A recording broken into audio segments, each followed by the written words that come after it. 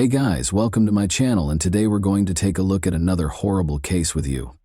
It became a nightmare on New Year's Eve. Statistics show that a crime's nature is significantly influenced by the time of day it is committed, such as during the day. Domestic violence occurrences are more widespread in the evening, as are economic crimes such as robberies, thefts, scams, etc. However, crime and the most heinous acts of evil occur at night, when the streets are dark and almost empty, making it difficult to identify a criminal. It is common knowledge that it is dangerous for women in particular to stroll alone on city streets at night. However, there are situations when it is unavoidable. The narrative of Rachel Moran, a young British woman, started this way. She had to go back home on New Year's Eve after spending time at her parents' house. Rachel never made it home this time, vanishing 150 feet from her destination, even though the distance was just roughly 1 mile along a path she walked every day. After a month of searching in the hopes that the young girl might still be alive, the shocking revelation stunned Ireland as a whole. Rachel Moran was who? On January 17, 1981, Rachel Moran was born in English Call, Ireland. In the family of Wanda and Ray Moran, she was the youngest of 4 children. She was raised with a brother and 2 older sisters with whom she had a deep bond from an early age. Rachel's passion was dance. Seeing her interest, her parents signed her up for a ballet class, which she continued to attend for many years. She even intended to pursue a career in this industry, either as a choreographer or a ballerina. But as she got older, her opinions and tastes started to shift. After graduating from high school, Rachel enrolled in a prominent university to study management information systems, because she was an exceptional student who had a preference for the exact sciences. About 2 years into her studies, Rachel came to the conclusion that her career choice had been a mistake. She chose to return to choreography and continue her study as her artistic side took control. She met Mark, a young man who was just a year older than her while working part-time during this time. They became close very fast, and their friendship soon developed into a romantic partnership. After deciding to live together approximately 6 months after meeting, the couple rented a modest apartment in a brand new, comfortable apartment building that was only a mile from Rachel's parents' home. So she went to see them nearly every day. Rachel began working at a nearby bakery in the fall of 2002, specializing in confectionery decoration. She became enamored with this profession and gave pursuing a second degree in culinary arts some serious thought. It should be noted that one of Rachel's interests was cooking, and she was always good at it. Additionally, Mark and Rachel loved and cared for 2 cats they got from a nearby animal shelter in 2002, treating them nearly like children. The young couple fed the pets on time, took care of them in every manner they could, and made an effort to avoid leaving them alone at home for extended periods of time. A dispute on New Year's Eve as the 2003 New Year's celebration drew near. Everyone in the area was occupied with getting ready for the celebrations, selecting recipes for the holiday table, and purchasing presents for their loved ones. Rachel was trying her hardest to stay up to date for the holidays while juggling a lot of orders at work. Since one of their cats was ill and required special attention, she and Mark wanted to see both of their parents without leaving them alone at home all night. The location and manner of the couple's New Year's celebration had already been decided. Mark had planned to see his parents after spending some time with them at home, but he was expected to return to the apartment he shared with Rachel after midnight. Rachel planned to visit her parents' house before midnight and remain there till dawn, but she had made plans to meet her brother at a bar. The evening proceeded as planned for the most part. Following a romantic supper and glass of champagne at home, Rachel's brother picked her up as Mark went to see his folks. After hanging out with her brother until about 11 p.m., Rachel and her brother headed to her parents' house, where her mother, father, and sister were waiting for them at the celebratory table. Rachel contacted her lover on their home phone at 1 in the morning, but he didn't pick up. She tried calling his cell phone a couple more times without luck. She asked Mark where he was after he responded. Mark acknowledged that he couldn't say no to a close friend's invitation to a party, even if he had gone home as they had planned. They had decided not to leave the animals alone until morning, and that someone should be at home at night to care for them, including one that wasn't feeling well, which infuriated Rachel. Rachel, following a brief argument. Mark insisted that nothing significant would occur during those few hours, and promised to return by 6 a.m. Rachel, however, was furious and insisted that someone must remain with the animals.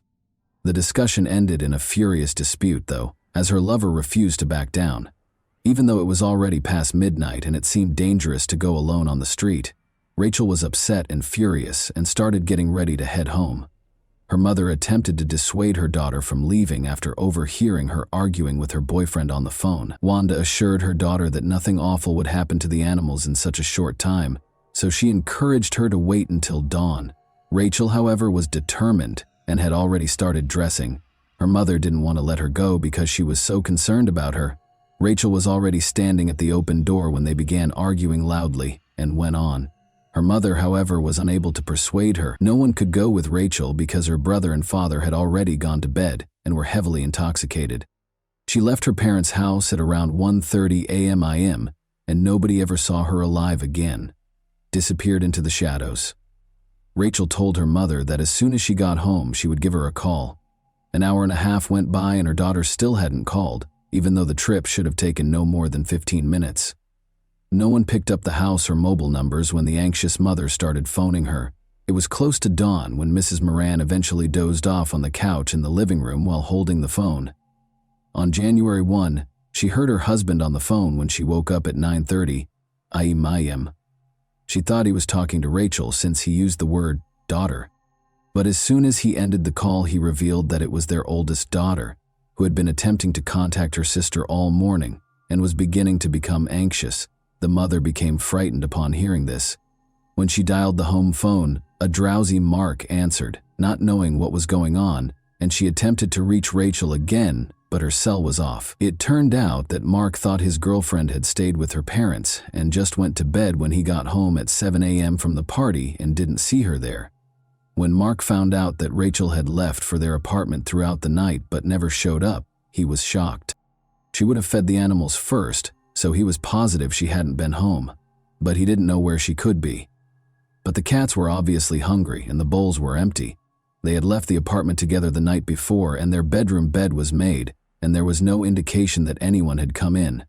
Inquiring as to whether they had seen Rachel or had any communication with her, Rachel's parents and boyfriend started phoning all of their friends, family, and acquaintances, but it was all for nothing. Even though Rachel was 21 years old, the police did not wait the customary 24 hours before conducting an urgent search after the Moran family reported her missing to them that same day. After speaking with all of Rachel's family members, friends, and Mark, the police thoroughly ruled out the chance that she had fled on her own. They also investigated Rachel's apartment and her parents' house, where she was last seen. It should be mentioned that the missing woman looked really beautiful. Tall and slender, she had long platinum blonde hair and lovely facial features. People would surely remember her if they saw someone like her on the street. Thus, investigators started looking for potential witnesses. Stranger in the dark. It was not yet possible to track a location using a mobile signal in 2002, and the girl's phone's call and message logs yielded no leads. All that was known was that the gadget had been switched off about 15 minutes after Rachel had left her parents' house, and based on the time, she should have been close to her own house by then. Rachel's mother was speaking with law enforcement again when she abruptly remembered something crucial that she had neglected to bring up before. As it happens, they continued to argue loudly at the door while her daughter was already outside. Wanda urged her to wait till morning since she didn't want to let her go. She then caught sight of a man passing their residence on the street. She even considered asking him to go home with Rachel, however, she didn't. In the dark light, Wanda was unable to see the visitor clearly. She couldn't even provide a basic description because all she saw was a figure wearing a dark jacket and cap. But this individual might be a criminal or a useful witness. The authorities requested that all locals, including store owners, provide any surveillance camera footage they may have, since they needed to find him quickly. Investigators were able to determine that the missing girl passed the same business around 1 minute after the unidentified man did, and that the store was roughly 400 feet from Rachel's parents' home. Because of the low quality of the tape, it was impossible to make out the man's face or any other distinguishing traits, but it was evident that Rachel had traveled around half of the way home. The detectives chose to employ a strategy that frequently aided in missing person investigations as the hunt went on. After identifying a female who looked a lot like Rachel, they ordered her to walk the same path at night while wearing the exact same outfit as Rachel had on the night she vanished.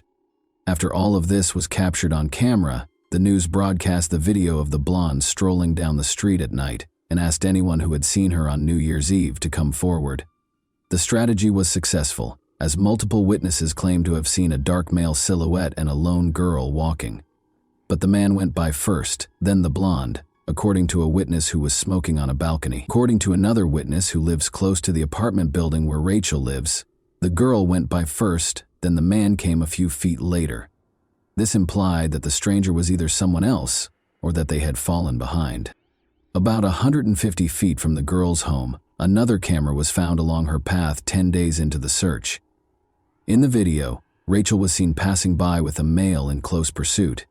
Given that he was dressed in the same clothes and had a similar build, there was little question that it was the same individual. There were unsettling hints that the man had once allowed the girl to pass in front of him before starting to follow her. Within a few days following the girl's disappearance, a massive search was launched for her. Detectives used aircraft, search dogs, divers, and hundreds of volunteers to mark a 10-mile search radius. They swept across woodland areas, wastelands, streets, and waterways. Artificial canals and tiny streams were drained for a detailed examination, and the search was carried out both on the ground and in the air. However, time went by with no outcomes.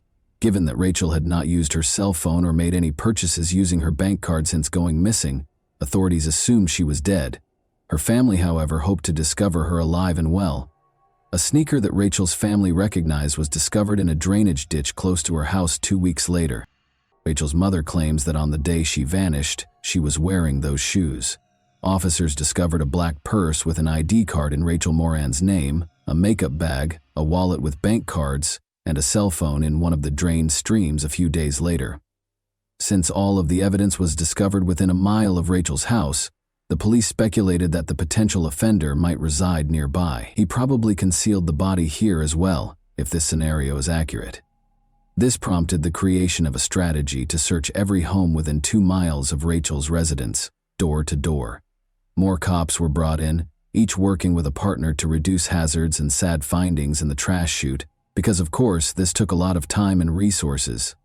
The young woman had been going door to door for almost a month. Because it was hard to locate householders at their homes, and because the police required permission to enter the property, the search for neighborhood inhabitants was moving slowly. When a policeman and his aide arrived at another residence on Nash Court on January 28, they were instantly confronted by an unpleasant smell. Michael Little, 23, the homeowner, reassured them that there was nothing to be concerned about, saying that he was waiting for a plumber to clear the clogged plumbing. His friend Marcus was paying him a visit at the time, but he had no idea what the cops were looking for and had only seen them. Although nothing unusual was discovered in the house, the officers' suspicions were heightened by the lingering, sickening stench. It was discovered that a small trash chute, filled with bags of different wastes, was the cause of the stink rather than the restroom. After deciding to examine its contents more closely, the cops removed a number of bags and found a human within, an egg protruding. The homeowner and his visitor were taken into custody by the police, who promptly requested reinforcements. While his companion had a full-blown meltdown when he saw the dead female, Michael was totally composed and even detached during the entire ordeal. It was difficult to remove the body from the small trash chute, and it was not apparent how it had ended up there in the first place. The victim was nearly naked, and it was impossible to determine the cause of death right away because of the advanced level of decomposition, but there were obvious stab wounds all over the body. According to the suspect's account, the scent had been driving him insane, so he was pleased the body had been discovered. He also gave his account of what happened that fateful night, although it didn't sound very credible. He claims that he heard the mother and daughter arguing while he was strolling down the street and deduced that the girl intended to go somewhere by herself. He pursued her, they started talking, and he got to know her. Rachel allegedly accepted Michael's invitation to enter his home when they arrived. Little claims that they had a little drink, talked, and then, with their cooperation, had sexual intercourse before he went to sleep. According to the suspect, the girl in the kitchen was acting strangely when he got up at 5 in the morning. He had a small bag of illegal narcotics on the table, and he presumed that his visitor had taken something from it.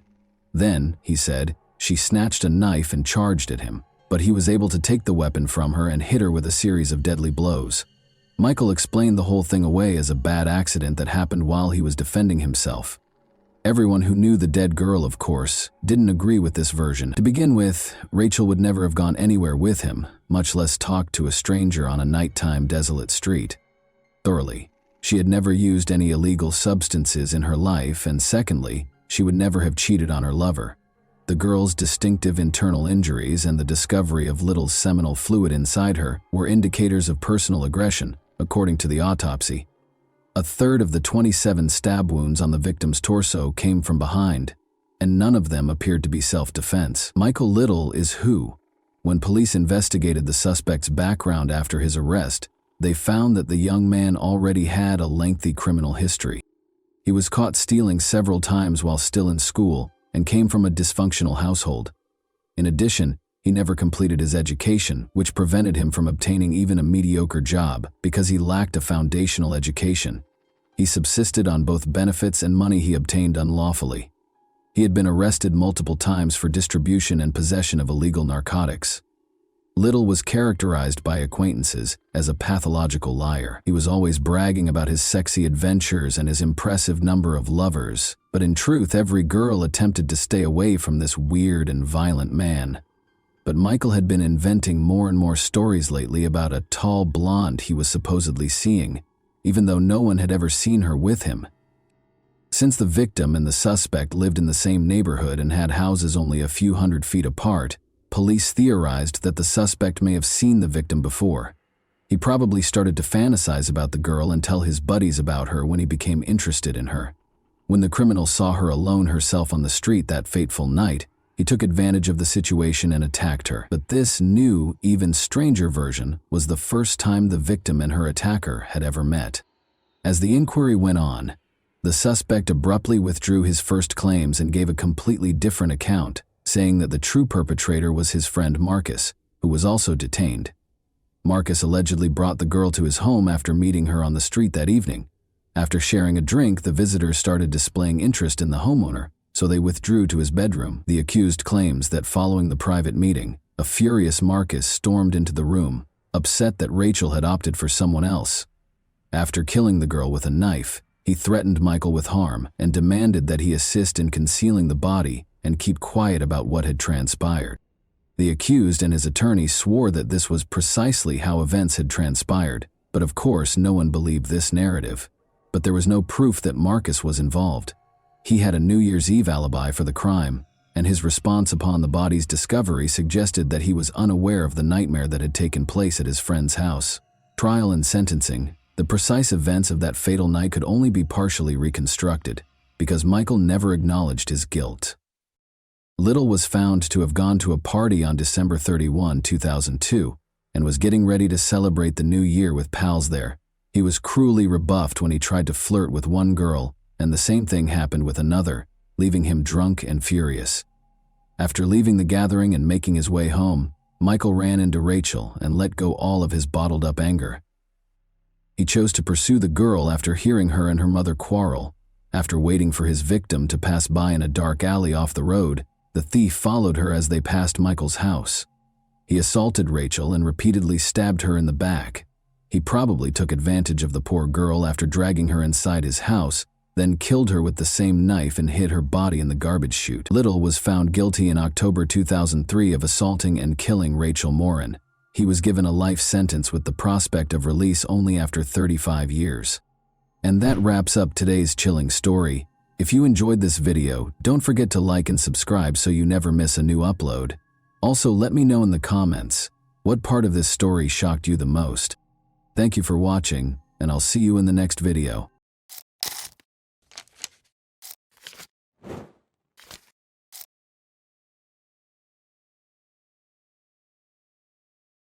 Hey guys, welcome to my channel, and today we're going to take a look at another horrible case with you.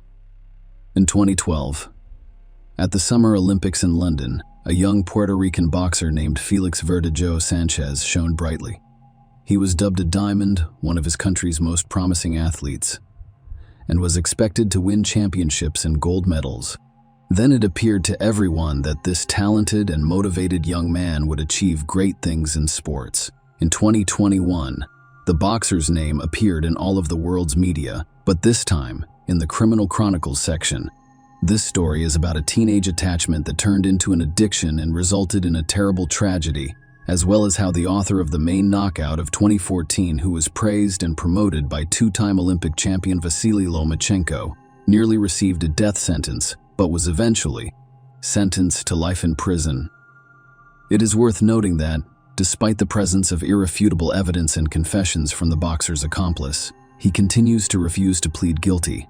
The future world boxing star was born in San Juan, Puerto Rico, in 1993. Born on May 19, he grew up in a large, modest family and developed an early fondness for sport. True in childhood. He intended to make baseball a part of his life, but a funny incident changed everything. When the boy was 9 years old, a family friend came to see them with his son of the same age. The boys were playing in the yard when they suddenly got into a fight. Parents separated the children, and the future athlete's father advised him that if he wants to fight someone in the future, he should wear boxing gloves. Following that fight, Felix was taken to a local gym at his request, where the boy fell in love with boxing, as he later admitted after the first training session. At the age of 16, he won the Pan American Junior Championship. A year later, he won his country's championship, and a year after that, he competed in the Olympic Games in London, reaching the quarterfinals. In the same year, he began his successful professional wrestling career.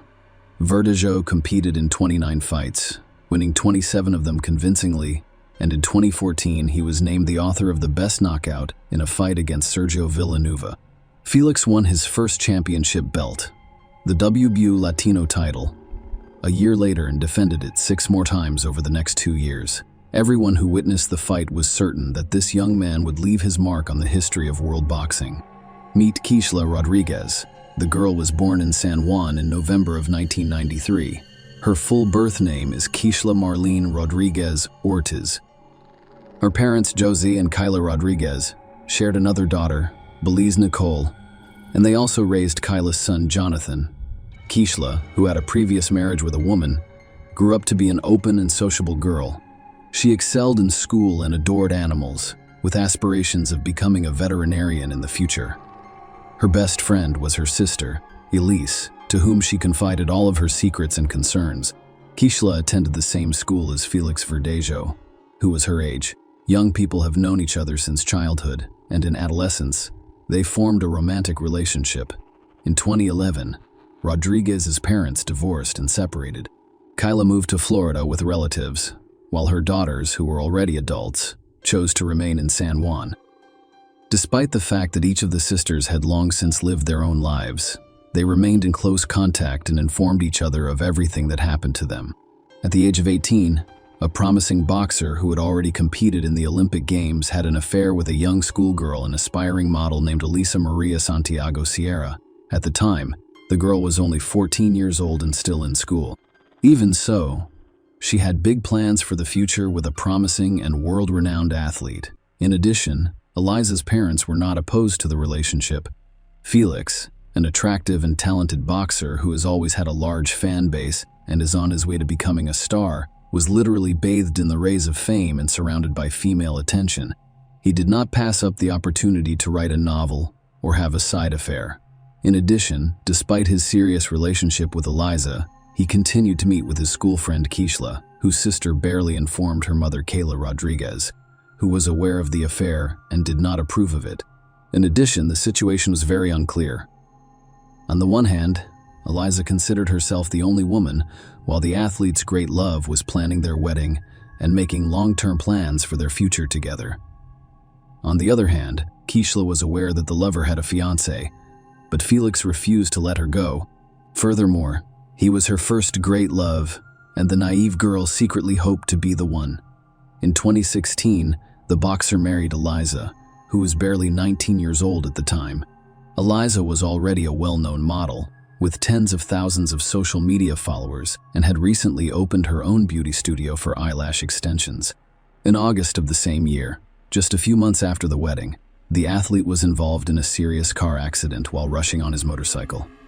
He was rushed to the hospital with serious head injuries, bruises, and lacerations. His trainer, Ricky Marquez, was concerned that his talented charge would go off the rails at the peak of his career. Despite the disappointing prognosis, Felix recovered quickly and returned to the ring. In September 2019, the boxer posted a photo of himself with Elise, who was pregnant for a long time, on his social media profile. In the photo's comment, he wrote, "Soon I will meet my daddy's princess," and a month later, he announced the birth of a daughter named Miranda Verdejo Santiago. The young man in public appeared to be a devoted husband, a caring father, and an excellent family man. But, hidden from his wife, he continued to meet with Keishla, who refused to let go.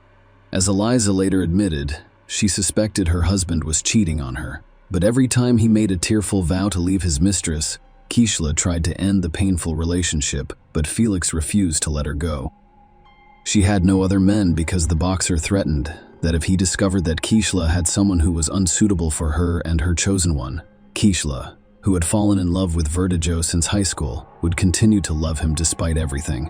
Rodriguez, as planned, decided to devote her life to animal care and accepted a position at a veterinary medicine and aesthetic center. Colleagues described her as conscientious, hardworking, and responsible. She lived with 2 dogs and a cat, which he adored. In 2020, Eliza discovered her husband's correspondence with several mistresses, including Keishla. The wife scandalized her husband and threw him out of the house, threatening to file for divorce and forbidding him from seeing their daughter. Eliza's threats had some effect. Furthermore, the athlete's career at the time was in serious decline, with unnecessary problems that he didn't need for a while. He stopped seeing Rodriguez, but Felix refused to let her go. Keishla attempted to control almost every step after a few months of secret visits, and in April 2021, she discovered she was pregnant. She purchased a rapid test from the drugstore, which only confirmed her fears. She first called her sister, who was aware of her complicated relationship with the athlete, and explained everything. Abortion was out of the question because Keishla was already 27 years old and ready to have a child, even if it meant raising it on her own. A few days later, Keishla broke the news to her child's father, hoping in her heart that he would accept it, but Felix was not pleased, to say the least. He became enraged and told his mistress that she should see a doctor, and if the pregnancy was confirmed, she would need to have an abortion. Rodriguez responded with a firm refusal, but the boxer began to threaten and insist. Felix stated that an illegitimate child will eventually destroy his reputation, which he cannot allow. Following Keishla's hospital visit, her pregnancy was confirmed, and she now had a certificate to prove it. She called Felix and told him everything, making him furious. Felix yelled and demanded that Keishla immediately get rid of the child, but she flatly refused. The athlete then decided to go undercover, claiming that he did not believe her and wanted to personally inspect the issued medical certificate. He invited Keishla to a meeting in the evening in a crowded location, which did not surprise her given that they always tried not to draw attention to themselves and did not stand in front of anyone. A few days before the meeting, the boxer visited his old friend, Luis Antonio Cadiz, who worked in a local machine shop and had connections to the criminal underworld, selling illegal drugs. Felix briefly explained the situation and requested assistance in getting rid of his pregnant mistress. Luis had previously been in the field of vision for the police and faced the prospect of imprisonment. It didn't scare him, but the athlete persisted, confident that everything would go well and that the cops would never come after them. Furthermore, Felix promised him a substantial monetary reward, and Luis agreed. Felix called Keishla and said he wanted to meet her on the evening of April 29 to confirm her pregnancy and decide what to do next. Keishla called her sister back right after speaking with her lover, telling her everything. She remained hopeful that Felix would accept her child and not insist on an abortion. However, the situation is not particularly alarming. She was aware that the boyfriend had threatened her sister, and she was concerned that he would not do anything to her. Marilise called her mother and expressed her concern. Even with their combined efforts, they were unable to persuade Keishla to cancel the fateful meeting. Rodriguez arrived at the meeting on time, driving her own Kia Forte and carrying a doctor's note. Verdejo arrived there in his pickup truck. In the back, Luis was hiding. Keishla immediately got into the athlete's car and showed him the test results. He mentioned terminating the pregnancy again, but Keishla, crying, refused. Against this backdrop, the couple began to argue violently, leading to shouting before Felix suddenly hit Keishlin in the head with his fist, causing him to lose consciousness. Until Keishla regained consciousness, Felix injected her with a syringe containing a large dose of illegal substances that Luis had obtained at his request. Then, he and his accomplice carried her to the back of the car, where pieces of wire and a concrete block had already been prepared. The men tipped Rodriguez up, attached the load, and then covered her with a tarp to ensure that no one saw anything. Felix then returned to the pickup truck while his accomplice took the wheel of the cashless vehicle. They drove together to the bridge that crosses the San Jose Lagoon. It was almost deserted at night, and the men made certain no one could see them through Keishla, who was still alive in the water. However, they decided to fire a few test shots in pursuit, using the firearms they had brought with them, so that the victim would not have a chance. After finishing the massacre, each of the perpetrators returned home. Keishla and his co-workers were the first to become concerned when she failed to appear at the Veterinary Medicine and Aesthetic Center the following day. Keishla has always been a responsible person who would never skip work without informing anyone. Because she didn't answer the phone, it was decided to call her sister and find out what happened. After several unsuccessful attempts to contact her sister, she went to her home. No one answered the door, but Marily's had a spare key, so she was able to enter without difficulty. However, she was met only by hungry animals who hadn't eaten in nearly 24 hours. Berelise was already panicking because she realized something terrible or irreversible had happened to Keishla. She immediately called her mother, told her everything, and then informed the police about her suspicions and threats against her sister. She also called Felix, but he said he had spent the previous evening and night at home with his family and had not attended any meetings. The missing girl's mother boarded the first flight from Florida to San Juan. She suspected that her lover had taken her daughter to a private clinic and paid for an abortion without her consent. Kyla didn't want to consider the fact that cash flow was no longer viable. The first step was to question the missing girls, their neighbors, and co-workers, but they saw nothing suspicious and were unable to provide any useful information for the investigation. In parallel, messages about Rodriguez's disappearance were posted on popular social networks with requests for responses from anyone who knew anything about her fate or current location.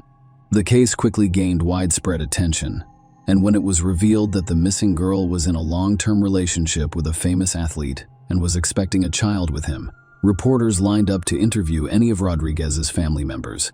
The relatives did not hold back and openly expressed their suspicions, including blaming Felix for the incident. On April 30, Keishla's car was discovered abandoned on the east side of the city. She has her documents and personal belongings inside. No signs of struggle were discovered in the interior, giving a slim chance of finding its owner alive. On May 1, a passerby on the lagoon bridge noticed a strange shape in the shallow water that resembled a human body. He informed the police, who quickly recovered the body of a young woman from the water, presumably the same one the entire city had been looking for several days. Members of the Rodriguez family, who arrived to identify the body, hoped to the very end that it was not Keishla. However, their hopes were not realized. The body had been in the water for a few days and had changed significantly. However, the girl was easily identified by a remarkable tattoo on her arm. When news of the gruesome discovery reached the press, city residents revolted and began to hold spontaneous rallies, demanding punishment for those responsible, who were detained and taken to the police station for questioning on the same day. However, the athlete categorically denied his involvement, claiming that on the night of Keishla's disappearance, he was at home with his family because there was no evidence to charge him. Felix was released under his own recognizance. One of the key witnesses was the athlete's legal wife, who admitted during the initial interrogation that she was aware of his affair with Keishla, but had only recently learned of her rival's pregnancy. Furthermore, she did not confirm her husband's alibi, claiming that he was not home on the night of the murder. The first thing investigators did was review traffic surveillance footage on the way to the bridge from which Keishla was thrown. That's how they discovered Felix's pickup truck and the victim's car driving behind each other. However, the Kia Forte was clearly not driven by its owner. On the same day, the boxer's car was seized for examination, and some of the deceased's hair was discovered in it. Lewis was the first to surrender to police, promising to tell the whole truth in exchange for a lighter sentence. Felix was also arrested, but he refused to cooperate with the investigation, did not answer questions, and continued to deny his guilt. Despite the presence of irrefutable evidence, Felix was apprehended with a firearm that he used to shoot the victim from the bridge, and for which he had a valid permit. Furthermore, a cell phone check reveals that Felix Lewis and Keishla were in the same location on that fateful night. Keishla's final farewell took place on May 8, and the funeral ceremony made national headlines. It was a type of action that called for the perpetrators of the tragedy to be punished to the fullest extent of the law, while also drawing public attention to the issue of gender violence. The coffin containing Rodriguez's body was transported to the cemetery in a white carriage, over which white flower petals were thrown from the air, rather than the traditional hearse. Many well-known Puerto Ricans, including show business stars, athletes, politicians, and public figures, have spoken out about the high-profile case in which Verdejo was charged with carjacking, kidnapping, premeditated murder, and murder of an unborn child. Each of these crimes carried the death penalty. However, the relatives of the deceased requested from the start that the court sentence the killer to life in prison so that he could suffer in captivity for the rest of his life. The hearing was repeatedly postponed due to the global coronavirus pandemic, but in the spring of 2021, the trial was held virtually. The court determined that the crime was committed by a group of people through prior conspiracy with particular cruelty to a pregnant woman. The chain of events of that night, as well as the details of the crime, could be reconstructed, thanks primarily to Lewis' testimony, who did not deny guilt. He admitted that, at the request of a friend, he obtained the drug for injection and brought a wire and a concrete block to dispose of the body. But Felix insisted on his lack of involvement in the case. Although his words had no significant impact on the situation, the boxer's wife, who testified in court almost immediately after her husband's arrest, filed for divorce and attempted to distance herself from what was going on, focusing on the development of his business and raising a young daughter instead. According to some reports, Lisa Santiago recently remarried. Elisa admitted in an interview that she had received numerous anonymous calls and messages containing death threats, as well as death wishes for her and Miranda. Many believed the athlete's spouse was the organizer of the crime, but no evidence was found. In summer 2023, it became clear that the jury, having reviewed all of the evidence and heard testimony from all of the witnesses, was finally ready to announce the final verdict. Felix Verdejo and his accomplice Luis Cadiz were found guilty of all of the charges against them. Despite this, the killers have yet to be sentenced. The next court hearing is set for mid-November 2023. Most likely, both men involved in Keishla Rodriguez's and her unborn child's deaths will be sentenced to life in prison with no possibility of parole. Share your opinion with us in the comments and subscribe to the channel for more.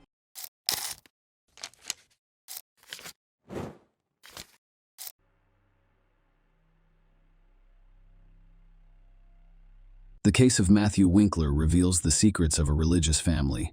Sometimes the most horrific and unpredictable crimes are committed by seemingly perfect families. Of course, even in the most prosperous unit of society, a crisis can arise that goes unnoticed by others, but literally poisons the lives of all family members, eventually leading to tragedy. Many people in Selma thought of the Winklers as a model family. The young pastor, his wife, and their 3 daughters appeared content, having everything they needed for a comfortable life, being healthy and successful, but in a quiet pool, as they say.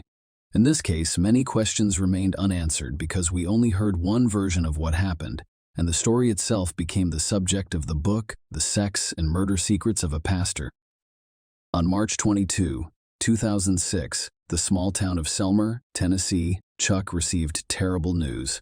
Matthew Winkler, a 31-year-old pastor, was brutally murdered in his own home, along with his wife Mary and 3 daughters. Patricia, 8 years old, Maria Eliza, 6, and Brianna, 1, went missing without a trace. That day, the Church of Christ preacher failed to show up for the evening service, which he was supposed to attend with his family. This situation appeared strange and suspicious, as Matthew was always very responsible and could not miss the planned event without informing anyone. Even more disturbing was the fact that none of the family members answered the phone. Alarmed community members decided to visit the Winklers' home to find out what had happened, and if they needed assistance. From the outside, the house appeared normal. The windows and doors were intact, and nothing unusual was visible. Inside, there were lights on in several rooms, and they could hear a television playing loudly in one. It gave the impression that the house's owners were busy with their own affairs. The front door was locked, but no one responded to the knock. Phone calls also went unanswered, and through the curtain windows, it was impossible to see what was going on inside or who was present. Despite the strange nature of the situation, no one was in a hurry to call the police. Instead, they called an elder in the religious community, who advised them to look for a spare key and open the door themselves. It took an additional hour and a half. When members of the community were finally able to enter the house, they discovered an eerie scene. Everything in the house was properly organized. There were no signs of intruders, but the owners were also not present. Everything appeared normal until the visitors looked into the marital bedroom. There on the floor, the pastor's body rested in a pool of his own blood. There was a large hole in his back from a gunshot wound. Blood splattered everywhere, and bloody foam dried on his face. By then, the body had cooled and stiffened. Matthew had clearly been lying there for many hours, and was most likely killed in the morning because he was dressed in pajamas. Only after that did the police receive a call. By the time the cops arrived, a large crowd of neighbors, churchgoers, and passers-by had gathered in and around the house, curious about what was going on. All of these individuals had left fingerprints at the crime scene. They left fingerprints and shoe prints, as well as erased or trampled potential evidence, making investigators' jobs much more difficult. Police took the pastor's body for forensic examination and discovered that he was killed by a single shot in the back fired from a large caliber weapon. He died a few minutes after the wound from massive blood loss. Unable to summon help, it was simply impossible to determine whether there were any strangers in the house at the time, because those who arrived before the police arrived had completely destroyed all traces of them. The picture of the crime was strange, and those who could shed light on what had happened vanished. The fate of the murdered man's wife and daughters remained unknown. The police assumed the woman and children had been kidnapped or killed. In addition, the Winklers' family minivan vanished from the garage. A massive search was launched throughout the state, prompting a yellow alert. This meant that children were missing, and all citizens were asked to remain vigilant and help with the search. But first, let us start at the beginning of this story. Matthew Brian Winkler was born on November 21, 1974, in the picturesque country town of Henderson, Tennessee, as the youngest of Dan and Deanne Winkler's 3 sons. Our hero and his 2 older brothers, James and Daniel, were raised in a conservative Christian family. Their parents were deeply religious and raised their sons with strictness and obedience. It is worth noting that Matthew became a church minister during the 5th generation. His father, great-uncle Michael, grandfather Wendell, great-grandfather Merlin Winkler, and great-great-grandfather Merlin Paul Winkler Sr. We were all gospel preachers at one time, and the father, on top of everything, ran the local preacher school and was well known and influential in his hometown. In their youth, the Winkler brothers attended Sunday school and participated in church activities. Furthermore, in high school, Matthew was very interested in soccer, and everyone who saw him play on the field noticed that he had talent and could easily become a world-renowned athlete. However, the young man eventually decided to forego a promising athletic career in favor of Bible study and church ministry. Because the family head's preaching activity required frequent travel, his wife and children almost always accompanied him. Because of this, Matthew attended several schools throughout his childhood, but the active, communicative, and friendly child quickly made friends and gained authority everywhere. When the boy finished school, he and his family moved to Austin, a small city in Texas. Matthew was a creative person with a magnetic personality, but he could not boast of any outstanding academic achievements. Following his high school graduation, he enrolled in and graduated from Freed-Hardeman College. In parallel, the young man began to consider a career as a pastor. His father carefully guides him. Matthew was the youth minister at the Central Church of Christ in McMinnville. He was later appointed to preach at the 4th Street Church of Christ in Selmer, Tennessee. Mary Carol Winkler, maiden name Freeman, was born in December 1973 in Guides Township, Tennessee, as the oldest of her parents' 2 daughters. She was also raised in a highly religious family with strict guidelines. For many years, the family's head pastored the Christian church, where the girl attended Sunday school. Several years later, the family welcomed a second daughter, Patricia. Unfortunately, the girl was born prematurely and suffered from a variety of serious medical conditions, including cerebral palsy, encephalitis, epilepsy, and mental retardation. For many years, the parents refused to accept the child's disappointing diagnoses and worked tirelessly to treat her, even agreeing to experimental therapy. However, it did not result in any significant improvement. Mary adored her younger sister, always treating her with affection and doing her best to care for her. However, in 1987, when Patricia was 10 years old and bathing in the bathtub, her older sister was only a minute away, taking something from the bathing accessories, and at that very moment, the girl had another epileptic seizure. When Mary returned to the room, her sister had stopped breathing, and all attempts to resuscitate her had failed.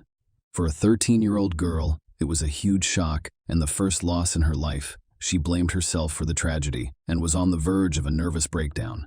Teachers who saw the deplorable state of Mary sent her to the school psychologist, working with whom she helped, but her father, learning about what was happening, made a scandal and forbade his daughter to go to the sessions, saying that such problems are discussed only within the family. In reality, the girl never received genuine moral support from her parents. She tried to avoid any conflicts, and after her younger sister's tragic death, she became withdrawn because her father refused to let her seek help from a specialist. The trauma over the years has caused serious psychological issues. Following Patricia's death, the parents decided to adopt Charlotte, a little girl from a dysfunctional large family.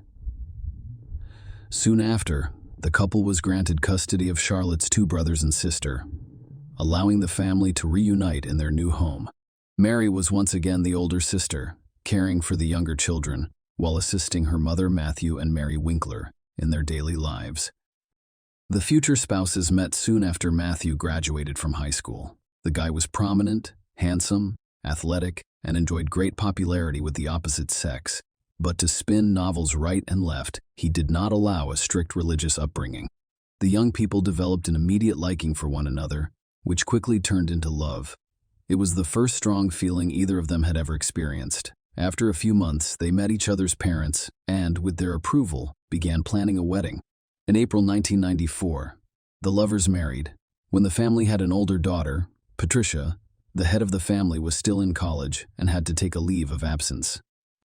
He took a job on a construction site, but it didn't last long because he was unaccustomed to hard physical labor.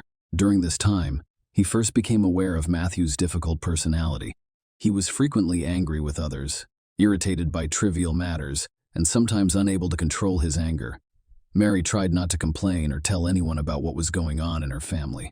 A meek young woman, raised in the spirit of patriarchy, obeyed her husband and everything. Initially, the Winklers lived near her married parents' home, allowing her to see them on a regular basis.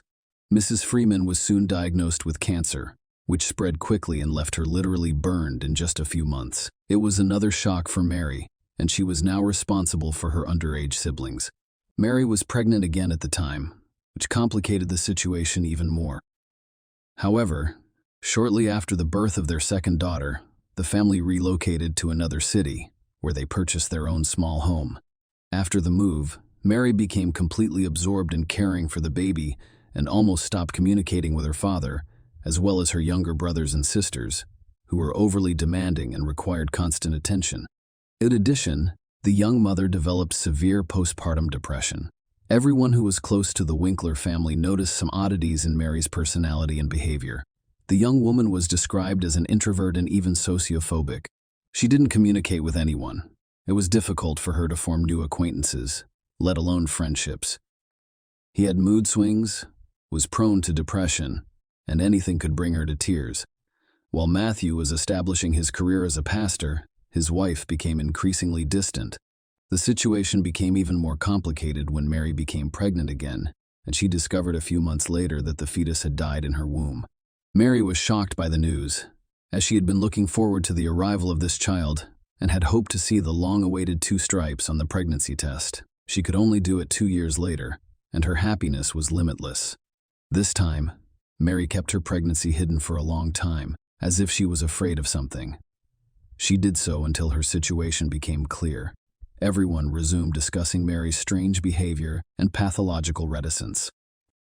Mrs. Winkler's strange behavior was linked not only to the severe psychological trauma she experienced as a child, but also to an extremely unhealthy environment within her own family, which exacerbated her already unstable nervous system. The head of the family was a man of authority and demanded unconditional obedience, despite the fact that in public, the Winklers appeared to be an ideal married couple, with trust, mutual respect, and harmony. In reality, their neighbors have repeatedly heard the husband yell and snap at his wife for no obvious reason. Nobody could have imagined that a respected pastor would touch his wife, until one day Mary had a huge black eye, despite the fact that she denied the fact of domestic violence and said that it was an accident. The city quickly spread rumors about a young preacher who brutally beats his children's mother. In addition, Matthew at some point developed an irresistible urge to experiment in bed. He offered his wife to diversify their intimate life with role-playing games, adult toys, and so on. But for Mary, brought up in strictness, with conservative views, such was unacceptable. She strongly restricted her husband in this, which infuriated him, and he repeatedly tried to get what he wanted by force. One day, after another abuse in bed, Mary called her only close friend in tears and complained to her about the situation. The friend, who promised to keep her secret, immediately blabbed about everything, which provoked a new wave of rumors and gossip about the unacceptable behavior of the clergyman. At that time, Matthew was up for promotion and aspired to be a local church leader, but he was rejected because of rapidly spreading unpleasant rumors about him. Moreover, he was also removed from his position in the Sunday school, where he had brought God's word to the children and was in good standing. This was requested by the parents, who had also heard about the pastor's peculiar predilections. All this forced the family to leave their residence and move to another city, where they planned to start over. They huddled in Selma, where they quickly gained the love and respect of those around them. Matthew took a job as a church pastor again, and his wife found a part-time job to make a small contribution to the family income. And although the family was still not smooth, their neighbors, as well as the congregation of the church where Matthew preached, considered Mary and Matthew an ideal couple and their family, a model. Next door to the Winkler family lived a young married couple with whom the couple quickly became friends. They often visited each other, celebrated holidays together, shared news and secrets. A few months before the tragedy, during a joint dinner at the pastor's house, Mary bragged to the neighbors that her husband had bought her a gun for self-defense and had already taken her to the shooting range several times to learn how to handle it confidently. Mary turned out to be quite a capable student, quickly mastered all the subtleties and accurately shot at target. Moreover, it turned out that the Winklers already had firearms in the house, which had been purchased by the pastor earlier. Also for self-defense. The guests wondered why the pastor and his wife needed all this, because they live in a quiet town where they have no enemies, and everyone around them loves and respects their family. Following another move, the couple's financial situation left much to be desired. Mary was looking for part-time jobs and decided to pursue a medical degree so that she could work in a clinic and help sick children. Soon, Mary decided to improve the financial condition of their family through financial fraud. She herself later claimed that she did not realize that she was doing something illegal and was going to pay back all the money as soon as she got back on her feet. Mary was essentially artificially inflating account balances. Mrs. Winkler also received checks from unspecified sources and then deposited them into a bank account she and her husband own. She then changed the address of the account so that all communications would be routed there. The total amount of checks he received was almost $17,000, which aroused certain suspicions of the bank employees, who decided to invite the couple to the office branch to clarify the circumstances and resolve the situation. But the pastor and his wife never showed up at the bank, and this aroused even more suspicion. It was assumed that Matthew was not aware of what his wife was doing at all. However, after Matthew's death, his wife tried to prove in court that the whole story of fraud was his idea, and that it was he who forced her to make dubious transactions, while he himself remained in the shadows without arousing suspicion. Where has Mary disappeared to when Mr. Winkler was found murdered in his own home? His wife and daughters were put on the wanted list, fearing for their lives. Initially, the meek, shy, and homely Mary was initially viewed solely as a possible victim of the crime. However, after speaking with neighbors and receiving information from the bank about financial fraud, she became the primary suspect in her own husband's murder. It was critical to find out where Mary had gone and where the children were as soon as possible. and if they were okay. They, along with their family car, were added to the wanted list. Attempts were also made to trace transactions made with Mary's bank card and find her location using her cell phone signal. Mary was discovered just a day later in an Alabama resort town, where she and her children were having fun at a nearby amusement park. It was as if the mother wanted to throw one last party for her children, knowing that she would soon be in prison and would see her daughters again. When the family was taken to the police station to testify, the two older daughters confidently recounted the same events. According to them, intruders broke into the house and injured their father, so their mother grabbed a gun to protect them. They were eventually forced to flee for their lives. According to the girls, their father was still alive and in the hospital, and they planned to visit him before returning home. Patricia and Maria Eliza did not witness what happened in the house and only learned about it through their mother's words. They only heard a gunshot and saw their father lying on the floor before their mother put them in the car and drove away. Mary almost immediately began to confess, but she claimed that she couldn't recall the entire chain of events from that day due to the temporary blur. Her spouse, she claimed, had abused her for years, humiliating her and forcing her to engage in two forms of intimacy she did not want. Mary insisted that it was he who had initiated the financial scam she had perpetrated. Matthew demanded total obedience, easily lost his temper, and once gave the will of his fist. This was confirmed by Matthew's secretary at his previous place in employment. The woman repeatedly witnessed the pastor insulting his wife, who had carefully brought him lunch to church, but he was always unhappy with something. The evening before the tragedy, there was another scandal in the family because of which the spouses went to bed in separate rooms. Mary cried all night, and in the morning she did not realize how in her hands with a shotgun with her husband kept loaded. She entered Matthew's room and shot him in the back while he was still lying in bed. Matthew collapsed to the floor, bloody foam oozing from his mouth and nose. According to Mary, her husband, while still alive, whispered, "Why?" She replied, "I'm so sorry." Mary then took her daughter and left the house, while her husband, according to experts, attempted to reach for the phone to call for help but ran out of strength. By the way, the criminal's weapon was discovered in the trunk of the car Mary drove away with the children in. She took it with her for what purpose? Mrs. Winkler also couldn't respond. At the trial, the role-playing costumes found in their home were presented as evidence of the pastor's humiliation and moral abuse of his wife. Upon seeing them, Mary turns pale and then became hysterical. Despite the fact that she confused her testimony and told several different versions of what happened, the court agreed that she was the victim of a domestic tyrant and the murder was the result of years of anger, resentment, and pain. However, Mary was not absolved of responsibility for her actions. In April 2007, the court rendered its final decision in this complex and perplexing case. Mrs. Winkler was found guilty of involuntary manslaughter, but her mental state raised serious concerns. It was originally expected that the young woman would be sent to prison for at least 6 years, but in the end, she was given a sentence of less than 1 year. She spent 2 months of her sentence in a psychiatric hospital, where experts were determining whether she would be able to regain custody of her children upon release. Mary was given sole custody of her daughters in the summer of 2008, who'd been living with their paternal grandparents up until then. This situation deeply upset Matthew's parents. They believed that their daughter-in-law had deliberately killed their son and received little punishment for it, and now their granddaughters have full custody of her. However, all of their previous attempts to file appeals had failed. The fraud case never went to trial, the bank never filed formal charges, and the entire case was dropped. Share your opinion with us in the comments, and subscribe to the channel for more.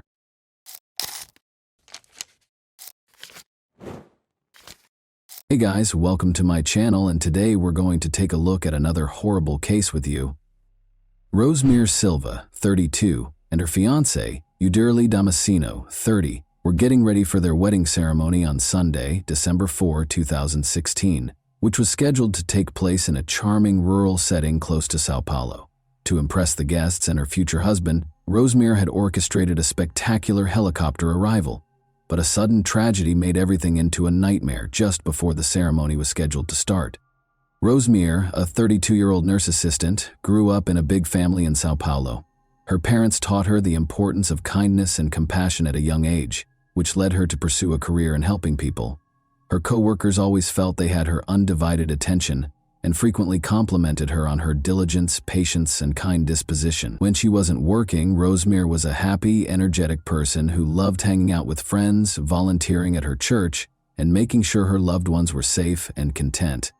Since she was a young girl, Rosemary had dreamed of her wedding day. She imagined herself wearing a gorgeous white gown, walking down a flower-adorned aisle, and being surrounded by the smiles of loved ones. She had been inspired by these fantasies to diligently save money for the ideal celebration. Her spectacular helicopter arrival was one of the unique touches she had in mind, a surprise that would enthrall everyone present. Uderli, who was 30 at the time, was a mechanic from Sao Paulo who was raised in a hard-working household that valued simplicity and honesty. He had a strong interest in mechanics from an early age and progressively developed into a proficient professional. Uderli had a reputation for always carrying out his duties with honesty and for being steady, collected, and trustworthy. Despite his previous marriage ending in divorce, he remained close to his daughter from that marriage and spent as much time as he could with her. Although they didn't click right away, the two quickly became closer after meeting at an evangelical church. At first, they approached their discussions warily, as if they were two strangers who were not sure what they had in common. But as their relationship deepened, it became clear that they were destined to be together.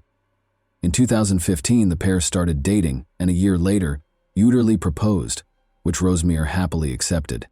Rosemary and Uderli immediately started organizing their wedding after announcing their engagement. From the selection of flowers and music to the seating configurations and venue decor, Rosemary was adamant that everything be flawless. This was supposed to be a fairy tale day, and Rosemary imagined every visitor looking back on it with delight. But one element of the wedding was particularly noteworthy. Rosemary orchestrated a memorable surprise by arriving in a helicopter. Her dream had been to descend from the sky like a vision, to make an entrance that would be remembered. She worked with pilot Peterson Pinheiro to arrange for a Robinson R-44, a light commercial helicopter. While keeping this information confidential, just 6 people were aware of the plan, including her brother Silvano Silva and photographer Nayla Cristina Neves, who was supposed to document the event. Rosemary couldn't sleep on the morning of her wedding because she was so excited. As the stylists meticulously worked on her hair and makeup, she was greeted with smiles and congrats at the beauty salon. She continued to visualize her spectacular arrival, descending from above and witnessing the wonder on her guests' faces. She had been thinking about this vision for months. She was aware that the day's high point would be this surprise. Rosemary arrived at a nearby town by 2 p.m., wearing her white wedding gown, to catch the helicopter's departure. She was accompanied by her 40-year-old brother Silvano, who had always been her rock. He couldn't refuse his sister's wish, even though he, like many members of their family, was nervous about the flight. They were joined by photographer Nayla, who was expecting a child and was prepared to capture every happy moment. The helicopter took off at 3:30 p.m. The flight went smoothly at first. In anticipation of seeing her fiancé and their guests, Rosemary sat next to her brother, smiling and holding his hand. Nayla made sure that every look and smile would be preserved in their wedding album by filming it all. However, things soon changed. The weather started to get worse. The air inside the helicopter became tense as clouds began to gather, then fog and rain. The pilot had to use instruments to guide him through the thick fog as visibility was fading. Already nervous about flying, Silvano displayed obvious signs of anxiety as he tightly grasped Rosemary's hand while she attempted to reassure him. The photographer Nayla continued to record, but her camera trembled every now and then, revealing the tension that had gripped everyone on board. The pilot approached the venue and tried to find a safe landing spot by descending, but the maneuver became dangerous due to the poor visibility. An uncontrollable descent was caused when the helicopter's tail abruptly clipped a tree. The helicopter crashed and caught fire just over a mile from the wedding location. Those involved in Rosemary's surprise plan started to feel apprehensive as time passed. The wedding coordinator, Carlos Eduardo, who had assisted in planning the flight, called the helicopter company to inquire about its progress. He was informed that the flight had left on time and ought to have reached its destination by now. His concern was heightened by this response, which led him to attempt speaking with the pilot directly. Not a single call was answered. When the phone rang and no one answered, Carlos and the other organizers frantically looked for other ways to find out where the helicopter was. Employees of the company also made unsuccessful attempts to contact the pilot. Meanwhile, as the guests became aware of Carlos's nervous manner, whispers and concerned looks began to circulate among them. The air became heavy with uneasiness, but nobody wanted to cause alarm. Anxious waiting gave way to growing panic after another 15 minutes. In an attempt to learn whether there had been any reports of an incident in the area, the organizers made the decision to contact the local authorities. At that point, they learned of a helicopter crash near the wedding site, which confirmed their worst suspicions. The fact that it was the same flight that was carrying Rosemere was not confirmed, but the information was enough to chill everyone. Carlos Eduardo confided in the pastor because he wasn't sure how to tell the groom. They went together to Uterly and told him what they knew. A few miles away, there had been a report of a potential helicopter crash. Uterly initially found it difficult to understand. He was unaware that Rosemere would be arriving by helicopter. The pastor kindly clarified that Rosemere had planned a surprise for both him and the guests. However, the words didn't seem to make sense. As the realization dawned, Uterly stood in stunned silence, staring at Carlos Eduardo and the pastor. His surroundings appeared to dim, the noises of the assembly fading into a quiet emptiness. When the gravity of the situation became apparent, everyone's eyes were on him. That helicopter might have contained Rosemere. The ensuing silence seemed to go on forever, and nobody knew how to respond. Reports verified that emergency personnel arrived at the scene of the collision within minutes. At first, there were few specifics as they tried to evaluate the situation. To keep spectators out, police surrounded the area and started their investigation. As news of the crash spread to the wedding location, the guests' anxiety grew more intense by the second, though everyone could feel that the possibility of a positive outcome was dwindling. One of the event organizers suggested waiting for official confirmation before drawing any conclusions. Behind him, the groom could hear whispers among the guests, and he knew that until the specifics were known, no one would tell the truth. Whispers were spreading like wildfire, and the day that was supposed to be a celebration was gradually devolving into chaos. First responders were already working diligently at the crash site, while the guests anxiously waited at the venue. The helicopter had crashed near a highway in a forested area. The fuselage had caught fire upon impact, and the remaining portion of the aircraft was rapidly consumed by the flames. After battling to keep the fire contained, firefighters eventually made it to the wreckage. Those attempting to piece together what had happened were struck with a sense of dread and grief when it became evident that none of the passengers had survived. In order to determine the cause of the collision, police officers started gathering evidence and searching the scene for hints. One officer found a camera that had continued to record even after the impact, and debris was strewn all over a small space. The video might offer important new information about the last few seconds of the flight. However, the cause of the tragedy was still unknown. The hope for a miracle was dashed when the wedding venue received official confirmation of the crash.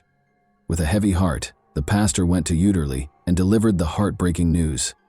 The groom's face was marked with pain as he tried to make sense of what he was hearing.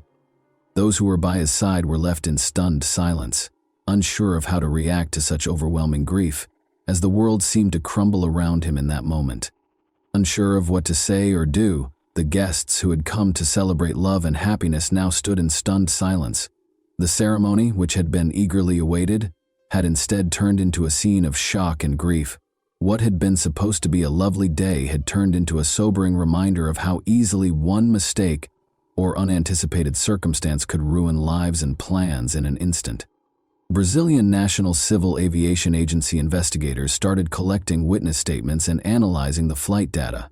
Particularly interested were those who had been to the wedding or knew about Rosemere's intentions. In addition to determining the technical causes of the crash, the investigation sought to understand why she chose to arrive at such a high risk. Police and aviation safety specialists carefully inspected the wreckage. Retrieving the flight data and going over recordings that might offer important insights was one of their first tasks. It was crucial to figure out why the helicopter lost control and veered off course. There were several possible causes, including pilot error or mechanical failure, in addition to the possibility of heavy fog and deteriorating weather. The investigation was further complicated by witness statements from people who knew the pilot Peterson Pinheiro. Pinheiro was a seasoned and well-respected expert who was renowned for managing each flight with care and responsibility. He had years of experience and had flown numerous times in difficult weather conditions. Before taking off, he carefully considered the risks, according to his colleagues. Those who worked with him found the news of the crash even more confusing because of this background. It was difficult for many to accept that he could have made such a serious error, but the facts were still indisputable. The helicopter had clipped a tree and spun out of control in dense fog and rain. In order to ascertain whether there had been a chance for a safe landing, investigators tried to piece together the last moments of the flight. The families of Rosemere and Udary were left to deal with unspeakable grief while investigators worked at the crash site. Close friends, parents, and siblings found it difficult to believe that this tragedy had truly happened. One of the few people who was aware of Rosemere's intention to arrive by helicopter, her sister, recalled their conversations. The idea of surprising everyone with her entrance had filled Rosemere with excitement and enthusiasm. However, nobody could have predicted that this would be her last flight. Udary stood by the wedding arch, still reeling from the loss. He witnessed organizers and attendees attempting to console one another, but it did not bring him any comfort. He was troubled by the fact that he had been unaware of Rosemere's surprise. He believed that by failing to protect her, he had let her down. What ought to have been the start of their life together had instead turned into one of his worst memories. Soon after, investigators published an initial report confirming that the weather was a major factor in the collision. Visibility was severely limited due to the thick fog the helicopter had encountered. Pilot Peterson lost control of the aircraft and caused the tragic crash after attempting an emergency landing and clipping a tree with the aircraft's tail. But the inquiry was far from finished. Determining why the pilot was unable to prevent the collision and why the helicopter was flying at such a low altitude was crucial. Experts started analyzing the footage from the camera discovered among the wreckage because it might contain important hints for reconstructing the last moments of the flight. Even though it was painful, this step was essential to comprehending what had transpired in those final moments. An eerie silence descended upon the venue as the guests gradually started to depart. Nobody was strong enough to speak. While Udary's friends and family provided him with as much support as they could, the organizers worked to coordinate with the local authorities. But everyone was plagued by unanswered questions. Why did this happen? What might have led to such a disastrous result? Rosemere's family was also in shock and finding it difficult to accept what had happened. Her mother, who had always been her staunchest ally, was unable to believe that their morning chat would be their final one. She remembered how excitedly Rosemere had described her plan as a gift from the heavens that would astound everyone. Nobody could have predicted that her dream would become such a nightmare. Soon, fresh worries about the flight's actual safety surfaced. Investigators found that the helicopter lacked charter service authorization. Only private flights were allowed under its license. For what reason had the business consented to supply it for the wedding? Who was in charge of failing to notice the weather? These queries sparked additional research and became the main focus of the study. Some witnesses started to remember that bad weather had been predicted in the days before the wedding. However, these warnings received little attention. These circumstances would have needed to be taken into account by pilot Peterson Pinheiro, who is renowned for his meticulous attention to safety. The flight was nevertheless authorized.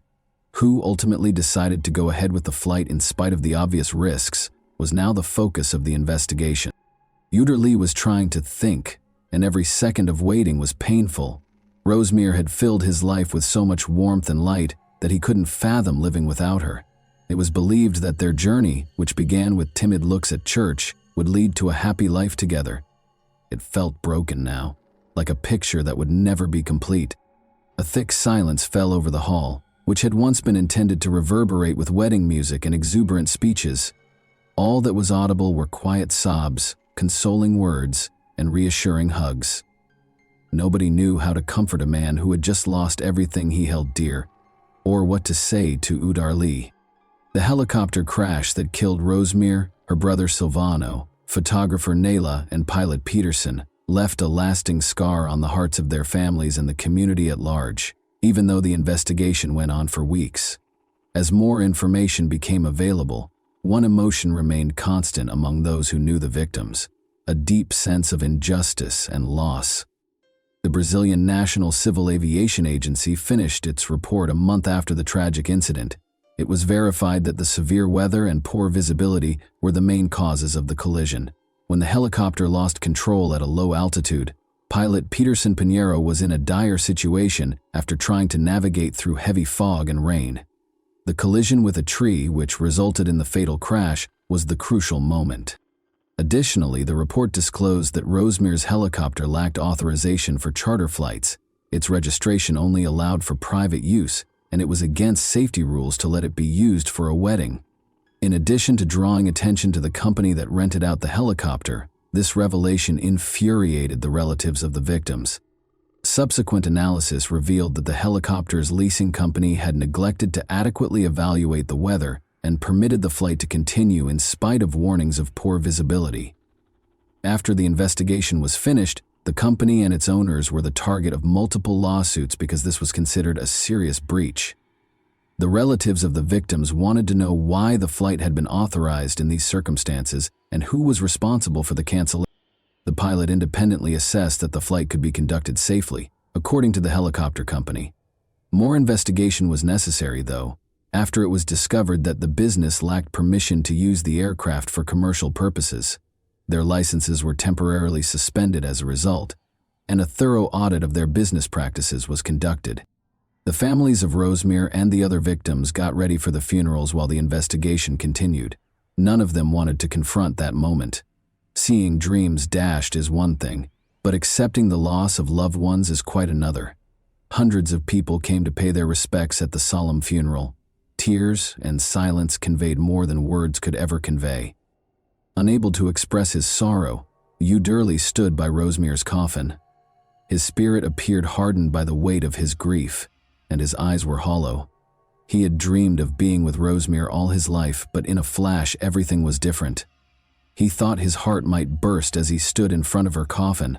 He was unable to accept that this was really the end, and couldn't say goodbye. Following the funeral, Rosemere's friends and family started a campaign to call for more safety regulations in private aviation. They hoped that no one else would ever experience such a terrible loss as a result of carelessness or oversight. This tragedy struck a chord with the public, leading to broad support for more stringent laws and mandatory supervision to guarantee adherence to flight safety standards. Their local church, which they frequently visited, honored Rosemere's memory as well as that of her brother and the other victims. Uderli made the decision to preserve their legacy in spite of his suffering. In order to provide families impacted by comparable tragedies with tools to deal with their loss, he set up a small fund. Investigators published their final report after several months. It verified that bad weather and poor visibility, which caused the loss of control, were the primary causes of the tragedy. The company's failure to appropriately evaluate the risks involved and adhere to appropriate rental procedures was one contributing factor. The company's flight licenses were temporarily revoked and fined until all found flaws were fixed. Even though the investigation yielded a lot of answers, it was unable to restore the lost. Families were compensated, but it didn't make their grief any less painful. It was only a symbolic gesture that Uderli and everyone who knew Rosemere could not reverse. Life gradually returned to normal for most people months after the tragedy, but not for Uderli.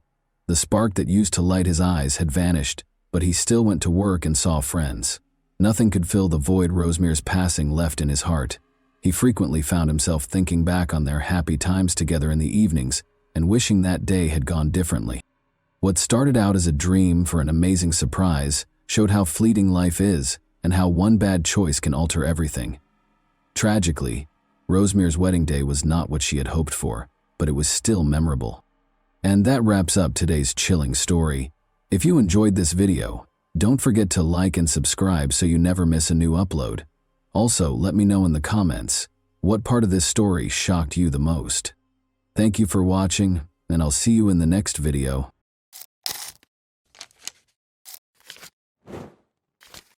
Hey guys, welcome to my channel, and today we're going to take a look at another horrible case with you.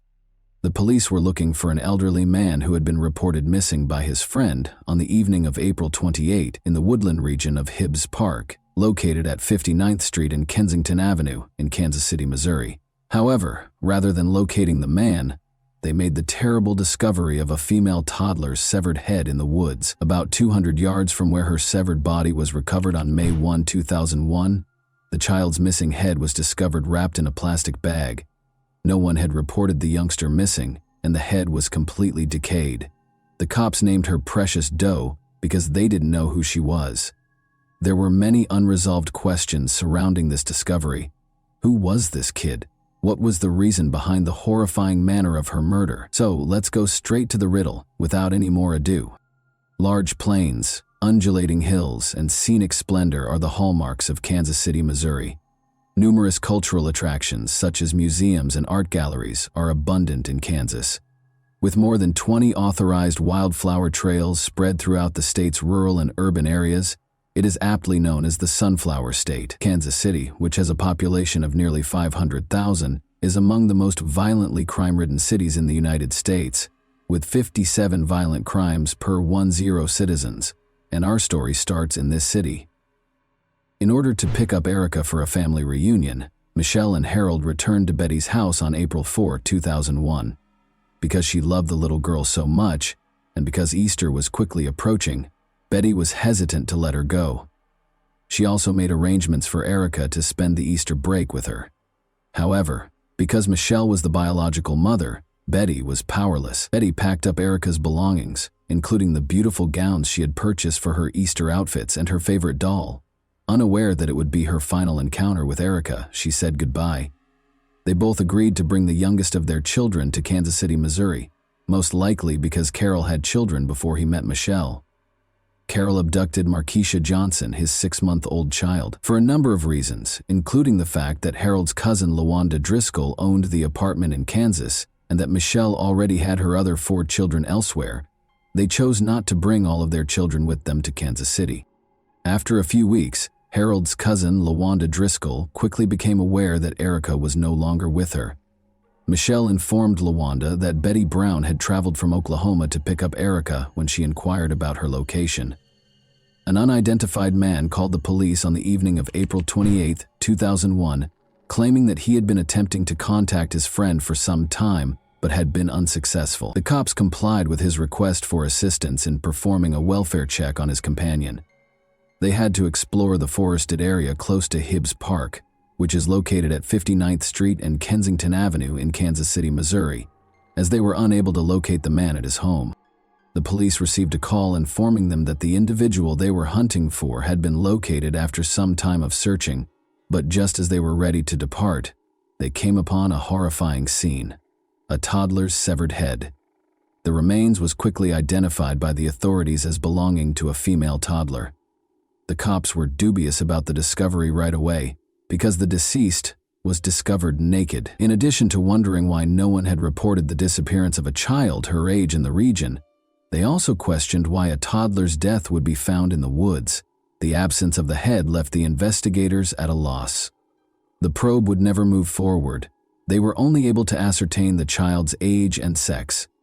They discovered that the deceased body belonged to a black woman, who was between the ages of 3 and 6. They also discovered that the woman had suffered maltreatment prior to her murder. About 200 yards from the location of the child's body, on May 1, 2001, 3 days after it was discovered, a volunteer searcher recovered the child's head, wrapped in a plastic bag. An ashtray that the police thought was the murder weapon was found next to the body. Despite finding the head, the authorities were unable to identify the body's owner because it had completely decayed. Because of the victim's age and the gruesomeness of the murder, it quickly attracted national attention. The investigators kept looking in the hopes that the child's parent or guardian would come forward to collect her remains, but nobody did. The victim was given the nickname Precious Doe when it was impossible to identify them. Before long, a large number of people offered their time to help publicize Precious Doe by distributing flyers, radio, television, and newspapers. They even went door to door to ask questions that would lead to the victim's identity. The case was frequently highlighted on cold case files and America's Most Wanted in an effort to find the young child. However, despite everything, no one claimed the infant and no witnesses came forward. The public contributed funds for Precious Doe's funeral, which took place at Hibbs Park, close to the location where her body was discovered, in December 2001. Hundreds of individuals attended, demonstrating the large turnout of local citizens. Even though the case received a lot of publicity, nobody knew who Precious Doe was. When Precious Doe's body was dug up by the police in 2002 for an autopsy, the findings revealed that she had been severely beaten with an ashtray and mistreated prior to her murder. Nothing was discovered when police checked the ashtray for DNA and fingerprints. Researchers examined the resemblance of Precious Doe's skull in July 2003 and also fashioned busts that suggested her possible appearance. The case was so well known that the police were often getting tips, sometimes from people nearby and sometimes from far away. At one point, Jamaica called the police about the matter, but they discovered that it had nothing to do with who Precious Doe was. The people soon lost hope, since the police were preoccupied with other cases. However, Alonzo Washington, a strong advocate for Precious Doe's cause, never gave up on finding the truth. Every year, Alonzo placed advertisements about the case in a local newspaper. Because the victim was a Black American, Alonzo considered placing the advertisement in an African American newspaper for Precious Doe's 4th-year commemoration in April 2005. Additionally, he produced T-shirts using the bust image of Precious Doe, which proved to be the crucial breakthrough in the case. Thurman McIntosh, later identified as Harold Johnson's father, called Alonzo on April 30, 2005, and claimed to be well-versed in the Precious Doe case. Alonzo heard Thurman, who was 81, say that Precious Doe was actually Erica Green. Additionally, he asserted that Erica Green was murdered by Harold Johnson, his son. Thurman was asked by Alonzo why he had kept the information secret since 2001 and was only disclosing it in 2005. Every time Thurman called the police to tip them about the crime, he said, "They fired him." Alonzo then insisted that Thurman provide him a photo of Erica and a lock of Michelle's hair. As soon as Thurman sent Alonzo a hair sample, he forwarded it to Detective David Bernard, the lead detective in the Precious Doe investigation. When Thurman was taken in for interrogation on May 4, 2005, he explained to the detectives why he was certain his son was responsible. After Thurman stopped seeing Erica, he asked Harold and Michelle where she was. In his capacity as an activist, he learned of other citizens who believed that the police were not paying attention to their issues. They both replied that she was in Oklahoma with Betty. Thurman claimed that he had a sudden suspicion that Precious Doe was Erica Green, as the couple and Markeisha were moving back to Oklahoma. Harold said it was an error when Thurman confronted him and admitted that he knew he killed Erica. After learning the truth, Thurman declared his desire to share Precious Doe's fate with the world before his passing. The hair was exactly like Precious Doe's, even though the photo Thurman sent was for one of Erica's relatives. Precious Doe was finally pronounced as Erica Green by the authorities. Erica Michelle Marie Green is the name of the young child we have known for 4 years as Precious Doe. On May 15, 1997, Erica Green was born in McLeod, Oklahoma, in the United States. She was the youngest of 5 children born to her father Larry Green and mother Michelle Johnson. Michelle was sentenced to 2 years in the custody of the Oklahoma Department of Corrections after being found guilty of larceny of products from a merchant when she was 8 months pregnant with Erica. However, due to her pregnancy, she was placed in the Mabel Bassett Correctional Center. Michelle went into labor after just 1 month of her sentence. She gave birth to Erica Green at the OU Medical Center in Oklahoma City after being transported there. She was asked to get in touch with a guardian who could help her hold her child until she was released because she was unable to care for Erica. In order to find a guardian for their child, Michelle reached out to Larry Green, Erica's father. Then Larry would give a call to Betty Brown, a friend of Larry's mother who was in her late 60s. When Betty arrived at the prison, she was requested to complete a series of tasks in order to be granted custody of Erica. To determine if Betty was qualified to receive care of the kid, the Correctional Facility Authority did not perform a background investigation. She just produced a Sam's Club card and her driver's license. A form was given to her to sign. Following this, on May 16, 1997, custody of Erica Green was awarded to Betty. Betty referred to Erica as one of the most self-reliant kids she had ever encountered, and she loved and cared for her as if she were her own child. She added that Erica was a sweet girl who never stopped smiling and that everyone adored her whenever she brought her to church. On October 23, 1997, Michelle was then freed on probation. Since Michelle only seldom came to see Betty Brown to see how her child was doing, Betty claims that Michelle was not very engaged in caring for Erica. When Erica was 3 years old in 2000, Michelle had already found a new partner, Harold Johnson, whom she married that same year. Harold Johnson soon had Michelle living with him in Oklahoma. After verifying that the body was that of Erica, the police searched for her mother, Michelle, and her companion, Harold. Harold and Michelle were both in the Muskegon County Jail in Oklahoma after being detained on certain warrants. The police were on the spot. They went straight to the facility to interrogate Harold Johnson and Michelle. When the authorities showed Michelle Erica's photo during the interrogation, Michelle recognized her daughter and put a note on the reverse. She agreed to inform the police how the murder occurred after writing, "Mama is sorry. You are always in my heart and soul. Love you always, little E." Michelle claims that Harold quickly became intoxicated and high on PCP when the family got home at around 8 p.m. on the evening of April 2001. In the same room as Harold, Michelle told Erica to go to bed while she went to the restroom.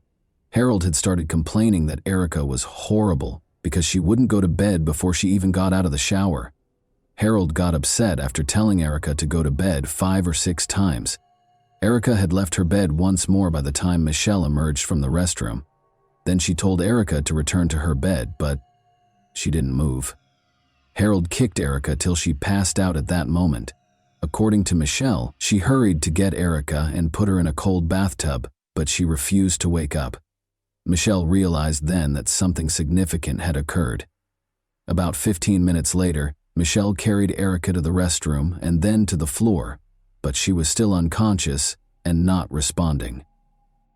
Since they still had outstanding warrants, Michelle and Harold opted not to seek medical attention for Erica, even though they knew she needed it at that point. Despite knowing that Erica could die, Michelle decided not to call an ambulance because she didn't want to end up in jail.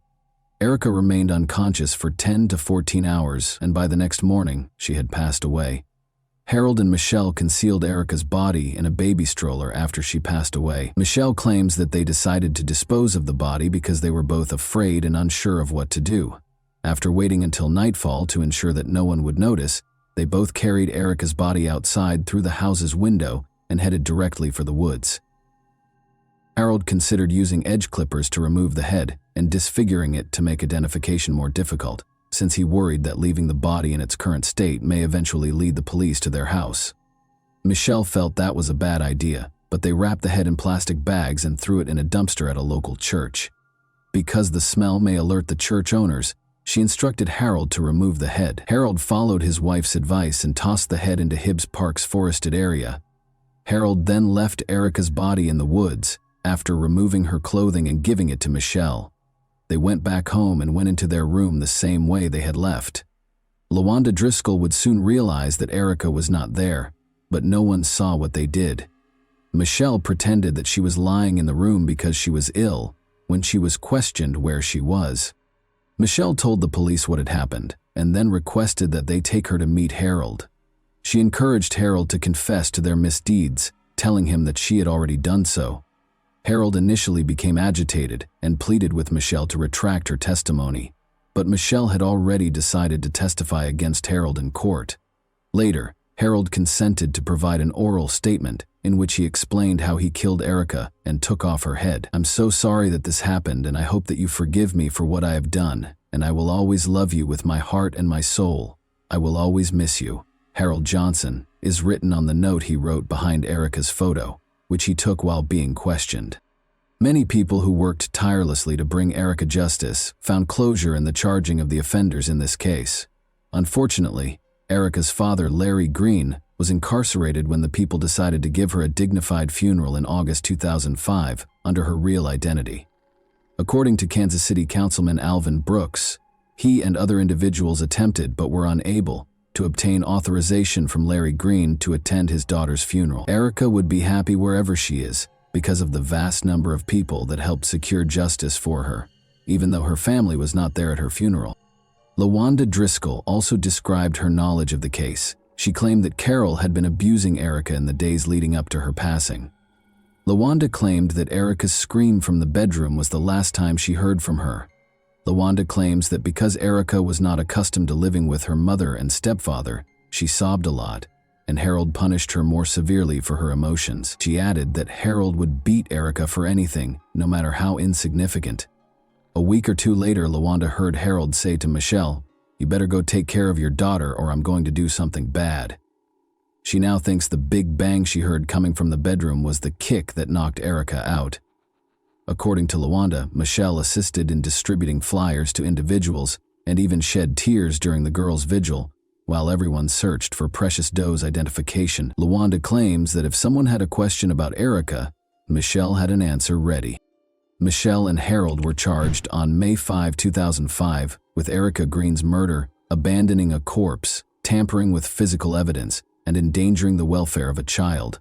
Before being put on trial, Michelle entered a guilty plea to second-degree murder and other associated offenses in 2007 and was given a 25-year jail sentence. Harold began saying things that would implicate Michelle as soon as he realized she would testify against him. According to him, Michelle had no interest in Erica at all. According to him, Michelle would occasionally leave Erica alone so she could go do narcotics. However, the investigators already knew everything he stated. It was not until 2008 that Harold was put on trial.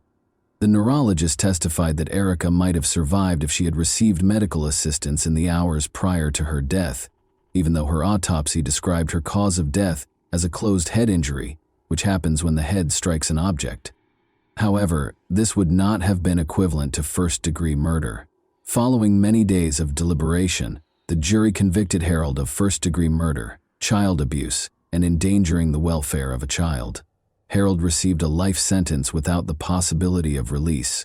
In November 2008, Harold filed an appeal, continuing to maintain that he is not the kind of person the state claimed he was. The state attorney and the defense lawyer exchanged arguments, with Harold's team arguing that the murder was not planned, but according to the state, Erica's murder was planned. Michelle revealed in her confession that she instructed Harold to give his orders to Markeisha solely and not to order Erica around the night of Erica's murder. According to the state, Harold was irritated by Michelle's statement and considered killing Erica at that same moment. Additionally, the autopsy reveals that Erica was kicked several times, demonstrating Harold's deliberate continuation of the child's kicking, even though he was aware that she may die. Harold's appeal of the verdict, according to John Torrance, demonstrated no remorse because the murder was not premeditated. Harold's appeal was denied by the judge, who described him as a textbook sociopath who refuses to accept responsibility for his acts. Many individuals found relief at this sentencing, even if the disclosure of Erica's identity provided closure to those who were rooting for her. Everyone in attendance at Erica's sentencing was happy with Harold's verdict, but others wanted Michelle to receive the same punishment. Erica's real father, Larry Green, also sued the Oklahoma D.C., raising concerns about the procedure used to decide custody of children born to incarcerated moms. However, in order to guarantee that infants delivered to prisoners will be transferred to the Department of Human Services for appropriate care, the Department of Corrections and the Department of Human Services agreed to implement new protocols. The tragedy of Erica Green serves as a reminder that evil exists inside human nature.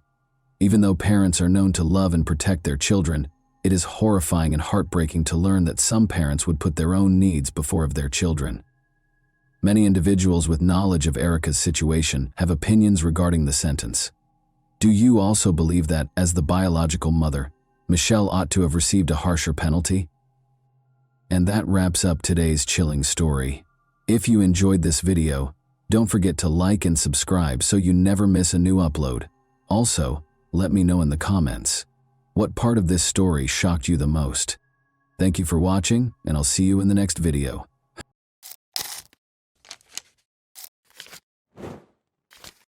Hey guys, welcome to my channel, and today we're going to take a look at another horrible case with you.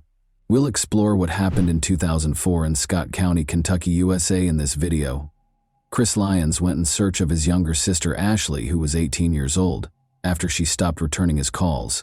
Less than 1,000 people call Stamping Ground where the Lyons family resided home.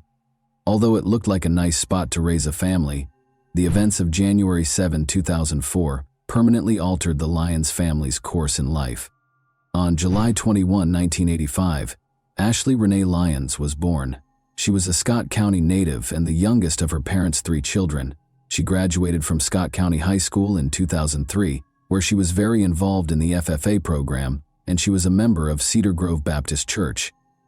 Future Farmers of America is represented by the letters FFA. Through agricultural education, FFA is a vibrant youth organization that transforms lives and equips members for success in the workplace, personal development, and premier leadership. Chris, Ashley's brother, was just a year older. They owned a modest auto repair business. They grew up fixing everything with an engine, even cars. Ashley enjoyed fast cars in particular. Ashley's best buddy, Bobby Gibson, however, was aware that Ashley had other interests outside cars. Roger Macbeth was the object of her affection. Although they remained close friends, the infatuated youngsters broke up soon after the prom. Ashley continued to believe that Roger was the greatest despite their breakup. When she graduated from high school, she was ecstatic because she thought a better life was ahead of her. Nevertheless, young people's lives don't always go as planned. Ashley discovered that Roger was the father of her unborn child. She told her relatives about it. Her entire family was behind her, anticipating the birth of the child. But January 7, 2004 was a life-altering day for many. Although the day began flawlessly, it ended terribly. Ashley learned she was expecting a son at her doctor's checkup. Sharing this news with her mother, Carol, made her joyful. She even decided on a name and intended to give her son the name Landon. Ashley was eager to tell everyone about this wonderful news. She showered and did her hair and makeup after giving her mother the ultrasound image. Ashley announced her trip to Lexington to her mother, Carol, and brother, Chris. Based on the map, Lexington is roughly 20 miles away from Stamping Ground, and it would have taken Ashley 35 to 40 minutes to get there. She mentioned that she was going to a restaurant there to meet Roger and his folks. Ashley was going to present the ultrasound image to them. That night was chilly, and snow was predicted for later. Carol, Ashley's mother, offered to use her car, but Ashley declined, stating that she would return before the snow started and that she wouldn't be gone for long. Sadly, that night altered the Lyons family's life forever. Carol recalled that day and stated that her daughter's final words to her were, "I love you, Mom. I'll be back soon." They heard their home phone ring after supper. When Chris responded, he heard Roger's voice inquiring as to Ashley's whereabouts. "She's already gone," Chris said. Roger informed Ashley that he would not be able to meet. He claimed to have called her, but she didn't pick up. Chris thought Ashley had gone to the restaurant and left her phone in the car. No one was able to contact Ashley during the course of time. She didn't pick up when her mother called her multiple times. Ashley still wasn't home at 8 p.m., but she indicated she wouldn't be gone for long when she left. Carol informed Roger's mother over the phone at around 9 o'clock in the evening that Ashley had not come home from their rendezvous at the restaurant. Carol was taken aback by Roger's mother's response and became even more concerned. She claimed that because the meeting had to be rescheduled, they did not see Ashley that day. Carol was appalled to hear this. Where was her daughter if she wasn't at the restaurant? Carol sensed something was wrong. Ashley wasn't picking up her phone after all. As she sought to determine Ashley's whereabouts and whether she was okay, a lot of ideas were racing through her head. Chris and his father decided they couldn't wait about 10 o'clock, so they went in search of Ashley.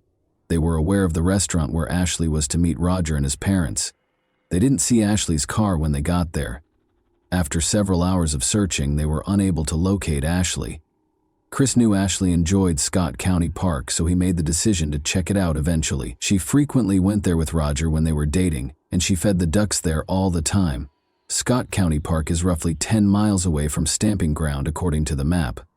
Chris and his father were traveling through the park when they noticed an automobile that looked like Ashley's. The lights were on and the automobile was moving. As they approached, they saw that it was in fact Ashley's vehicle. It's difficult to imagine what was going through their minds at the time. The driver's side window was down as Chris rushed to the vehicle. Ashley had her head down as she sat in the car. She was not responding and had on a seatbelt. Chris began shaking Ashley as he opened the door. Chris thought she was simply sleeping, but then he noticed blood on his hand. He dialed 911 right away. Unfortunately, Ashley had passed away by the time Chris dialed 911, and medical professionals were unable to assist her. Ashley's mother soon received the most devastating news she had ever heard. She was shocked that Ashley was no longer there. The investigators arrived at the crime scene while Ashley's family was in the throes of grief. Ashley's body was left in the car until the detectives looked over the scene for any evidence, because she had already passed away before the ambulance came, and it was clear that a crime had caused her death. The driver's side window was down, the radio and heater were on, and the engine was running when they initially arrived on the scene. Ashley's cause of death was promptly ascertained. On the ground beside the vehicle were 3 shell casings measuring 9 millimeters. Ashley suffered head and neck injuries from bullet wounds. Despite searching the area, the authorities were unable to locate the weapon used in the crime. It said a lot that Ashley was shot through her car's open side window. The window was down, which seemed suspicious because it was cold that night. She was sitting in a way that suggested she was not attempting to flee or defend herself. After combining all of this information, the investigators came to the conclusion that Ashley was acquainted with the shooter. Ashley slid down the side window when someone she knew came up to her car because it was cold and the heater was on. Beside the driver's door was the person who had shot her. The detectives instantly ruled out the notion that it was a robbery because her phone, wallet, and purse were all in the car. There were ultrasound images strewn all over the car, and it seems that Ashley was looking at them in her final moments. Ashley and her son Landon were killed by the offender while she was 5 months pregnant. Scott County had never seen anything like this before. As a result, the community called on the police to track down the person who killed 2 people so ruthlessly. Ashley's parents told the investigators that on the day of her death she intended to meet with her child's father, Roger.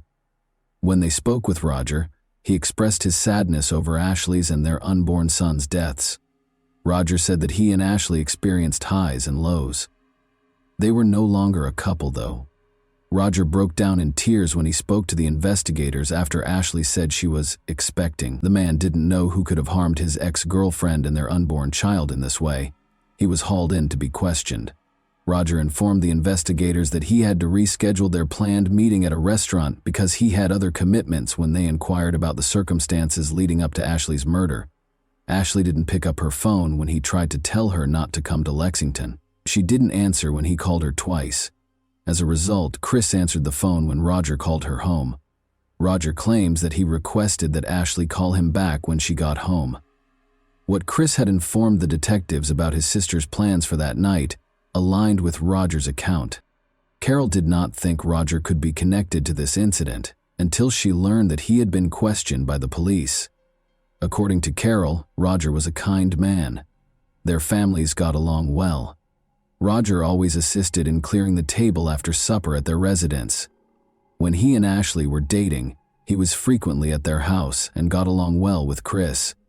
As a result, nobody thought Roger could have killed Ashley and Landon. Ashley's family attempted to determine who might have done it while the investigators looked for clues in a suspect.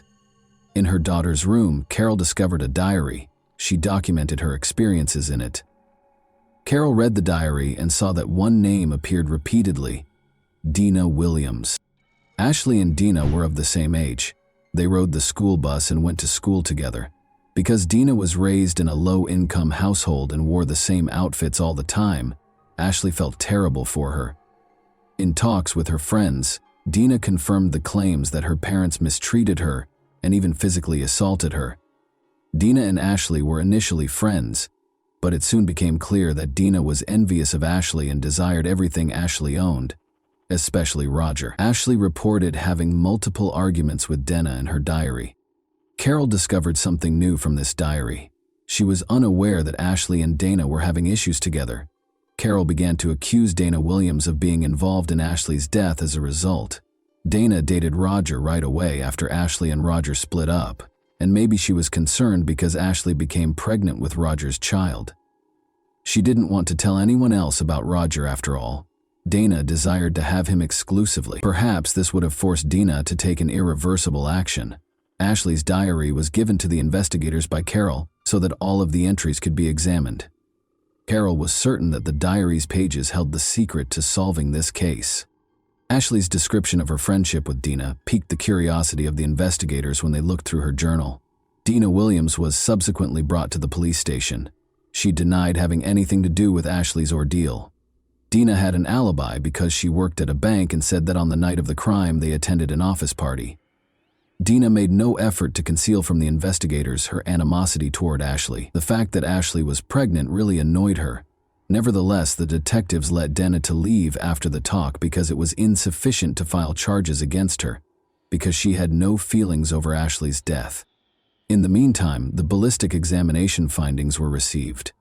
Ashley's wounds, the posture in which she was discovered, and the location of the casings were all examined by the experts. They were able to estimate the shooter's height based on the angle at which the bullets entered Ashley's body. They estimated the offender's height to be around 5 feet and 10 inches.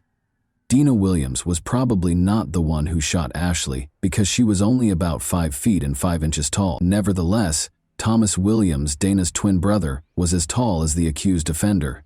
Rumor has it that Thomas had questioned multiple people about how to induce a miscarriage a few months prior to Ashley's passing. Additionally, it was reported that Thomas fulfilled all of his sister's requests. Thomas Williams was questioned by the detectives after they got interested in this, but he denied any connection in the crime and was freed because there was no proof of his involvement. Residents wanted to do something to help Ashley's family while the police compiled all of their evidence to identify the offender. They used candles, teddy animals, and flowers to make an impromptu monument. 2 crosses were presented, one bearing Landon's name and the other Ashley's. Ashley's family was getting ready for the funeral while the investigators searched for fresh evidence. Since they lost 2 persons at once, it is impossible to understand the suffering they endured. The fetus was taken from Ashley's body by the medical examiner during the autopsy. In the same casket, Ashley and Landon were laid to rest. The Lyons family was even more grieved because they needed information to assist apprehend the person who killed their daughter, but the criminal was still at large. The $3,000 0 cents incentive that Ashley's parents offered later increased to $5 0 cents. People began phoning the police and sharing information that they believed could aid in the inquiry. A woman who lived in a house with a view of the park where Ashley was shot called them shortly after. She claimed that she might have caught a glimpse of the criminal standing at the window. Next to the individual she saw, this woman observed someone sprint out of the park and jump over the fence. After sprinting up to a red pickup truck that was waiting for them with its engine running, the individual she saw climbed into the passenger seat. The truck drove off a few moments later. The witness described it as a red Chevrolet pickup vehicle. Investigators had to search for at least 2 criminals if the woman's encounter with the person was indeed connected to Ashley's death. After all, the driver of the red pickup vehicle might have been complicit in the crime. Everyone who knew Ashley knew who was behind the red pickup vehicle as soon as they heard about it. Such a car belonged to her ex-boyfriend, Roger, who was also the father of her unborn kid. Roger's truck was taken by the cops right away. Despite a careful search, they were unable to locate any proof. There was no proof against Roger, and he refused to speak to the investigators. However, the officers came to a clear conclusion because they knew that at least 2 people were involved in the crime. Ashley was liked by everyone. Who wasn't delighted that she was expecting? If Ashley vanished, who would be pleased? Dana Williams was the only person, aside from Roger, who could hope for this to happen. The rationale behind the investigators' decision to speak with Dana and her brother Thomas again. Thomas was the first person they questioned. Thomas initially denied everything to the police, but after finding out that an eyewitness had seen Roger's pickup truck at the crime scene, he started talking more. In response to the question of who shot Ashley Lyons, he said without hesitation that it was Roger McBeath. In the end, Thomas Williams agreed to cooperate with the inquiry in order to receive a less sentence. He admitted that he had handed the revolver to Roger, who then shot Ashley. Additionally, Thomas informed the detectives that Roger dropped the weapon into Elkhorn Creek after killing Ashley. Although the 6-hour dive search was successful, it took a long time for the police to locate the crime weapon. The police discovered a gun, which the ballistics analysis verified was the weapon used in the crime. Ashley didn't match the perpetrator's height. Therefore, the investigators understood that Dina wasn't the one who shot her. But when they asked her again, she admitted to being the getaway driver. Roger McBeath, Dana Williams, and her twin brother Thomas were taken into custody by the police on the night that Roger committed the crime. Ashley was pleased, but it soon became apparent that Roger did not want her to have the child. Her family encouraged her to have this child since she wanted to become a mother. Roger therefore devised a cunning scheme. To entice Ashley to Scott County Park, he asked her to join him and his parents at a restaurant. After being driven there by Dina Williams, he approached Ashley's vehicle brandishing a revolver. Ashley rushed into her purse to retrieve the ultrasound images after noticing the father of her unborn child. She was surprised that he shot her. Ashley and Roger's own son were killed when Roger pulled the trigger 3 times. Subsequently, he hurried out of the park, climbed into the pickup truck, and instructed Dina to press the throttle pedal. They came to a halt and threw the firearm into the river. The people of Stamping Ground were astonished to learn who was responsible for this tragedy. They were surprised that someone they knew could commit such a heinous act. The fact that other persons were participating in this was equally disturbing. A not guilty plea was entered by Roger Macbeth. The authorities erred in their preparation for Macbeth's trial, which eventually affected the outcome. However, I'll explain this to you at the conclusion of the video. Thomas Williams was given a 7-year prison sentence by the court for his role in this crime. Williams acknowledged in the plea deal that he took $1,000, 0 cents, from Roger Macbeth, Jr. to harm Ashley Lyons in a way that would result in her miscarrying. Williams then consented to provide Macbeth the gun used in the murder, but the act was never completed. In 2005, Dana Williams entered a guilty plea as part of the plea deal according to court documents. According to the prosecutor's requested sentence of 20 years in jail, Williams will be eligible for parole after completing 17 years, or 85% of her sentence. Prosecutors would call a number of witnesses during the trial who stated that Williams had desired Ashley Lyons dead, had conspired with Macbeth to poison Ashley, and had offered $1,000, 0 cents to beat Ashley up in order to induce a miscarriage. Prosecutors claimed in the court filing that after their initial plans failed, Williams and Macbeth turned to more extreme means. Williams claimed that public defender Rodney Barnes, her lawyer, informed her that a jury would likely have convicted her guilty. "I'm hurt and I'm scared because I pleaded guilty to something that I didn't do," she stated.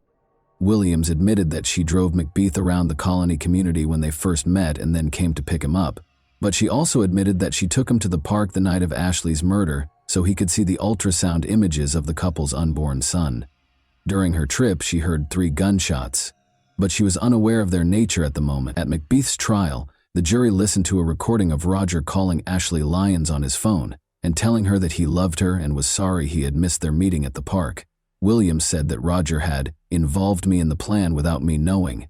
Williams claims that Macbeth never informed her that Ashley Lyons had died when they were leaving the park, and she refrained from reporting the incident to the police out of concern that Macbeth would act abusively toward her. When Williams added, "I was scared to death of that boy. He even threatened to kill me."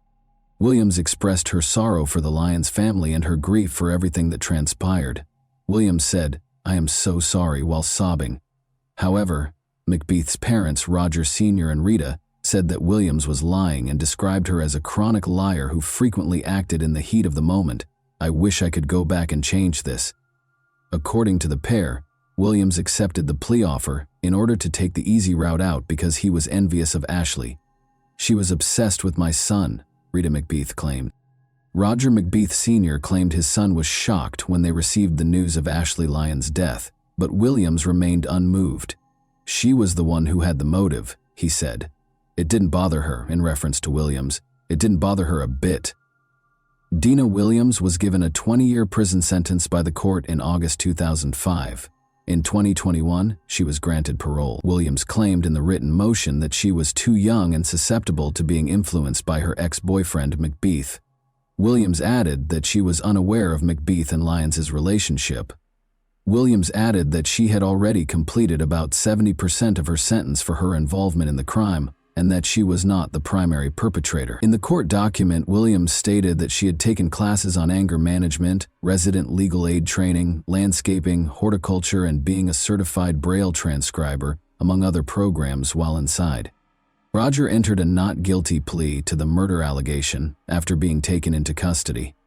Although the jury found him guilty, he was able to get his conviction reversed by the Kentucky Supreme Court because the defense was not permitted to examine the jail informant, who had overreached himself by questioning Macbeth about the shooting while he was in custody.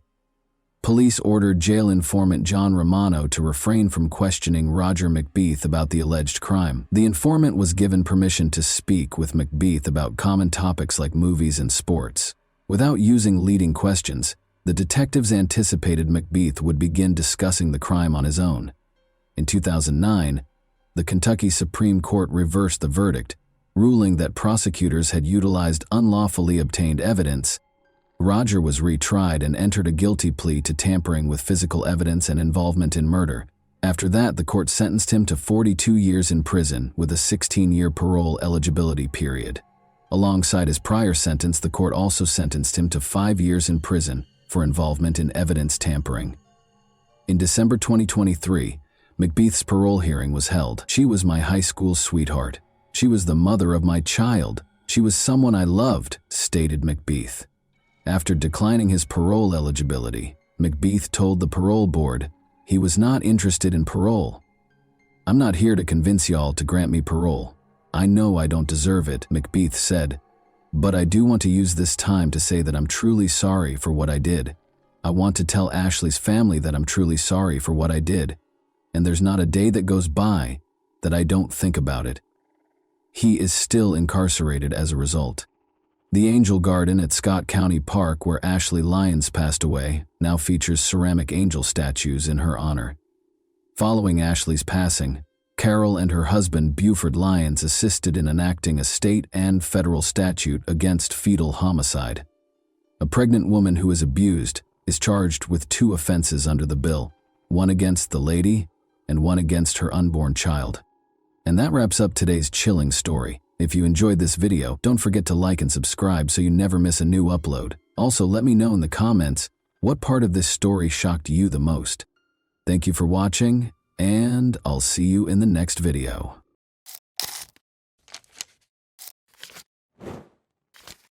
Hey guys, welcome to my channel, and today we're going to take a look at another horrible case with you. Residing in the dying neighborhood. Generally speaking, those who haven't moved in a long time know their neighbors well. They are aware of whom to avoid and to what degree, as well as whom to trust. After years of cohabitation, neighbors can occasionally get closer than certain family members. When the family is traveling or on vacation, they are expected to take care of the house and property. Without thinking twice, they invite each other over and let their kids eat delicacies from these people.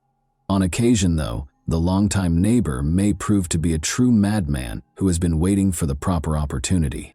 In recent years, the Diana Garnica case has grown to be one of Argentina's most dramatic. The inquiry took a great deal of time and effort, and the culprit might have avoided punishment because the victim's body was never located. There was hardly any direct proof against him, and he refused to acknowledge his guilt. Who was the family of Diana Garnica? Early life. On March 3, 2000, Diana Abigail Garnica Cisneros was born in the town of Villa Mariano Moreno El Colmenar, Argentina, in the province of Tucumán. Being the youngest daughter and the 7th and second-to-last child of her parents, she grew up in a huge impoverished family. Her parents, Elizabeth Susana Cisneros and Ramon Garnica, put a lot of effort into providing for their numerous children and making their homes at least passably comfortable. Diana, the family's youngest girl, was adored by all. Her older siblings looked after her, and her parents loved her. She performed well academically, had a gift for sketching and a love of dancing from an early age. She was very close to her elder sister Sonia, who basically looked for her upbringing while their parents were at work, and she was exceptionally smart and reasonable for her age. She also never lied to her family and had no secrets from her parents. Due to the Garnica family's strong religious beliefs, the parents and kids routinely went to church and made an effort to live morally upright lives. In order to assist their parents to some extent, the elder kids also started working when they were teenagers. Each of the younger ones had their own duties and was responsible for keeping the house in order. Diana always wanted to help others around her, thus she dreamed of becoming a doctor, was incredibly responsive, friendly, and sensitive. She stated that she would purchase her parents a large home so that her mother could create the flower garden and fruit trees she had always imagined, and she intended to establish a prosperous career to support her family. Unfortunately, relocating to a different city would never allow these dreams to come true. Following Ramon's job loss due to deteriorating financial difficulties, the parents divorced in 2013. the family was compelled to relocate to Juan Bautista Alberti, which is in the same province as Tucumán. They found the transfer to be quite challenging, and at first their issues only got worse. After more than 20 years of marriage, the couple's relationship rapidly soured. After they started fighting all the time, they finally came to the conclusion that they could no longer be together. All of the children were shocked by the divorce, but the youngest ones were most affected. When Diana found out what had happened, she was devastated. A 13-year-old girl's world fell apart in a second, and she was unable to comprehend what would happen next. The father continued to provide for his ex-wife and kids in spite of their split, but he soon had another family. Elizabeth also suffered a great deal as a result of the divorce, but she was fortunate to find a good profession that paid well for the area, and her kids helped to support her. The family gradually adjusted to their new situation, became comfortable in their new house, formed friendships, and built strong bonds with the locals. A Dario named Javier Suarez resided across from the Garnica family. He was a 36-year-old man who was incredibly nice, amiable, and lovely. He was raising 4 children with his spouse, Yasmina Alejandra Villarreal. In addition, he had 1 unmarried child and 2 children from prior marriages. Notably, the Garnicas only lived in Juan Bautista Alberti for 6 months after Dario and his family relocated there. Since they were new to the neighborhood, maybe that's why they became fast friends so quickly. Suarez had previously resided in the northern Argentine province of Santiago del Estero. Dario worked at a brick factory in the area alongside his wife, 2 brothers, and a few other family members, moved within a mile of their residence. Diana and her siblings were almost the same age as his kids. They became friends, as they soon discovered they had things in common while attending the same school.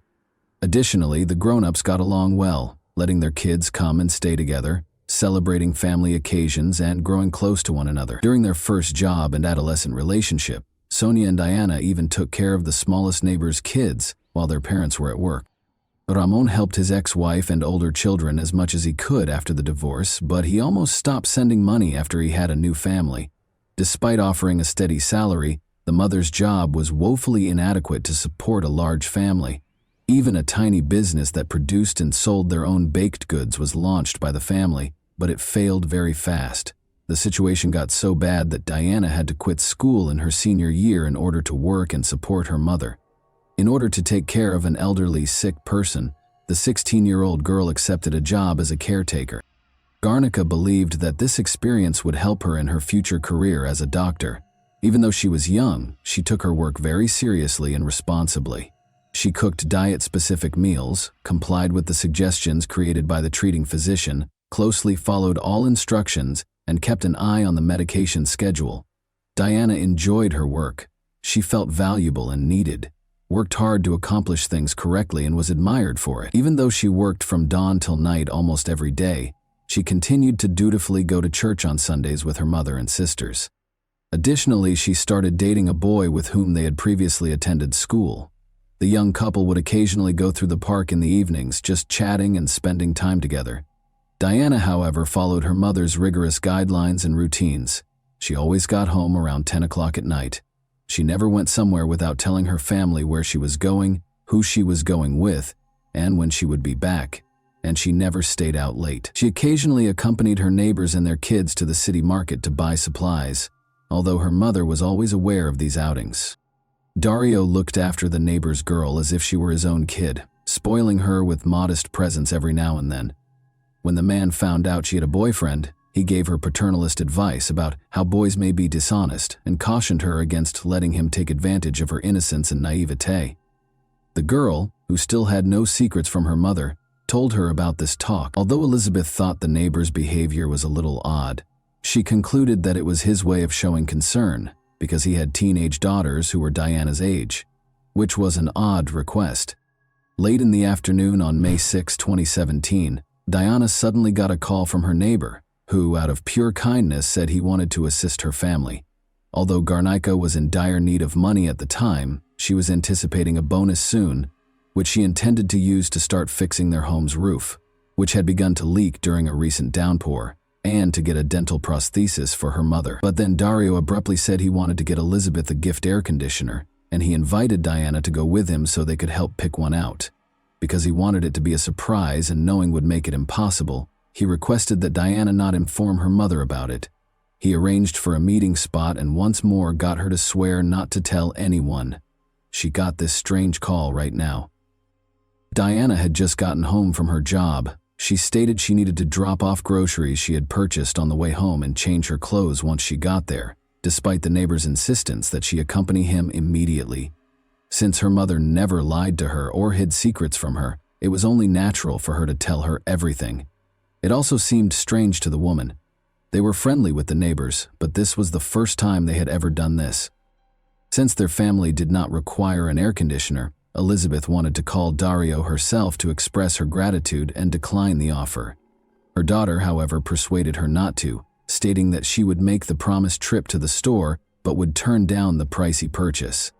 The girl told her mother that she would be back home before it was too late and that everything would be all right. In order to maintain the surprise, the neighbor texted Diana's phone to let her know he was already waiting for her and to ask her to keep their meeting a secret.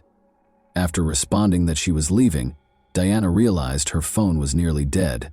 In order to charge it, she chose to leave it at home. The last time anyone saw her was when she met Dario at the prearranged location. An enigmatic disappearance. Elizabeth became concerned when her daughter didn't come home by nightfall, particularly because she was unable to contact her because the phone was left at home. The woman waited a bit longer, but she became anxious as night fell. She tried to comfort her mother that nothing terrible could have happened and that her sister would soon return home, after first calling her oldest daughter Sonia and telling her everything. The mother heard the neighbor's motorcycle pull up to the house across the street. As it grew pitch black, she sighed with satisfaction, thinking Dario and her daughter were back. But by 5, 10, 20 minutes had gone by, and the girl was still not inside the house. The neighbor was by himself when the woman went outside. When she asked him about Diana, he was taken aback and claimed not to have seen her that day and to know nothing about her. Elizabeth was taken aback. She couldn't decide if the neighbor was telling the truth or whether her daughter had cheated on her for the first time in her life and gone somewhere else. The man persisted in telling her his story, though, and even gave her his phone to make sure he hadn't spoken to her daughter. He had, of course, erased all the messages and calls by then. Concerned about the girl's whereabouts, Dario even volunteered to drive around the area with her mother to find her and question the teenager's friends and neighbors if they had caught anything unusual. But instead of accepting his assistance, the woman chose to begin the hunt on her own. No one had seen the girl that day, but she and her older kids wandered the area until late at night, phoning all of the girl's friends and acquaintances and questioning everyone they encountered. When Elizabeth got home, she checked her daughter's phone and discovered that her daughter had not erased 2 missed calls and a message from the neighbor. The woman was so certain that Dario was lying that she called the police and her ex-husband to report their youngest daughter missing. After hearing the disturbing news, the man drove to his ex-wife's house, which was several hundred miles away, to assist in the hunt for his daughter. The horrifying scene at the brick factory and police indifference. When a concerned mother reported her daughter missing to the police station in the middle of the night, the officers did not take the case seriously, assuming the girl had either run off with her boyfriend or gone to a party with friends and would return home by morning. The authorities ignored Elizabeth's fears, stating that they would not begin a search until at least 24 hours had elapsed, despite her sharing her suspicions about the neighbor and even displaying the conversations and messages on her daughter's phone. When the Garnica family realized they were on their own, they launched a large search.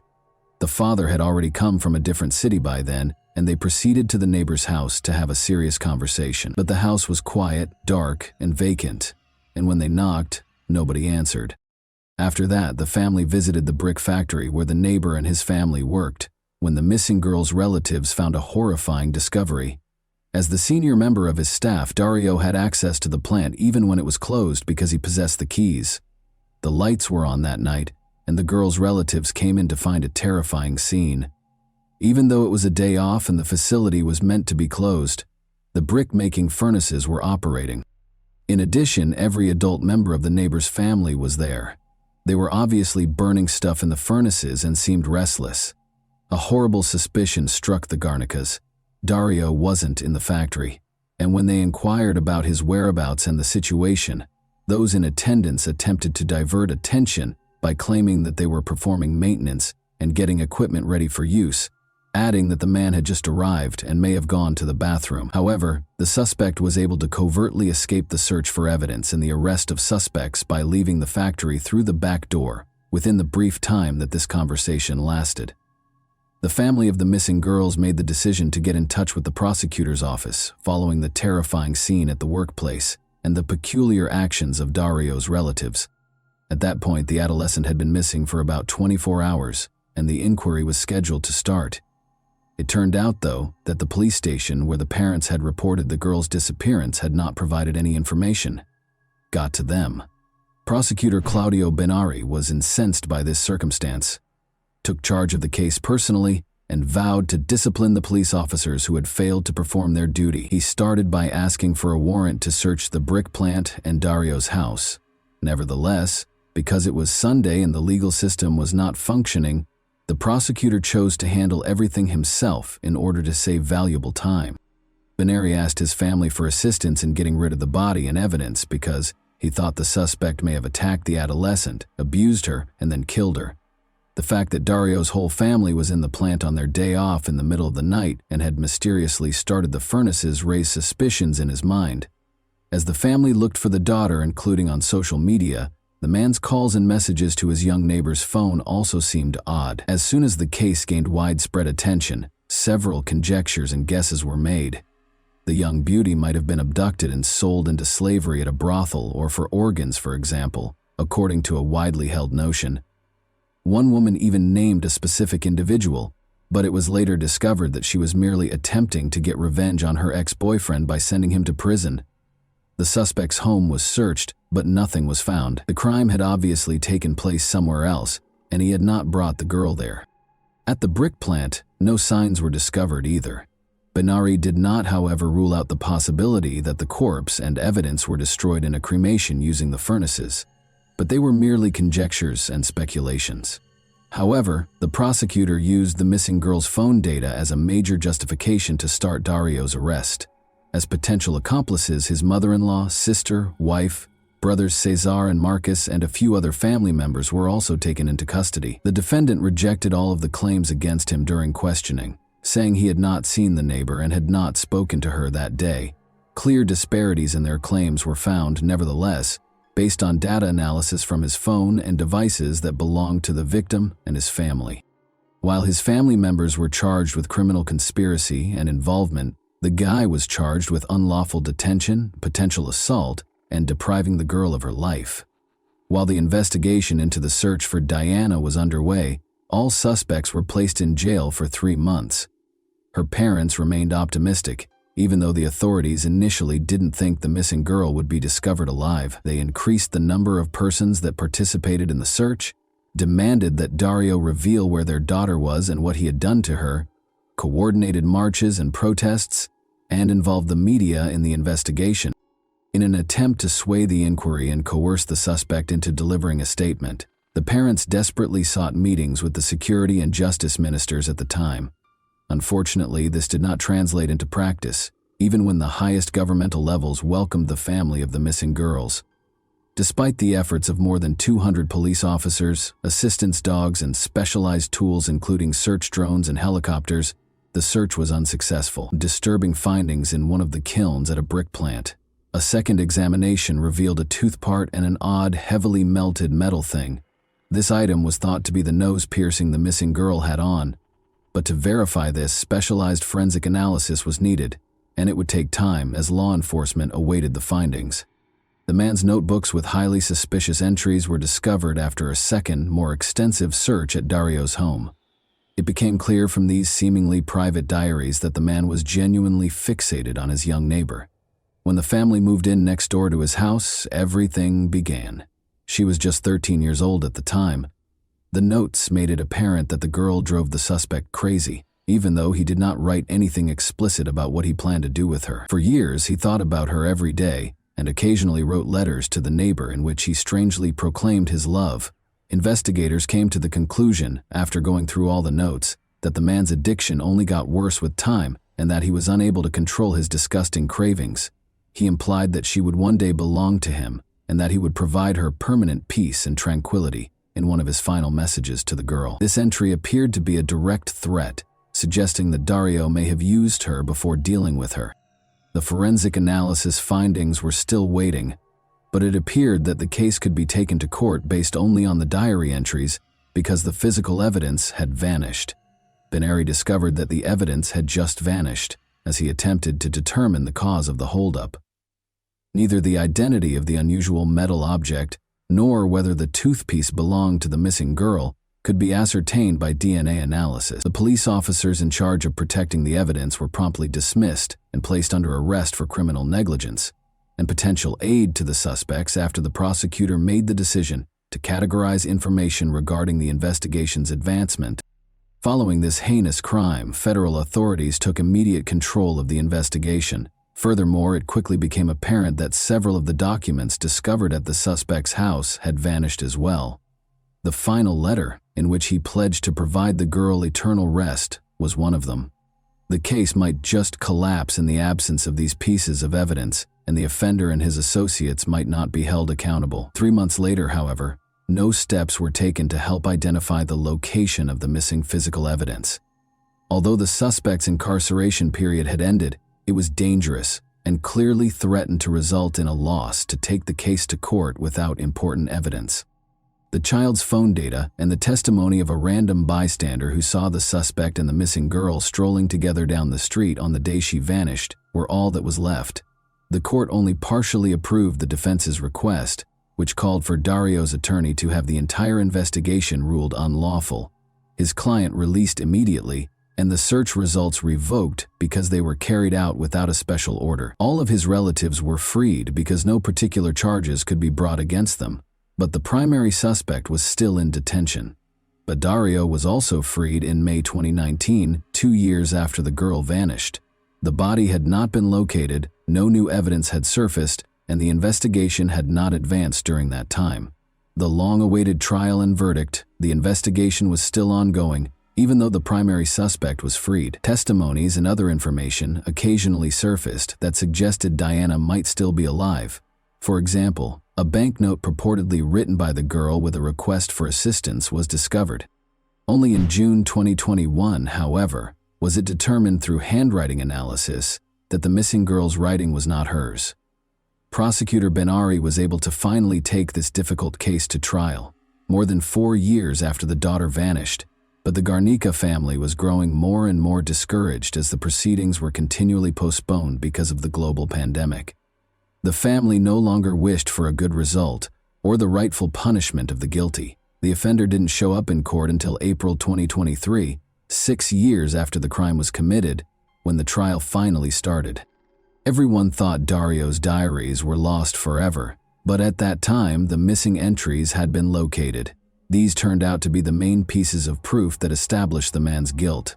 Nevertheless, more professional examination was necessary to confirm these documents' legitimacy. Furthermore, 2 additional witnesses entered the case.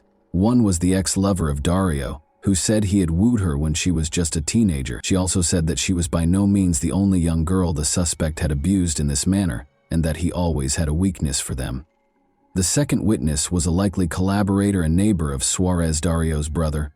He claims that the brothers arrived together on a motorcycle with an odd big bundle in the sidecar the night the girl vanished, grabbed some equipment from a shed, and then departed together. Because Suarez was always erratic and violent, the witness had been silent for a long time out of concern that he may hurt his family.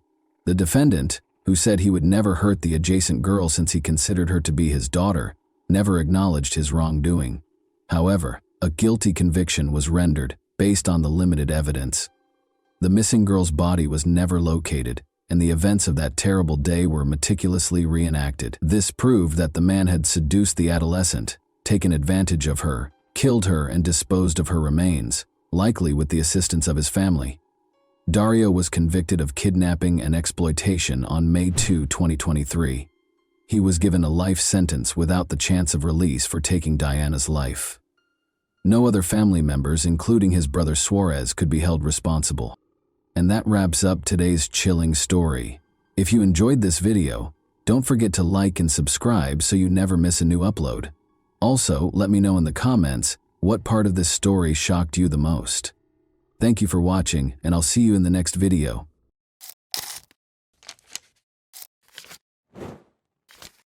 Hey guys, welcome to my channel, and today we're going to take a look at another horrible case with you. On November 2, 1991, Victoria Ajo Clinton Climby was born in a small village in Côte d'Ivoire, a nation where family values were highly valued and sunshine warmed every part of the country. Despite the modest circumstances, she grew up in a loving and caring environment. A young woman with a good heart and lofty aspirations for her daughter, Victoria's mother did everything in her power to make sure her only child was safe and happy. Victoria was a lively, upbeat youngster with a keen mind and an infectious laugh.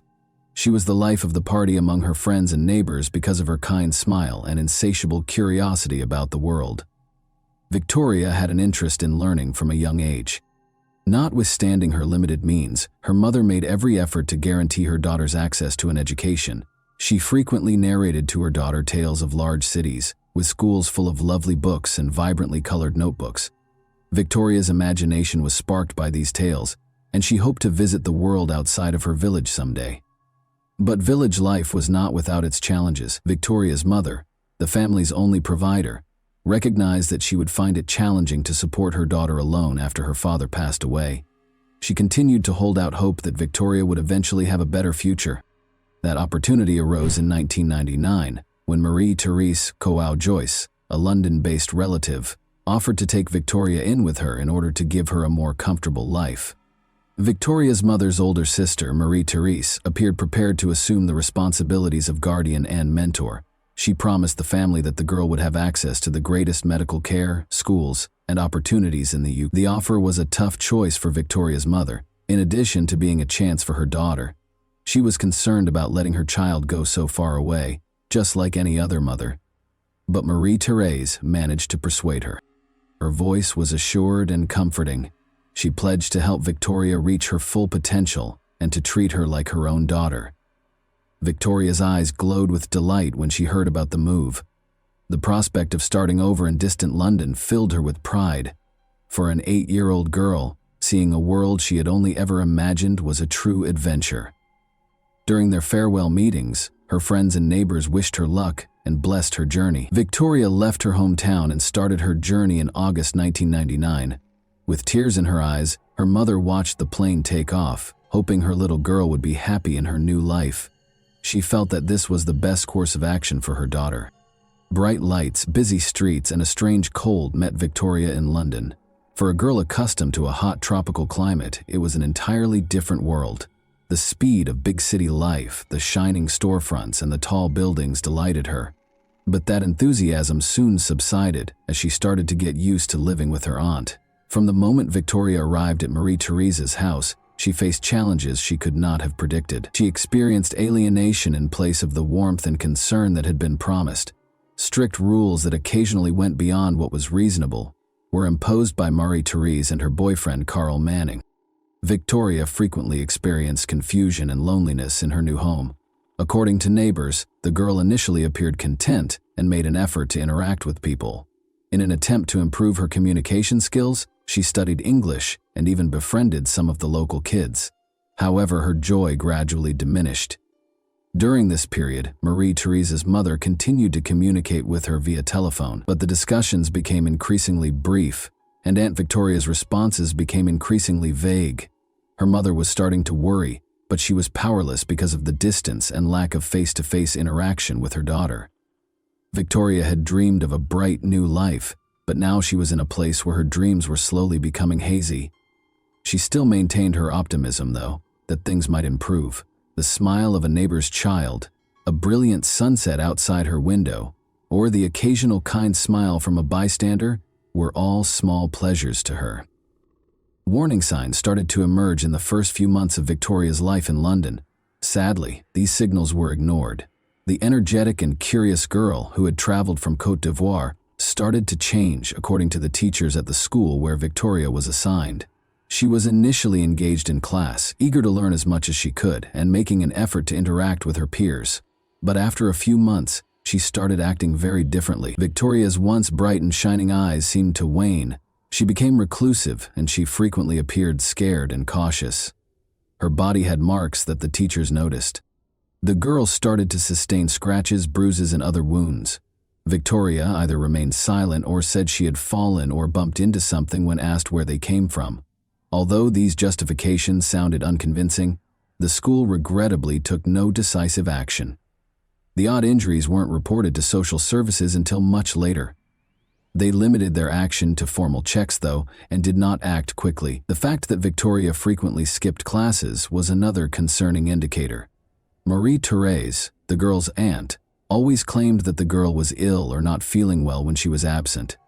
Nobody, however, investigated the veracity of these claims. Teachers saw that Victoria's condition was worsening when she went back to school. Neighbors were also suspicious of Victoria's life at her aunt's house. They saw that the girl hardly ever left the house, and when she did, she appeared worn out and depressed. Some remembered Victoria crying on the landing from time to time. Once, a neighbor who was worried about the girl's health made an attempt to speak with Marie-Thérèse. The aunt reassured her, however, that the child was okay, stating that Victoria was simply very active and frequently fell. Questions were also raised by the noise coming from the apartment. Despite the noise and screams, no one in the neighborhood dared to openly step in. Only one man complained to the police, but they disregarded it because they believed it to be a family issue. Consequently, the alarms kept going off, but nobody did anything to stop it. Over the next few months, Victoria's health issues became more apparent. The girl had multiple hospital admissions. Injuries that appeared suspicious were noted by doctors. They included bruises and fractures, which Victoria's aunt said were caused by mishaps. Despite medical personnel's suspicions that the injuries might have been caused by violence, little was done about it. Marie-Thérèse was visited by social services, who consistently found her explanations to be persuasive. The aunt was skilled at projecting the image of a responsible and kind caregiver. She assured them that she loved Victoria and was trying her best to look after her, and she showed them a tidy apartment. Victoria stayed in the house each time, her life becoming more and more in danger, while the inspectors only made official findings. Victoria's condition had significantly worsened by the end of 1999. Her behavior became even more nervous, her clothes were no longer weather appropriate, and her weight drastically decreased. Teachers noticed that the girl's eyes appeared blank and that she frequently dozed off in class. The fact that Victoria started avoiding contact was another alarming sign. The girl recoiled and retreated when a teacher or a classmate attempted to assist her, such as by holding her hand or lifting her backpack. The school contacted social services once more because of this behavior, which raised serious concerns. But the tests were inconclusive this time as well. Victoria confided in one of the teachers one day that she was scared to leave for home. Once more, these words were ignored, despite being a desperate signal. Following a formal check at Marie-Thérèse's home, social services determined that the girl was in a safe environment. Victoria's condition had deteriorated to a critical level by early 2000. Teachers, neighbors, and even random bystanders noticed that the girl appeared malnourished and that her movements were sluggish and unsure, but nobody could have predicted that tragedy would be the end of it all. Victoria's condition began to deteriorate significantly on February 24, 2000. Her aunt and boyfriend, Carl Manning, reported that the girl was not moving and was no longer breathing normally, so they called an ambulance. The child's condition shocked the medical staff when they arrived. Victoria was extremely malnourished, and her body was covered in burns and bruises, among other traumatizing marks. Victoria was taken to the hospital right away by the medical staff. The girl's body was too weak for the doctors to save her. Victoria died on February 25, 2000, the following day. In addition to physical abuse, her death was caused by total body exhaustion. According to the medical professionals who examined Victoria's body, prompt action could have prevented such horrible outcomes. They were astounded to see a child in such critical condition while under the care of the school and social services. Victoria's death shocked everyone in the UK, not just her loved ones. People found it incomprehensible that a child with such obvious suffering had gone unprotected. This case came to represent structural issues with the way the police, social services, and medical fields operate. The police opened an investigation as soon as Victoria Climie passed away. Her multiple injuries, critical exhaustion, and hospitalization circumstances sparked serious suspicions among doctors, who promptly informed law enforcement. Detectives concentrated on obtaining all available evidence after realizing they were dealing with a tragedy that could have been avoided. Finding out what transpired behind the closed doors of Victoria's home and prosecuting those responsible were their two main objectives. The investigators immediately proceeded to the apartment where Victoria had resided with her aunt, Marie-Therese Kouao-Joyce, and her boyfriend, Carl Manning, after securing a search warrant. The apartment appeared to be fairly typical at first glance, with a tidy interior, spotlessly clean surfaces, and fresh flowers on a little table in the living room. However, the seasoned investigators saw right away that the house appeared to have been specially prepared for their arrival. Everything appeared overly sterile, as though the proprietors were attempting to project an illusion of well-being. Their first observation was of Victoria's bedroom. It was a stark contrast to the other rooms. The girls' room literally screamed coldness and neglect, while the living room could be described as comfortable and well-kept. A teenager's room didn't even have the slightest hint of a childlike atmosphere. There were no toys, books, or vibrantly colored furniture in place of empty walls that were unadorned and uncozy. There was only a thin, tattered blanket on the bed, obviously unfit for the winter. There were absolutely no pillows. The room's sparse furniture had a worn-out, scratched appearance. Victoria's clothing, shoes, and school supplies were all in bad shape. It appeared as though no one had updated her closet in a while, because the majority of the items were either too small or badly worn. People were especially interested in the girls' shoes. Since they were light summer shoes, they were totally inappropriate for the severe winter weather. For the investigators, this was a warning sign. There was obviously a problem. The atmosphere in the room was one of neglect, if not apathy, rather than concern and care for the child. The signs of violence that the experts discovered upon closer examination, however, were the most terrifying finding. At first glance, the stains on the walls and furniture looked like filthy streaks, but the experts soon concluded that these were blood traces, partially obscured but discernible to the trained eye. Although the room's floor appeared to be clean, there were still questionable stains on it, which later proved to be attempts to conceal something awful. A tiny plastic container was standing in one corner of the room. The investigators discovered an even more sinister image when they opened it. There were broken toys inside. The only things that truly belonged to Victoria, it seemed, were these. They appeared to have been purposefully broken to prevent the girl from playing with them, or thrown there to get rid of them.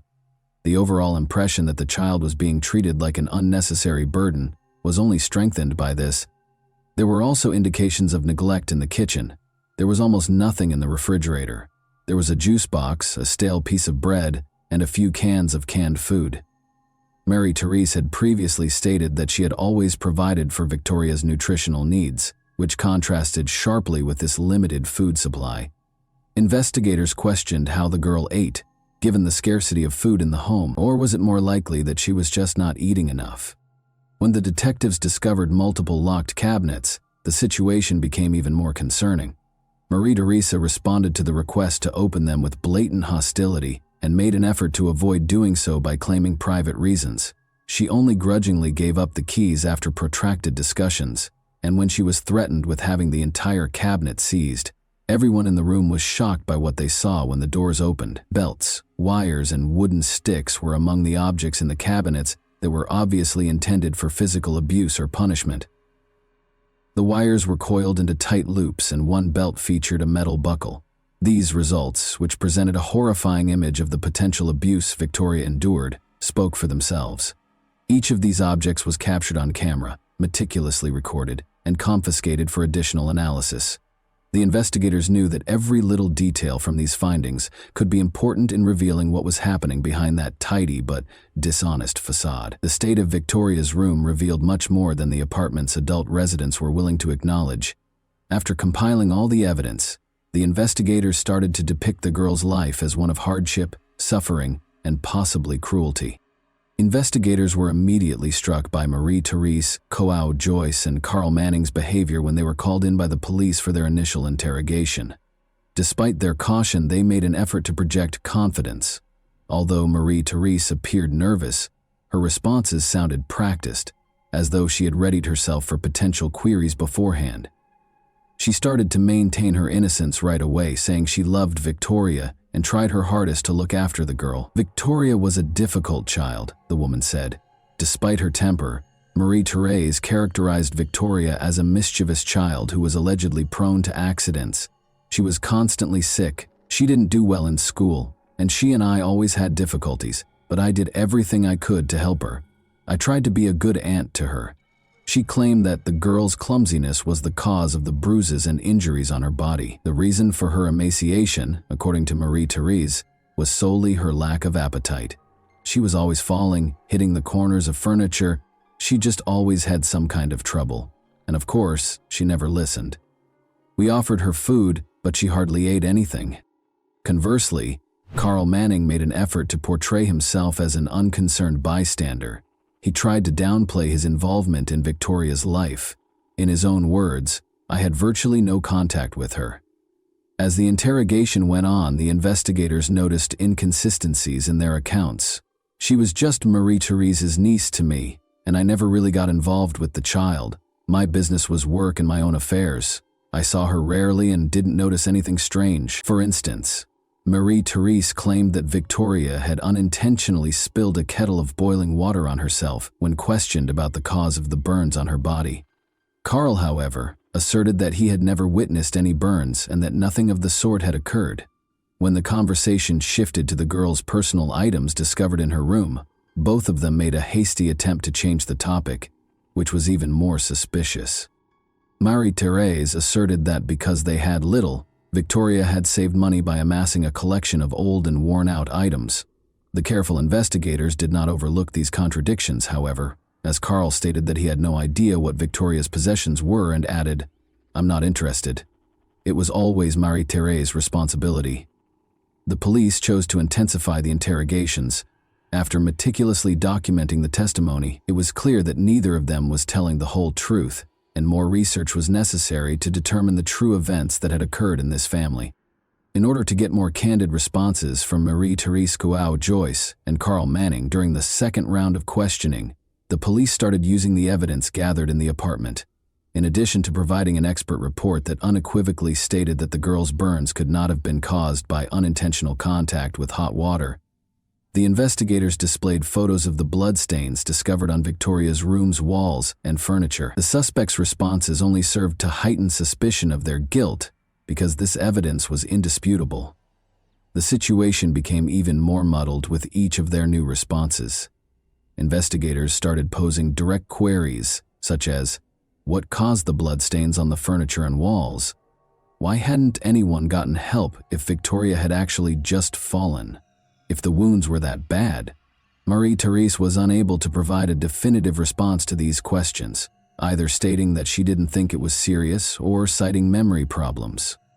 The facts put pressure on Carl Manning, who had previously claimed to have little to do with Victoria during the initial interrogation. He became irate after seeing the pictures and reading the experts' conclusions. He initially denied any involvement in the events, but he changed his strategy when faced with indisputable proof. The investigators were baffled by his justifications. "I knew what was going on," he acknowledged after a protracted silence. "But I didn't get involved. It's none of my business. She's not my child. I thought it was Marie-Thérèse's problem and let her deal with it herself." They emphasized that he was obviously a witness to what was taking place, even though he claimed not to be involved. Although Carl acknowledged that he had noticed the girl's body was bruised and injured, he added that he had no justification for getting involved. Under the weight of indisputable evidence, Marie-Thérèse eventually acknowledged during one of the interrogations that she occasionally lost her temper and turned to physical punishment. She told investigators that these were common ways of raising children, that they were accepted in her culture, and that she didn't see anything wrong with them. "Children need discipline sometimes," she said. Investigators discovered, however, that beneath those words was a harsh reality. "I use the belt to show them what is right and wrong. It's not violence, it's education." Examining the belts in the locked closet revealed marks that might suggest they were used repeatedly for striking. Furthermore, Victoria's cuts, bruises, and burns showed that the penalties were far more severe than what could be referred to as discipline. Marie-Thérèse Joao Joyce and Carl Manning were arrested by the police on the basis of the evidence they had gathered, which included witness statements, forensic tests, and the suspect's own confessions. They were accused of abusing children and killing Victoria.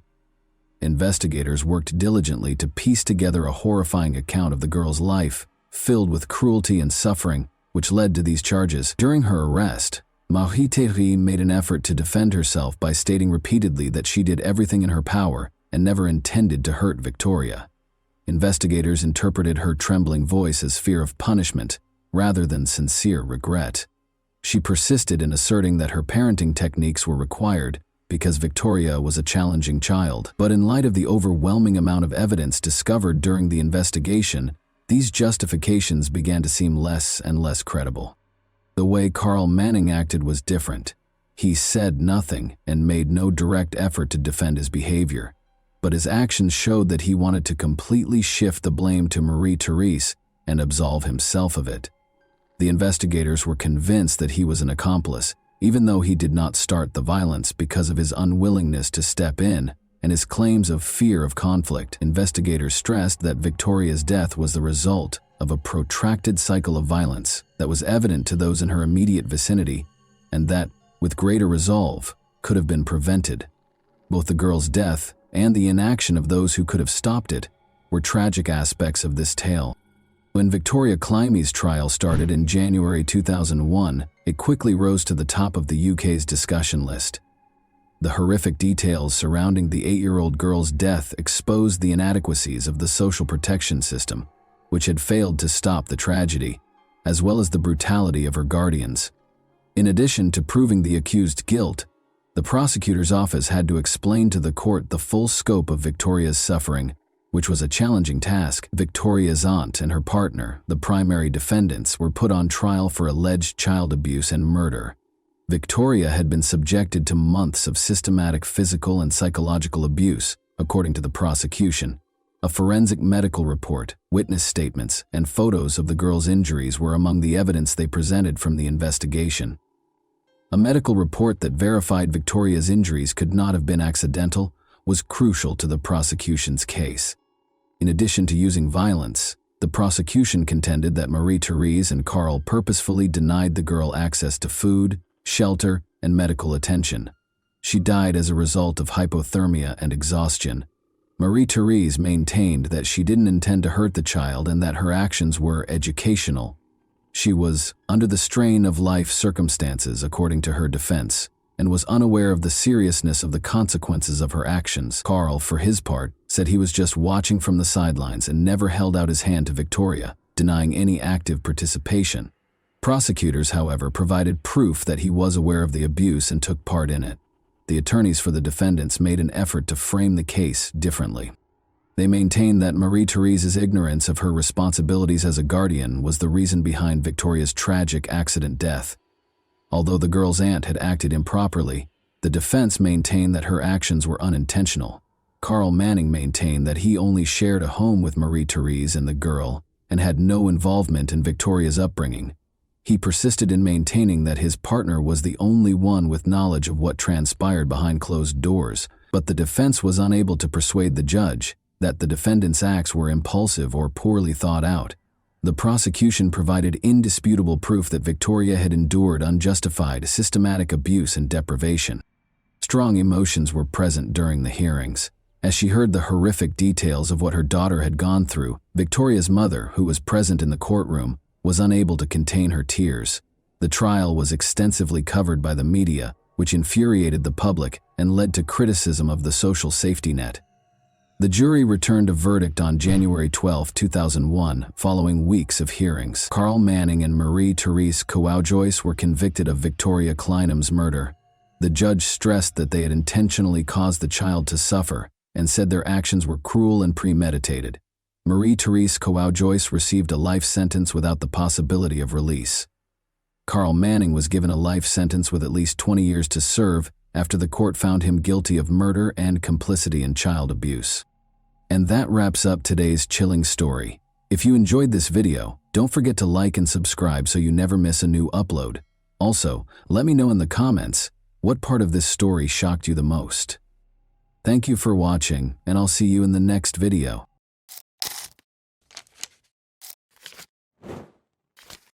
Hey guys, welcome to my channel, and today we're going to take a look at another horrible case with you. Marlene Warren, 40, and her 21-year-old son Joey were occupied with their weekend in their comfortable Wellington home on May 26, 1990, when Marlene heard the bell ring. It was a clown. When Marlene believed that someone had sent her a gift, she was ecstatic. Behind the paint and outfit, however, was a murderer who suddenly produced a gun and shot Marlene in the face. Why did they pick Marlene, and who was this murderer? Watch this space to discover out. Welcome back to Mysterious Hook, friends. We are examining the Marlene Warren case today. But first, if you haven't already, please think about clicking the bell symbol and subscribe button below to join our channel. So let's go straight to the riddle, without any more ado. People who wished to avoid the crime of West Palm Beach, Fort Lauderdale, and Miami would move to Wellington, Florida, which was known as a village. Wellington hosted numerous celebrations and events all year long. A well-known event that drew equestrian lovers from all over the world, the Winter Equestrian Festival, took place from January to April. It included a range of contests and performances. Another popular event that featured bourbon tastings from different vendors and bacon-based food was the Wellington Bacon and Bourbon Fest. A local club named Mar-a-Lago used to host a number of well-known individuals, including Madonna and Bruce Springsteen. People feel comfortable and content in the town, which is a lovely environment with superb schools. Wellington has been described as a rather safe and tranquil community in terms of crime rates and safety. Wellington has been ranked as one of the safest cities in Florida and has a crime rate that is lower than the national average according to numerous polls. While everyone else was having picnics, barbecues, and parades over Memorial Day weekend in May 1990, the Warren family experienced a tragic event. The birth date of Marlene Warren is April 15, 1950. Growing up in Michigan, she enjoyed spending time on her grandfather's farm with her sisters. She loved to bake, paint, and create art, especially clowns. Her parents even had a room devoted to clowns, and the entire family loved them as much as she did.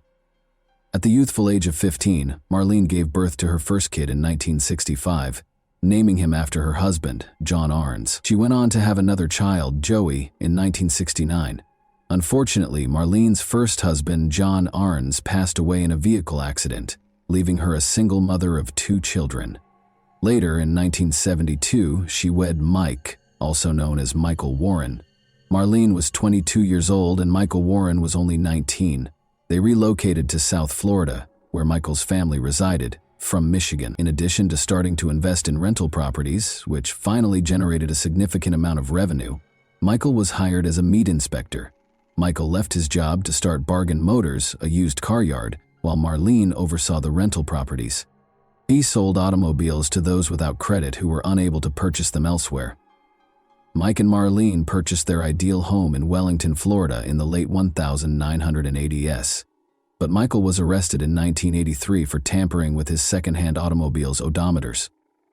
Despite receiving probation and entering a guilty plea, he continued to operate his business for a few more years. While Marlene oversaw their rental homes, Mike concentrated on his business and spent time at the racetrack.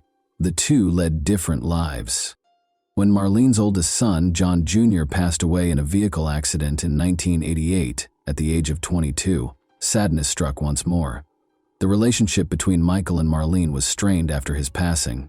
Sheila King, the spouse of Richard Spud Keene, one of Michael Warren's colleagues, was introduced to him at this period. The bond between Sheila and Michael was immediate. Though it was clear to everyone around them, they originally kept their relationship a secret. On May 26, 1990, a wet Saturday, Marlene, 40, stayed at home while Michael went to the racetrack. She was preparing breakfast for her 21-year-old son Joey, who was hosting some of his pals. A knock on the door occurred at approximately 10:45 a.m. Marlene thought it was a present when she opened it and saw a clown holding balloons and flowers.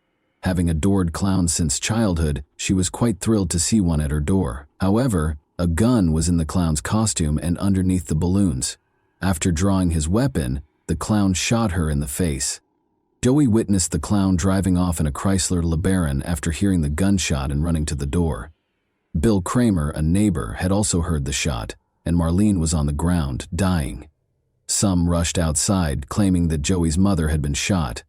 Marlene was transferred to the hospital when an ambulance was summoned, but she passed away on May 28, 1990, 2 days later. Marlene was a wonderful person who was always polite, respectful, loving, and kind. Her demise, however, was regrettable. Joey saw a clown leaving after Marlene was shot, but all he could recall was that the clown had brown eyes. Joey initially gave the police a sketchy description of the culprit, stating that they had large hands and broad shoulders. Crucially, though, he did witness the clown drive off in a white Chrysler LeBaron. Michael Warren was initially under suspicion, but because he was at the racetrack, he had an alibi. Consequently, the cops focused on Sheila Keene, his girlfriend. The more they looked into it, the more proof they found that she was involved.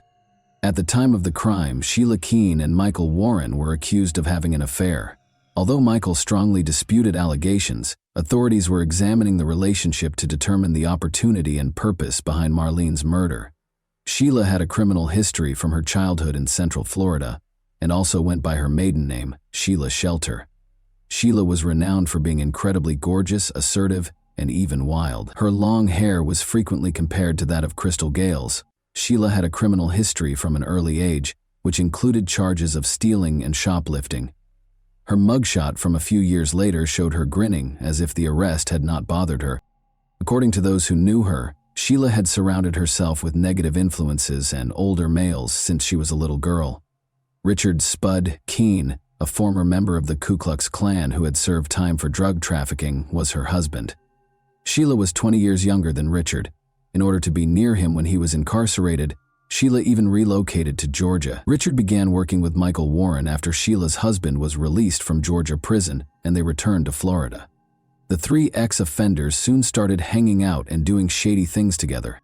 In one such instance, Sheila pretended to be a sex worker in order to meet a person in a motel room who had bought a car.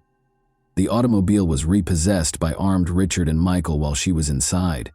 The buyer was also seen being held at gunpoint by Sheila, and the three of them escaped. Richard gradually slipped into the background as Michael and Sheila became closer. Sheila rented an apartment in Pine Ridge, and because Michael spent so much time there, the locals thought she was married to him. Investigators were informed by Michael and Sheila's co-workers that they thought the two were having an affair. They were immensely fond of one another and would go out for long meals. They were in fact having an affair, according to a lot of evidence. According to police documents, Michael's mother recalled an instance in which she went with him to a racetrack. She asked Sheila if she loved Michael after sensing a connection between them. Michael said that he loved himself, but Sheila affirmed that she did. At this time, Michael and Marlene's marriage was failing. Michael would come in angry after a battle with Marlene, according to a car dealership employee, and offer $10,000, 0 cents, to anyone who killed her. Michael is also reported to have stated that if someone were to get rid of his wife and never have to work again, he would make them wealthy. Michael and Sheila were both named as suspects in the case following Marlene's murder. Investigators began to wonder if Michael's girlfriend could have perpetrated the crime, even though he was the clear suspect. Since most males would shoot their victims in the heart rather than the face, the murder's character sparked suspicions. As the investigation progressed, the evidence began to implicate Sheila rather than Michael, which made detectives think that she might have had a reason for committing the murder. The police's primary objective during the inquiry was to locate the white Chrysler LeBaron that Joey had seen. They discovered that the vehicle had been rented by a couple from Payless Cars, a local car dealership. They became confused and called the incorrect number from a phone book ad when it came time to return the vehicle. The number on the advertisement was Michael Warren's, and it was for his vehicle dealership, Bargain Motors. However, Michael's advertisement bore a striking resemblance to one for the Payless car lot. Someone at Michael's car lot told the couple to leave the car outside the gate with the keys in the windshield wipers after they called the number, assuming it was for Payless Cars. But soon after, the vehicle was taken. Investigators found a Chrysler LeBaron in a Winn-Dixie parking lot about 5 miles from the crime scene on the day of Marlene's funeral. Inside the automobile, many hairs were found, some of which seemed to be from an orange and yellow fibered acrylic wig. But at the time, DNA technology was not yet advanced enough to accurately identify the fibers or the hair samples. Investigators discovered the location where the suspect purchased the clown suit, balloons, and flowers in addition to the vehicle. A few days prior to the murder, a woman walked in and asked for a clown costume. especially Ruby's clown costume, an afro clown wig, Bob Kelly clown makeup, and a sponge nose, according to two women who worked at the Spotlight Capazio costume shop, who told police. The woman insisted on buying the outfit that night, even though the store employees first encouraged her to come back the following day because they were closed. According to reports, she was about 5'8", had long chocolate hair, brown eyes, and was dressed in trousers and a men's work shirt. Sheila was identified by the police as the woman who visited the business at closing time a few days before to the murder, after the employees recognized her from a photo lineup. As the investigation into Sheila's possible involvement in Marlene's murder progressed, more evidence began to mount against her. One piece of evidence came from a public grocery in the area that offered the particular kind of mylar balloons the clown was using. An employee there recognized Sheila from pictures and recognized a long-haired woman with brown hair who purchased those balloons only an hour and a half before to the murder. The fact that Sheila had previously dressed up as a clown when married to Richard Keene only served to heighten suspicion. The pair resided in a Pahokee trailer park near Lake Okeechobee. Sheila had made friends with a number of locals, including some workers at a store that sold car parts.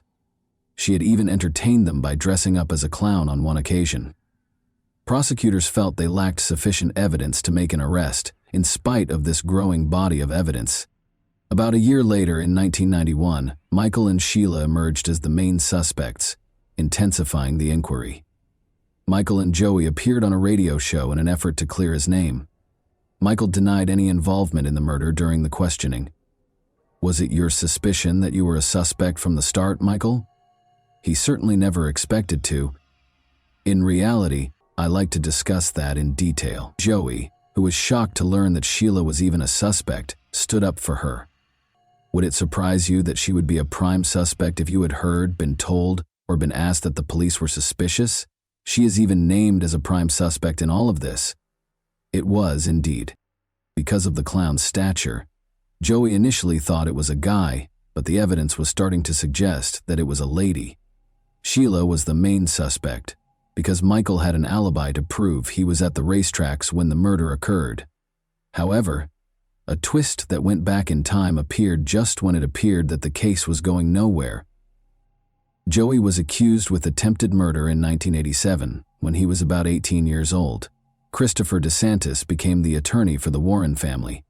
DeSantis and Michael Warren were celebrating Joey's trial victory as they left the courthouse following a favorable hearing. Michael then jokingly inquired as to whether a person might still inherit their estate if they had hired a hitman to murder their wife. The lawyer was surprised, but he said that unless there was manslaughter or the murderer was someone else, the law forbade a murderer from inheriting. Sadly, DeSantis provided yet another example, which he eventually came to regret. According to him, it would be challenging to obtain a conviction if someone donned a clown suit because their identity would be concealed. It wasn't meant to suggest that he should wear a clown outfit or something similar, for instance, if you were wearing one. However, the point was that you cannot be found guilty if you are unable to provide identification of the offender. He didn't mean to suggest that Michael should dress like a clown, but the idea was that there couldn't be a conviction if identity couldn't be established. DeSantis had essentially handed him a murderous recipe. The authorities suspected that the clown figure was retaliating against Joey and his pals, so they also examined DeSantis as the inquiry into Marlene's death developed, and suspicions were placed on Michael and Sheila. However, this exchange between Michael and DeSantis later turned into a crucial piece of proof. It sparked speculation about whether Michael had heeded the lawyer's counsel and disguised himself as a clown to carry out the crime. It became evident during the course of the investigation that Marlene had previously indicated dread of her husband before she was murdered. She had expressed her desire to divorce Mike to others, but she was afraid he would murder her. When combined with DeSantis's assertion, this implied that Mike was aware of his right to inherit property following his wife's murder. In spite of this, no one was arrested in the weeks that followed these disclosures, because investigators need hard proof to move forward. The months passed with no resolution to the case. Although Michael and Sheila denied any romantic involvement, their co-workers suspected that they were involved. A year following Marlene's passing, they relaxed and went on a trip to the Bahamas, staying at the upscale resort casino hotel. Other couples saw them enter. Michael was loud and brazen, and Sheila looked uncomfortable. This alerted the authorities once more.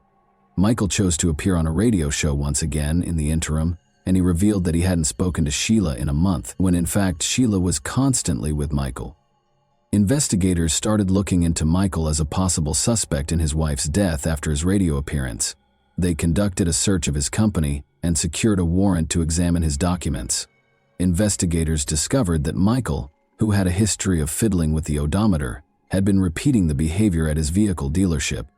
They accused him of theft, fraud, odometer tampering, and racketeering, among other offenses. Michael was given a 9-year prison term, but there was still no hard proof that he or Sheila were responsible for Marlene's death. In 1997, fresh evidence surfaced that would revive the case when it appeared that the inquiry had reached a standstill. A guy gave police a tip in 1997 that connected Michael Warren to the murder of his wife. According to the informant, who was the son of a recently deceased Bargain Motors employee, his father made a startling admission to him as he was near death. The informant claims that his father informed him that if he pulled up a car that was immersed in water, all the solutions to the case would be revealed. In addition to claiming to know who plotted the murder and where the clown suit and pistol were stored, he even provided the precise position of the car. Investigators thought that by reclaiming the murder weapon and outfit, they would finally be able to solve the case, because this was a significant lead. When divers were dispatched to the scene, they discovered the car, but regrettably, nothing important was within. Due to this setback, the investigation had to start over, and the case once more remained unsolved for a while. Sheila Keene and Michael Warren made the decision to wed in Las Vegas in 2002. Although the case was still open and the investigation into Marlene Warren's death had stopped, Marlene's parents were certain that Sheila was the murderous clown. Sheila was once again a top suspect when the investigation was reopened in 2013, especially because of her marriage to Michael. The Wellington clown murder is one of the cold cases that the Palm Beach County Sheriff's Office is looking into thanks to a grant. To examine the evidence and speak with witnesses, they assembled a task team comprising representatives from the FBI and the state attorney's office. The indictment was obtained thanks to the task force's submission of fresh evidence for DNA analysis. This contained DNA samples from Sheila and Michael as well as other suspects in the case. The potential DNA samples discovered in the clown wig and additional hair strands within the Chrysler LeBaron were also added. Investigators were able to approach the case from a new angle thanks to the data gleaned via analysis and interviews. Mike and Sheila had made a fresh start in the little Virginian town of Abingdon, where they had completely changed who they were. Their neighbors described them as amicable and in love, and Sheila had even changed her name to Debbie. They appeared to be leading a nice life. Just across the line in Tennessee, they had even opened a well-known fast food restaurant named the Purple Cow. Michael and Sheila were eventually located at the restaurant by investigators. Even though they were primary suspects, they were still working and leading normal lives. They were neither fleeing nor attempting to hide. They appeared to be doing well and to have finally moved on from their past. Despite the fact that Michael Warren was typically seen as a joyful and easygoing person, not everyone had a positive opinion of him, particularly following an incident with one of his neighbors that revealed a different side of him. When questioned about his decision to steal some rocks from his neighbor's property without permission, Michael reportedly said that they ought to be considerate of one another. Asking for permission beforehand would have been the neighborly thing to do, the neighbor retorted. Then Michael insulted the neighbor, using a nasty phrase and labeling him skinny. The neighbor refused to back down and referred to Michael as a bully.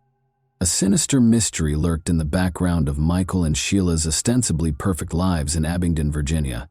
Sheila, who her co-workers called Debbie, told a terrifying story about how she had escaped punishment for murder in Florida while intoxicated one evening at a party. In the meantime, investigators in Florida worked tirelessly to solve the case, using the most recent DNA technology to identify a possible suspect in Marlene Warren's murder. The evidence suggested that Debbie, also known as Sheila Keene Warren, was the one who had carelessly revealed her lethal secret to her gullible co-workers. Mike and Sheila were stopped by the police on December 26, 2017, while they were returning from Vermont to their hometown of Abingdon in their Cadillac SUV. Sheila was taken into custody without question. Rather, she inquired as to if her spouse was also being taken into custody. Sheila was detained because she was charged with first-degree murder with a firearm, a crime that had gone unresolved for 27 years. Sheila had avoided arrest until that day, even though she had been a main suspect from the start of the investigation. She could now be sentenced to life in jail. A mugshot was taken when a video of Sheila being taken into the police station was caught. She is shown grinning in the mugshot, which is similar to the one from when she was initially detained as a teenager. It was disturbing to see the disparity between the seriousness of the act she was being charged with and her casual demeanor. Sheila King Warren vehemently denied any involvement in the crime, according to her attorney. She believed in her own innocence, as evidenced by the many letters she penned while there. Even though the murder weapon was still missing and 27 years had passed, and the clown's first description was that of a man, the state of Florida was certain they would get a conviction.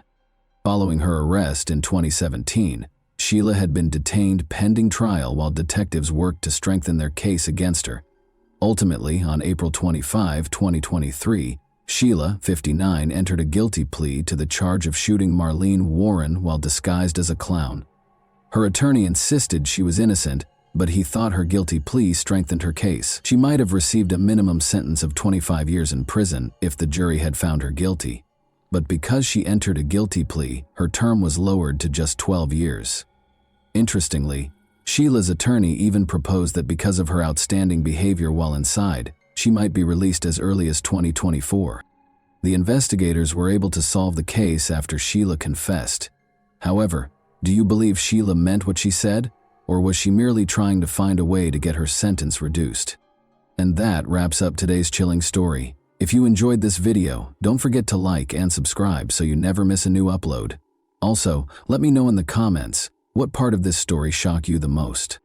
Thank you for watching, and I'll see you in the next video.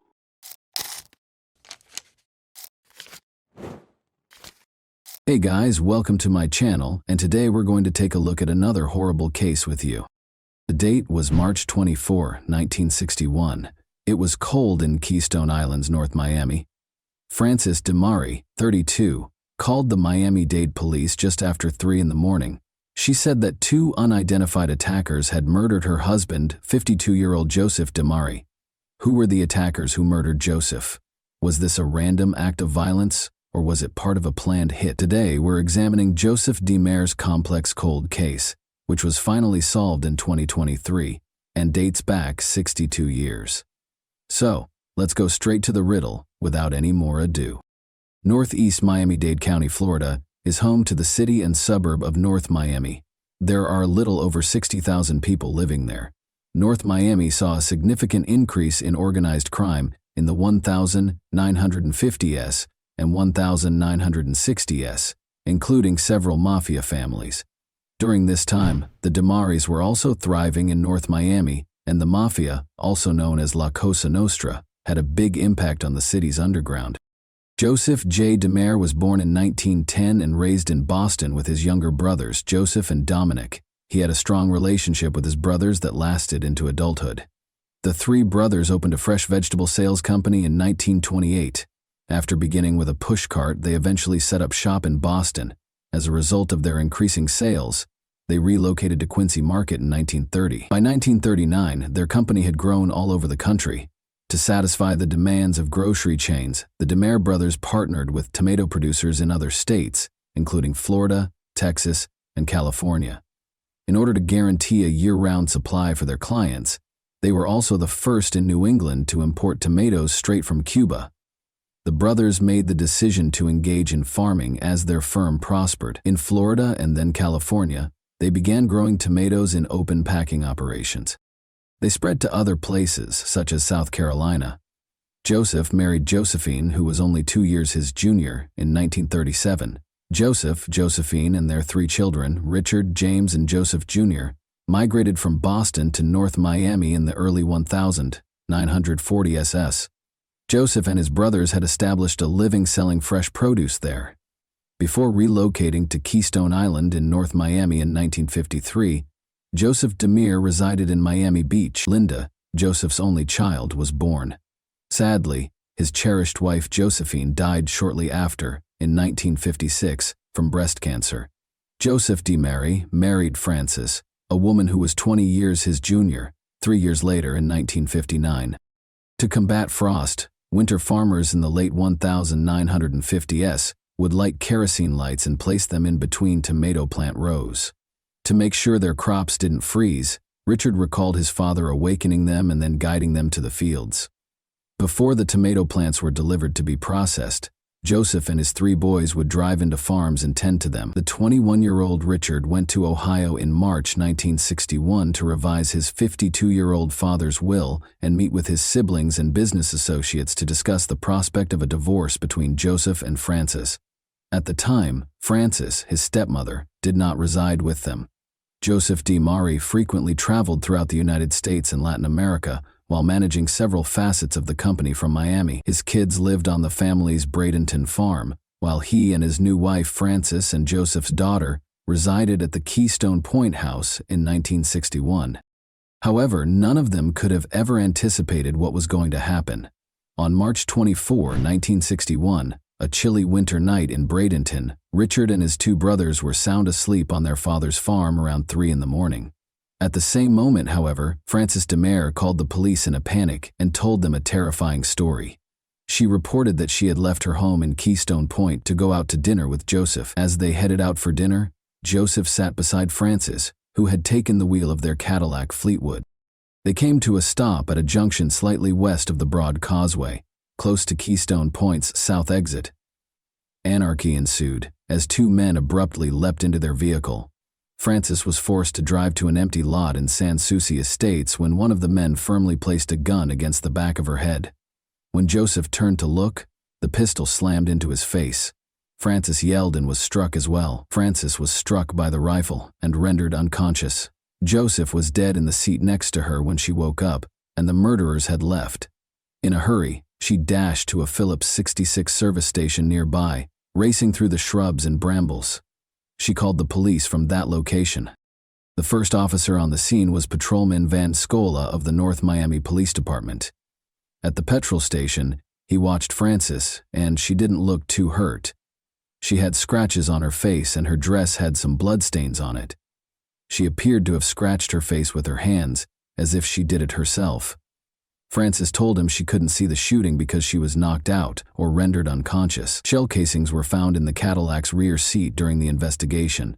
Upon closer inspection of the photos, it was discovered that the rear seat also had at least 2 unused rounds. Police records show that Norman Logan, a gas station employee, claimed that Frances never spoke of her husband being shot until the police arrived. According to 2 local fishermen, they heard nothing during the incident. Frances told the police that the attackers stole $400.00 in cash from her husband and $5.00 worth of jewelry from her. A day after the murder and heist, however, a gold ring and diamond cufflinks were still discovered on her husband's body. Frances claimed that the gunman had taken her valuables with force, according to the Miami Herald. She disregarded the bandits' orders not to look back, and one of them hit her with his revolver, knocking her out. She did, however, tell the police that her spouse had turned around earlier. According to the article, when Frances regained consciousness a few minutes later, she found her husband slumped against the car door, blood streaming from his head, and the attackers had run away. Panicked, she hurried to a neighboring Phillips 66 fuel station, where she contacted the police for help, navigating the brambles, thorns, and jagged pebbles. In a follow-up interview with the Miami Herald following the killing, Frances said that the attacker called her husband Frank rather than Joe. She guessed that they might have thought Joe was someone else for some reason. Additionally, when the police spoke with her about the murder, she did not provide them with this information. According to other news accounts from the time, Frances described how the shooter tried to grab her jewels, and when she became emotional, he hit her brutally with the revolver. She lost consciousness as a result, and when she regained consciousness, she found her husband shot. Once more, the cops did not bring up the hysterical aspect of this during their interrogation with Frances. Frances arrived to the petrol station and told the owner's son, Norman Logan, that the 2 men had gotten into the car, one in the front and one in the back, according to another Herald piece. On the night of the murder, however, Norman had made it plain to the police that Frances had not brought up the murder until they got to the gas station. Frances's explanation of the shootout at the murder scene contained numerous inconsistencies, Was this because, during all of this, she was under pressure from someone? There was no mention of Joseph's brothers. Were they concealing something? The DeMare firm would only be split between the two surviving brothers after Joseph's death, which was a motivation the police extensively examined at the time. However, Frances wasn't finished yet. That same week, she gave the Herald another exclusive interview in which she repeated the events. This time, she clarified two males abruptly got into the back seat of the vehicle as they got closer to the Causeway Bay Shore intersection. There was no other traffic on the causeway, but a car was following. With Frances behind the wheel, one of the men pressed a pistol to the back of her head and instructed her to do as they said. They told her to keep going directly in the direction of Sans Souci Estates. They told her to turn right off of Bayshore Drive after she had driven about a block. Joe, her husband, became curious and asked the men what they wanted. In response, one of the attackers declared that they wanted to take his money. Frances and Joe were instructed to keep their heads forward, but Joe kept turning back in an effort to defy them. At one point, he turned and was struck hard in the face. She noticed that he was bleeding when he turned to face Frances. He turned around shortly afterward, and they hit him again. Frances started to shout in return. She was then struck twice on the head by the assailants. She was resting on the gravel outside the automobile when she came to conscious again. Her attackers had stolen all of her valuables, which was worth about $5,000.00. At the time, Joe had about $400.00 in cash, which she later found had also been stolen. The men, Frances was convinced, were no amateurs. Despite not having a clear view of them, their calm and meticulous manner persuaded her of their experience. Their speech patterns did not fit the stereotype of a hoodlum. The fact that the men called her husband Frank rather than Joe left Frances with the unshakable impression that a grave error had been committed. She claimed that she thought they had misidentified Joe for someone else, or that maybe robbery was their main motivation for some reason. She thought they had no intention of hurting anyone. Frances rationally addressed every item in this conversation that did not align with the assertions she made to the police and to press. However, why was she defending her claims? It was clear that she would not recall every detail of what happened if she had suffered a concussion from the hits to her head. More intriguingly, though, she was also justifying the attackers by claiming that they might have thought Joseph was someone else and that their main goal was robbery rather than murder. This prompted the authorities to speculate that the murderer might have been a close friend or relative of Joseph and Frances. The authorities were unable to collect any DNA samples or even fingerprints that would have allowed them to identify the murderers because technology was not very advanced back then. Since no one saw the murderers and they left before Frances regained consciousness, there were no more hints, and the case slowly faded into obscurity. However, Joseph's son Richard recalled that before to Joseph's murder, there was some friction between him and Frances. Richard actually met with the other members of the family to talk about the divorce from Frances and his father's bequest. Additionally, Frances had moved to Ohio and was not living with Joseph at the time of the murder. After learning that Joseph had altered his will, she had returned. His will now states that if Frances remained with Joseph during their marriage, she would only be entitled to a portion of the wealth. Richard said that Frances did not even cry on the day of Joseph's funeral. As straight-laced as they come, she was. Although she claimed to have been hit by the pistol's butt on her forehead, there were no visible wounds there, and she was more concerned with getting her hair done for the funeral than the actual event. Following the funeral, Frances got $250,000 from Joseph's bequest and gave all of Joseph's children a 24-hour notice to vacate. Additionally, Frances was married again a few weeks after Joseph's funeral. Unexpectedly, this was the lawyer who would represent Frances in her divorce case. In the 1980s, some 20 years later, Richard resumed his investigation into the case with the assistance of volunteer and lawyer Paul Novak. Novak had first-hand knowledge of crimes that occurred in and around Miami. Following careful deliberation, Novak suggested that Richard forward the case to a forensic scientist. Given that Joseph was a prosperous businessman and that organized crime had been rampant in Miami throughout the 1960s, and that numerous crimes were connected to one another, Novak and Richard believed this might be a mafia hit. Nearly 30 years after Joseph's passing, in 1991, Richard DeMare saw the case from a different angle. For a second opinion, he contacted John Thornton, a professor of forensic science at the University of California, Berkeley. Following his investigation of the case, Thornton expressed his skepticism over Frances's assertions in a letter to the Miami-Dade police. The bullet wounds appeared to have been fired from two distinct angles, and he doubted that they were consistent with the circumstances she stated. Thornton further noted that Frances's claims about the duration of the incident did not match the quantity of blood found at the crime scene, but since there was no proof, the police were unable to take it into consideration. Frances could have been suspected during the initial investigation, according to another police officer at the time. However, a high-ranking official had instructed the police not to investigate Frances because she was a victim and a widowed woman in grief. As a result, the police did not follow up on the Frances angle or question her again. Then, in the 2000 cess, 40 years later, Richard was presented with a list of suspects by several officers. Joseph's murder was one of the older crimes the police department was investigating. Richard's own investigations had already produced a list of these suspects, but Frances was not one of them. Frances DeMarais passed away in 2006. She was 82. Including her marriage to Joseph DeMarais, she had 4 previous marriages. Around 2019, Paul Novak and the homicide team at the Miami-Dade Police Department's Cold Case Squad began going over the Joseph DeMarais cold case file once more, nearly 60 years after the murder and 20 years after Frances's passing. They discovered numerous hints about the probe in the old police reports. First, Richard had provided the police with some shell casings following the murder of his father. These round casings were from an Italian auto pistol, a .25 caliber SATA, which Joseph possessed but was constantly with Frances. Richard had recovered the ammunition casings after firing a few bullets into the swimming pool at their property. Richard gave the police these casings, but why? Because the shot casings discovered in Joseph's car's back seat at the time of his murder resembled these casings. The police inquiry revealed that 2 empty bullets were still laying there when the deceased was discovered.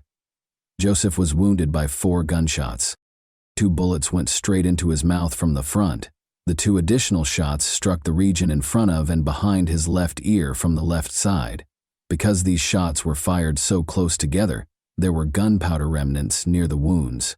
This indicated that the person who killed Joseph was really close to him in terms of closeness. Since the wounds were on his mouth and around his left ear, it was also evident that the person who shot him did so from Joseph's left side before also shooting through his mouth to confirm that he had died. This indicated that the attackers were not seated in the back seat. Joseph had 9 cuts or bruises on his skull in addition to the gunshot wounds. Additionally, Joseph exhibited injuries on his right index finger and left arm, indicating that he was either dragged after being shot or that he struggled before to being shot. Blood was discovered on the outside of the vehicle, on the front and rear seats, and inside the vehicle. The blood leaked out from the bottom of the door and ran down the glass. It was confirmed during a follow-up examination in late 2019 that there was no blood found on the driver's door, steering wheel, or seat. Additionally, no blood splatter was discovered outside the front seat's center. This implied that Frances, the person occupying the driver's seat, was completely unharmed. Blood trails were seen traveling backward on the outside of the automobile. The volume of blood revealed how severe the injuries were and how long it took for the bleeding to start following the shooting. This indicated that Joseph was shot while the car was moving, and it continued to move while he was bleeding. This, too, went against Frances's statement. The automobile could not have continued to move after she passed out, as she had claimed to have done while behind the wheel. Joseph's jaw was somewhat red, but there was no blood found in his lungs. According to medical professionals, these results might indicate that Joseph's airway was blocked when he was shot, because someone had their arm around his neck. On the other hand, it can indicate that the lethal bullet instantly stopped breathing. Frances said it was a heist, but when Joseph was found in the car, his diamond cufflinks and gold ring were still on him. There were no gunshots, indications of a struggle, or even a bullet being fired, according to 2 men fishing nearby. Frances's feet were uncut, and her shoes were discovered next to the car in a way that indicated they had been placed there on purpose rather than strewn about. A female officer suffered many cuts and bruises to her feet as she walked the same route Frances claimed to have gone, barefoot, from the automobile to the gas station. Norman Logan, the first person Frances spoke to at the petrol station, said she never brought up her husband's shooting. However, when the police and Novak conducted ballistic tests, the greatest hits were still to come. They discovered that only if the bullet was shot from the driver's end could the trajectory of the bullets at the crime scene be satisfied. It did not follow the path of the bullets Frances had described in her initial remarks. Furthermore, it was established that the round casings Richard provided to the police matched the shells of the bullets that killed Joseph, indicating that a .25 caliber SAIT also killed Joseph. The day Joseph walked out for the final time with Frances, the identical gun had vanished from the DeMare home. The most shocking aspect of the case files, however, was the discovery of a blood trail from Joseph's garage that led to the location of his Cadillac. This made it quite evident that Joseph had actually been shot in his garage while he and Frances were at home before they even left for supper. The homicide squad investigators and Novak were aware that Frances could only inherit Joseph's debt if she remained with him during their marriage, and that is exactly what transpired. Frances received the $250,000 0 cents because she remained with Joseph till his death. The authorities came to the conclusion that Frances killed Joseph in order to obtain the money from him because of the divorce angle and Joseph's alteration of the will. The police concluded that Frances DeMare was the only individual who would carry out all of this, based on this and all the other clear indicators. The Miami-Dade Homicide and Cold Case Squad conducted a press conference on May 10, 2023, nearly 3 years after the Joseph DeMare cold case was reopened. They declared that they had sufficient grounds to suspect Frances DeMare of Joseph DeMare's murder. The upcoming divorce and Joseph's alteration of the will served as the motivation for her murder. In order to do this, she shot Joseph in the garage of their home, drove the car 3 or 4 miles away, went barefoot to the gas station, and called the police while leaving Joseph's body in the car. The murder weapon was never located because the police thought Frances had thrown the .25 caliber STA pistol beneath an underbridge. Richard, aged 82, expressed relief after this announcement, although he was not pleased at all. He was aware that the murderer was his stepmother. Richard further disclosed that he had instructed the police to look into Frances and her murder in 1961, but they had refused. Since Frances died in 2006, she was unable to face consequences for her crime. She had never been held responsible for her acts in her entire life. According to Novak, this case exemplifies how politics can trump justice. It is still unclear whose senior official gave the order for the police to leave Frances alone. Since then, the DeMare business has expanded greatly, going global. They state on their websites that the DeMare firms still adhere to the principles of excellence, honesty, and hard work that the brothers created. They think that the next generation of the DeMare family and their hard-working staff will carry on their tenacity and resolve. Even though his stepmother would never receive justice, Richard, who was also affected by same ideals, might find some comfort in the knowledge that she pursued justice for his father. Why, in your opinion, wasn't Frances given more attention during the preliminary inquiries? Do you believe that a more extensive plot was concealed? And that wraps up today's chilling story. If you enjoyed this video, don't forget to like and subscribe so you never miss a new upload. Also, let me know in the comments, what part of this story shocked you the most? Thank you for watching, and I'll see you in the next video.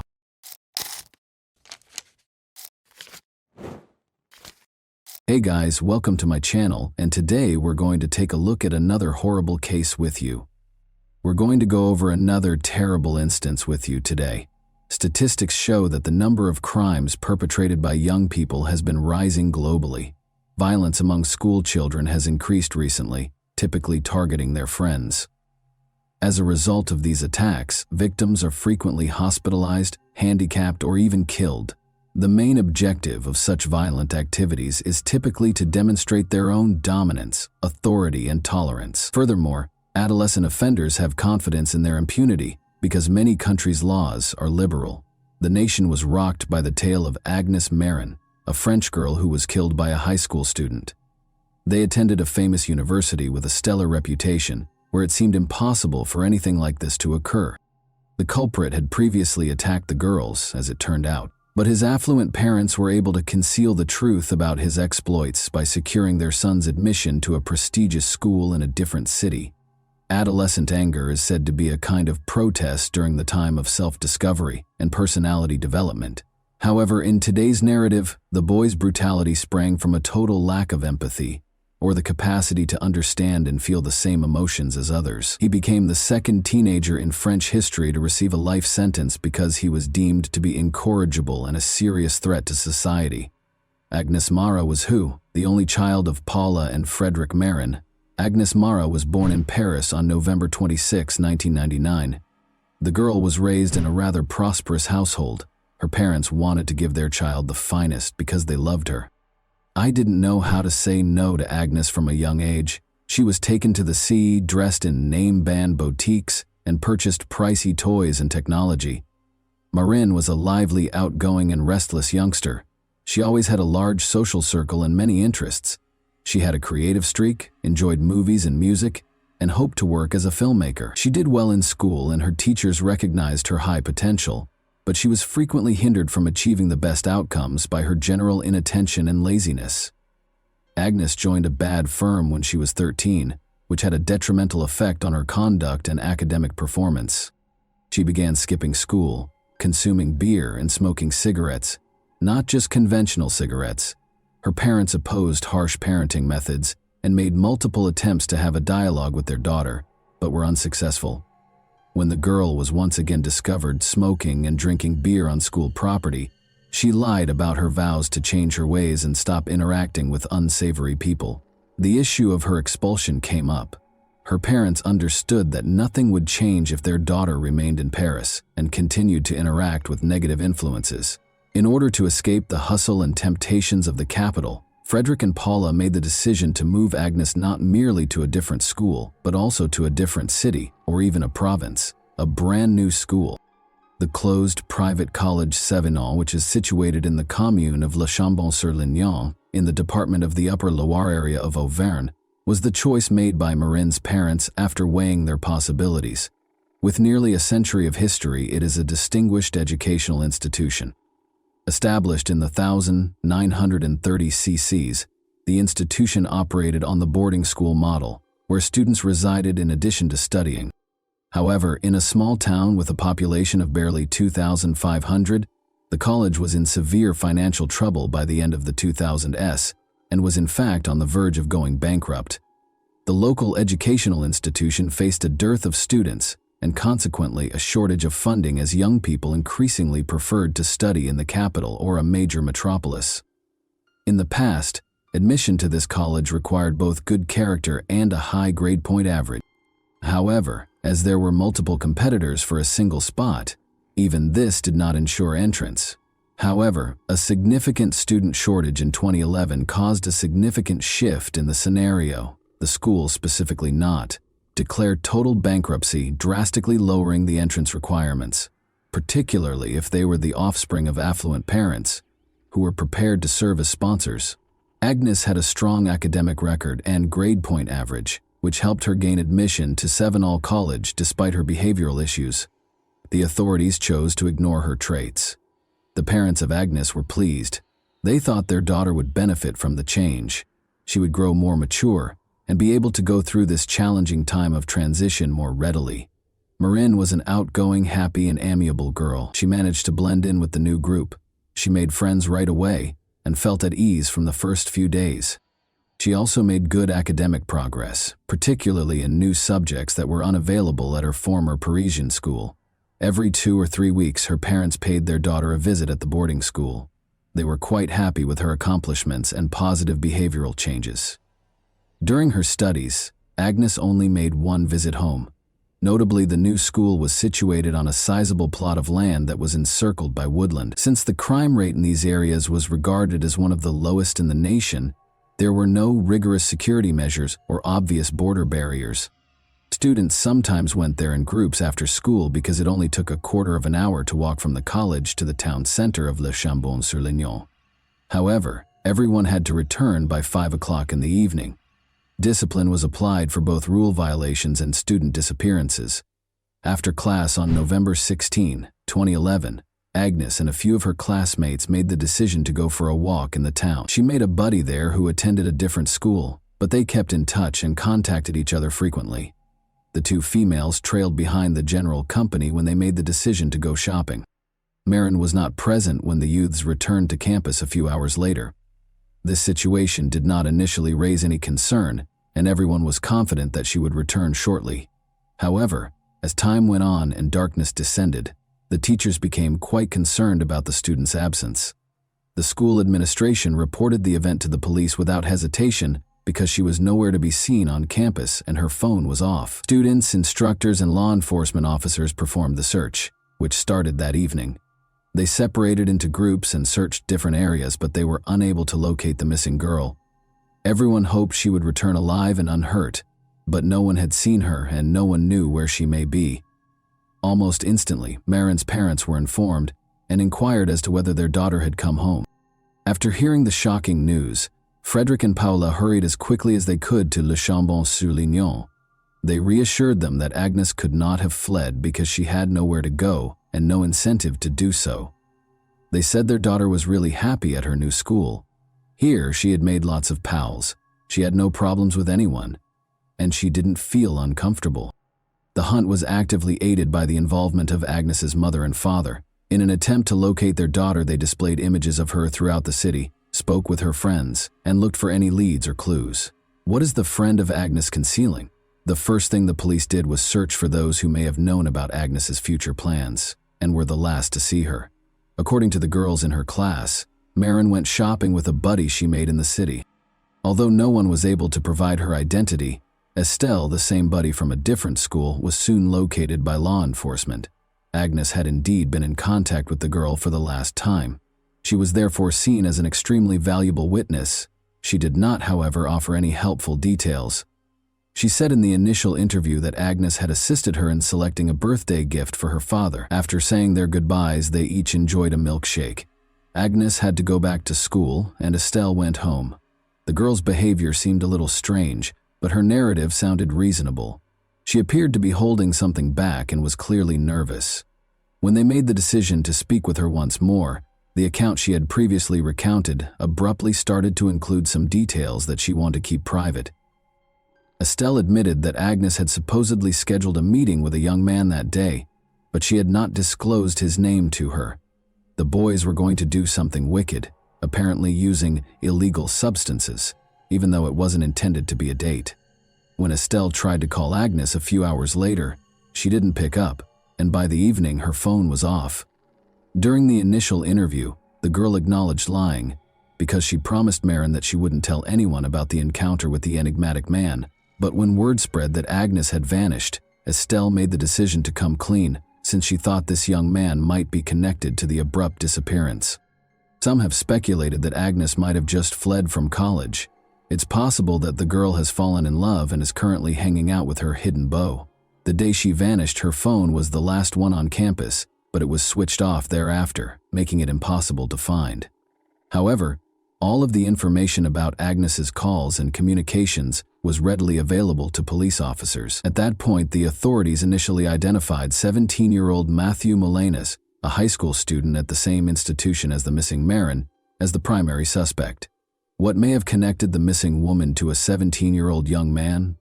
It turned out that she had been corresponding with Matthew Molanas for the past few days. What could they possibly have in common? Regardless, the youngster needed to be questioned since he might have important information that could help solve the crime. They were indeed scheduled to meet on campus and go on a walk together on the day of Agnes's disappearance, but there was nothing specific or concerning in their correspondence. Matthew said he would show her something, but he didn't say what. On November 17, Marin was initially asked to speak with the police. He was quite composed, but his hands and face had odd, seemingly new scrapes on them.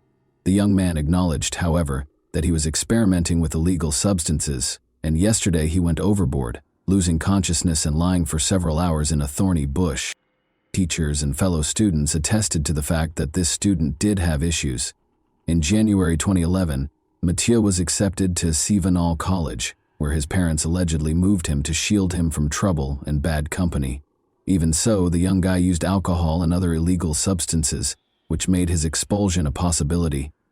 Nevertheless, he felt sorry for him and was given time to change. Molanas appeared to be a normal, troubled adolescent rebel. His demeanor and appearance seemed to challenge people around him. He liked hot beverages, smoked, and dressed in Gothic fashion on campus. He boasted to his peers about his pranks, saying he would not face consequences. Matthew vanished for several hours on the day Agnes vanished. In the evening, he emerged from the woods wearing filthy clothes and with scratches on his hands and face. He responded to any inquiries by saying that he had consumed too much alcohol and had passed out on his own. Although everything about him seemed and sounded suspicious, the investigators chose to check into him more further because there was yet no concrete proof against him. The wealthy parents' pampered son, the eldest of 3 children born to Sophia and Dominique Moulanis.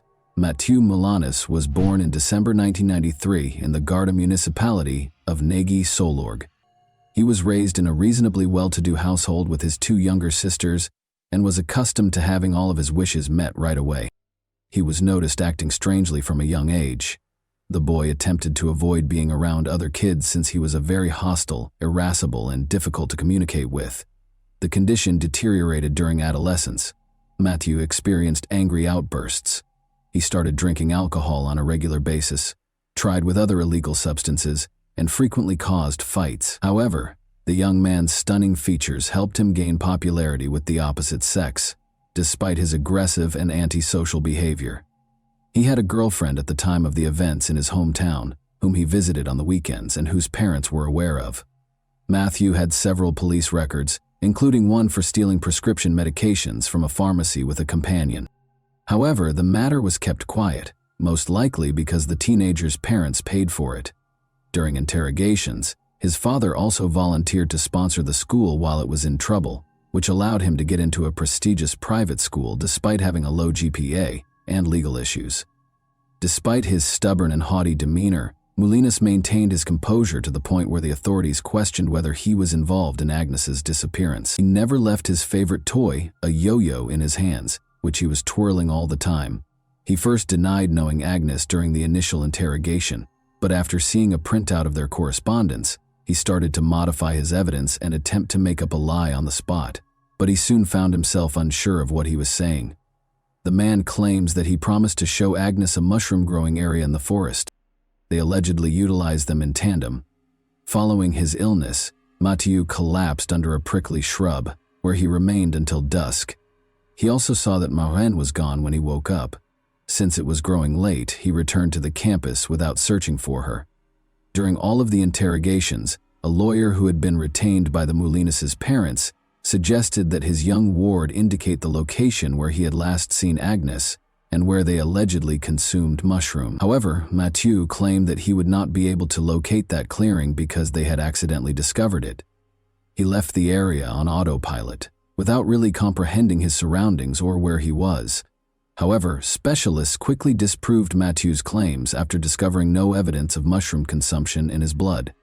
Furthermore, it was determined that the wounds on his body were the result of a battle. That is, he was scratched with nails by someone who was presumably a girl, a gory finding in the thicket. The school children who had witnessed Mathieu emerge from the forest that night indicated the direction from which he had come, and it was determined to conduct a comprehensive, extensive search in that area of the forest. There was still a slim chance that Marraine would be found alive at that point. On November 18, however, searchers awaited the horrifying discovery of the missing Agnes's severely disfigured and partially burned remains in a tiny space tucked away in a thicket. Her clothing was ripped. There was no sign of her underwear. In addition to evidence of deep knife wounds, there were all the telltale symptoms of violence. Don't believe Moulins was responsible for this horrible crime. There was no question, but it was important to wait for the forensic specialist's conclusions and to get the killer to confess. The strangler admitted in Confessions of a Ruthless Killer that he purposefully lured Agnes into the woods to abuse her but allegedly had no plans to kill her. In fact, Matthew did not particularly deny the horrific discovery when he was informed about it and started to testify, explaining how everything was. She, however, resisted vehemently. He had to use the rope from his favorite toy, the yo-yo, which he always carried with him, to tie up the victim after he scratched him. The man was upset about going to jail when Agnes yelled and threatened to turn him in to the police. He chose to kill the unlucky and dispose of the body since he did not want to. Agnes suffered 17 knife wounds, the majority of which were to the neck, face, and chest, after Mathieu viciously beat her, fracturing her arm, nose, multiple ribs, and shin. He doused the victim with a combustible concoction from a canister and lit her on fire when she ceased exhibiting any signs of life in the hopes that the flames would totally destroy the body. Then, as night fell, he hastily left, failing to see that the fire had been put out. He removed his toy from the corpse and carried it away. As though relishing each word and seeing the investigator's response, the high school girl described the incident calmly and in great detail. He had neither regret nor sympathy for the victim. The investigation revealed that Agnes had evidence of the rapist's biological fluid in her body and pieces of mature skin and epithelium beneath her fingernails. Additionally, traces of the victim's and the offender's perspiration were discovered on the rope of the actual toy yo-yo. Agnes's parents received her body following all required tests and medical evaluations, and they buried their only daughter in Paris. Notably, the burial for the first victim of a young psychopath was held on her birthday, November 26, 2011. The fact that Marin was not the only victim of Moulinas stunned law enforcement when they closely examined his biography, but this information was purposefully concealed. It turns out that since he was a young boy, he had been mean to other people, including his own sisters, other kids, and animals. He always enjoyed causing pain and suffering to people in an unmatched way. Mathieu attacked Julia, his young neighbor whom he had known since childhood, in August 2010. The attractive neighbor chose to capitalize on the girl's interest in him. After luring her into the woods, the man struck her on the head, tied her up with household-bought Scotch tape, and proceeded to mistreat the unlucky. After that, Moulinas started strangling her and most likely would have murdered her, but as her mobile phone rang, the criminal flinched away, glanced around, and just walked away. After a scared Julia freed herself, she called her parents, who promptly called the police to report the occurrence. The following day, Mathieu was taken into custody.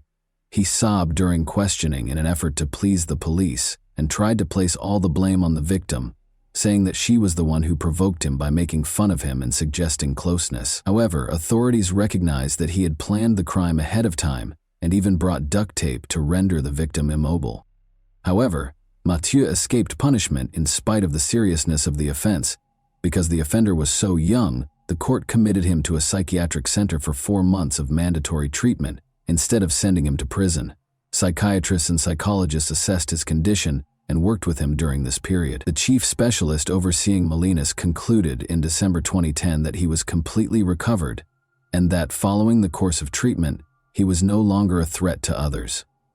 After reviewing this report, the court granted the offender freedom with the condition that he only attend a number of anger management classes and receive parental support.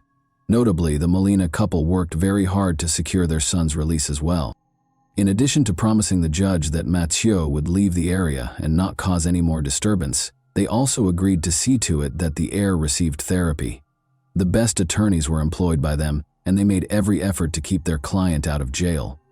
Following that, the parents began searching for a new school for their kid, but they were unwilling to accept him anyplace because of his criminal record for such a significant issue. The father then went to the provincially closed College 7 himself and scheduled a meeting with the director. He promised to support him right away when it came to the college's admittance of mature students after learning about its financial difficulties. In every manner possible, Dominic Melinis defended his son by lying that there was only violence against his ex-girlfriend, despite the director's observation that the man's academic performance was too poor and that the criminal case of a prospective student could negatively impact the school's reputation. After the breakup, she allegedly sought to get back at him. Surprisingly, the leadership of the educational institution accepted Dominic's account of events and did not go into the specifics of the trial, which is why he was freed a few months later after everything had been resolved. It seems that they chose to ignore the crime and keep this information from other kids and their parents because of the sponsorship amount he had declared. Just 1 month before his 18th birthday, Mathieu had accepted the verdict in the trial, but because he was a kid when the violent and terrible crime was committed, the law gave such offenders a lower sentence, and the trial itself had to take place in private. Agnes's parents demanded that the sessions be made public, at least in part, and that journalists who would be covering the case in the media be included. The Marin couple, however, were turned away, and the trial took place in private. The case didn't start until June 18, 2013. The many errors in the Mathieu case were sharply condemned by the public prosecutor, especially the fact that the psychiatrist who concluded that the man posed no threat to others was a young lady without the necessary training. She made a deadly error and had no prior experience dealing with crooks. After the defendant had a second mental evaluation, specialists came to the conclusion that, in addition to being unrepentant, he may very easily conduct the same crime again if given the chance. This was corroborated by Mathieu himself, who claimed to have delighted in seeing the victims suffer.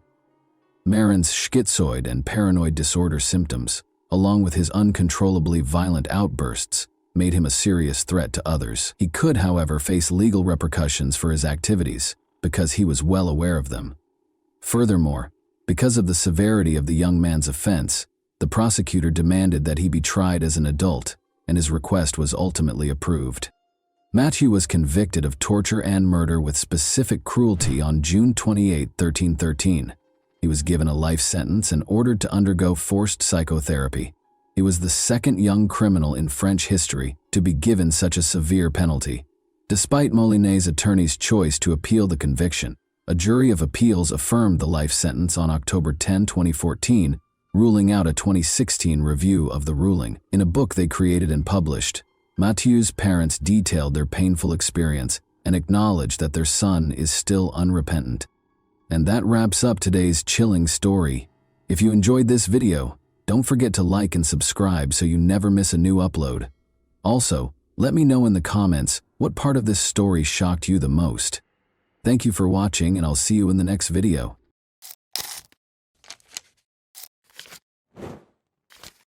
Hey guys, welcome to my channel, and today we're going to take a look at another horrible case with you. What caused the beauty queen's life to be stolen? It is said that beauty is a strong force that can save the world, but regrettably, it does not always translate into happiness and can even cause problems.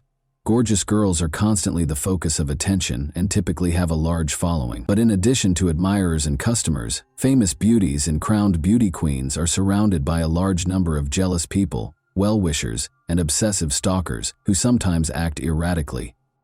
The terrible death of young Kimberly Oliveira became one of the most startling and impactful cases in South America. The girl who competed for the title of Miss Brazil and won other beauty pageants was cruelly and deceitfully deprived of her life. Her aspirations for popularity and recognition were drastically different from what the model had anticipated. People adored Kimberly's freshness and beauty, and her name did become well known outside of her home nation. Both the numerous heights she may have still attained and the horrible way she passed away in her prime period appalled them at the same time. Kimberly Oliveira was who? On February 26, 1998, Kimberly Karen Mota de Oliveira was born in the small, charming Brazilian town of Manacapuru, which is part of the state of Amazonas municipality of the same name. She grew up with her two younger brothers as the only daughter and eldest child in Naila and Jose Oliveira's family. It might be claimed that the girl, who had Indian, Spanish, and Brazilian ancestry, won the genetic lottery. Her stunning appearance attracted the attention of everyone in her vicinity like a magnet. Kimberly was petite and feminine, with a brilliant smile, thick, opulent hair, and perfect skin. With both adults and peers comparing her to an angel, the beauty was accustomed to widespread attention, affection, and admiration. She loved swimming, participated in dancing and gymnastics from an early age, and was very particular about her looks and demeanor. She learned foreign languages, went to the theater frequently, read a lot, and did exceptionally well in school at the same time. Kimberly, who was already in her teens, started taking part in beauty pageants where she won prizes and posed for ads and clothing catalogs. Given that her mother, Naila, was also a well-known beauty in her younger years and had won multiple titles, including Miss Manicure, she was certain in high school that she wanted to tie her life to the modeling industry. But after being married, Naila gave up her modeling profession to support her family and raise their 3 kids. Kimberly enjoyed to pose in front of the camera and recognized her exceptional physical characteristics. She participated in exhibitions, was frequently featured in fashion magazines, and was formally crowned the most beautiful girl in her hometown. She was also a strong candidate for Miss Brazil and made it to the finals of the Miss Amazonas competition in 2017, ready to compete again. She might have advanced to renowned competitions like Miss World or Miss Universe if she had won. Oliveira was well aware, nevertheless, that charm and beauty were insufficient to prevail at this level. There, contestants are also assessed on their moral character, education, philanthropic endeavors, and other factors. Candidates for the title of Beauty Queen must also be free of criminal histories, legal troubles, and nude picture shoots. Kimberly avidly supported sports, good eating, and a healthy lifestyle on her social media sites. She also shared pictures from different photo shoots, talked about her life, and just engaged with her increasing fan base. Her page on a well-known social media platform reached tens of thousands of followers by 2019. The model wanted to inspire and motivate her followers by being a role model. She made the decision to go to college when she was 19 with the goal of becoming a dentist by enrolling in medical school. Kimberly relocated to Manaus, the capital and largest city, in order to accomplish this. Her maternal uncle Henry lived in the state of Amazonas. She went from a small, peaceful area to a large, busy city after passing the required tests and starting university, eventually relocating to her family home. Oliveira made friends, adjusted to her new surroundings fast, and managed to balance her education with involvement in various projects and sports commercial campaigns. Tenacious and crafty admirer. When Kimberly had free time between studying and picture assignments, she would typically hang out with her pals in different locations as a big group. A dashing young man called Rafael Fernandez Rodriguez approached Kimberly and her close friend as they were having a good time at a well-known club in the fall of 2019. He offered to buy Oliveira a beverage because he wanted to get to know her. The model, however, who was used to the increased attention and knew how to respond to such circumstances, graciously rejected, stating that she was not alone and that she didn't require anything. Rafael merely went after apologizing for the disruption. However, the girl was still unaware that the stranger had planned and choreographed the entire incident. In actuality, the man had been paying close attention to the young model on social media for a year or two, but he had never tried to get in touch with her until that day. He chose to appear to be seeing her for the first time and only want to meet her because he was familiar with the locations the beauty frequented. Rodriguez, who was 31 at the time, had just gotten divorced and was completely enamored with the prospect of meeting Kimberly and falling in love with her after reading on social media that the model had relocated to Manaus.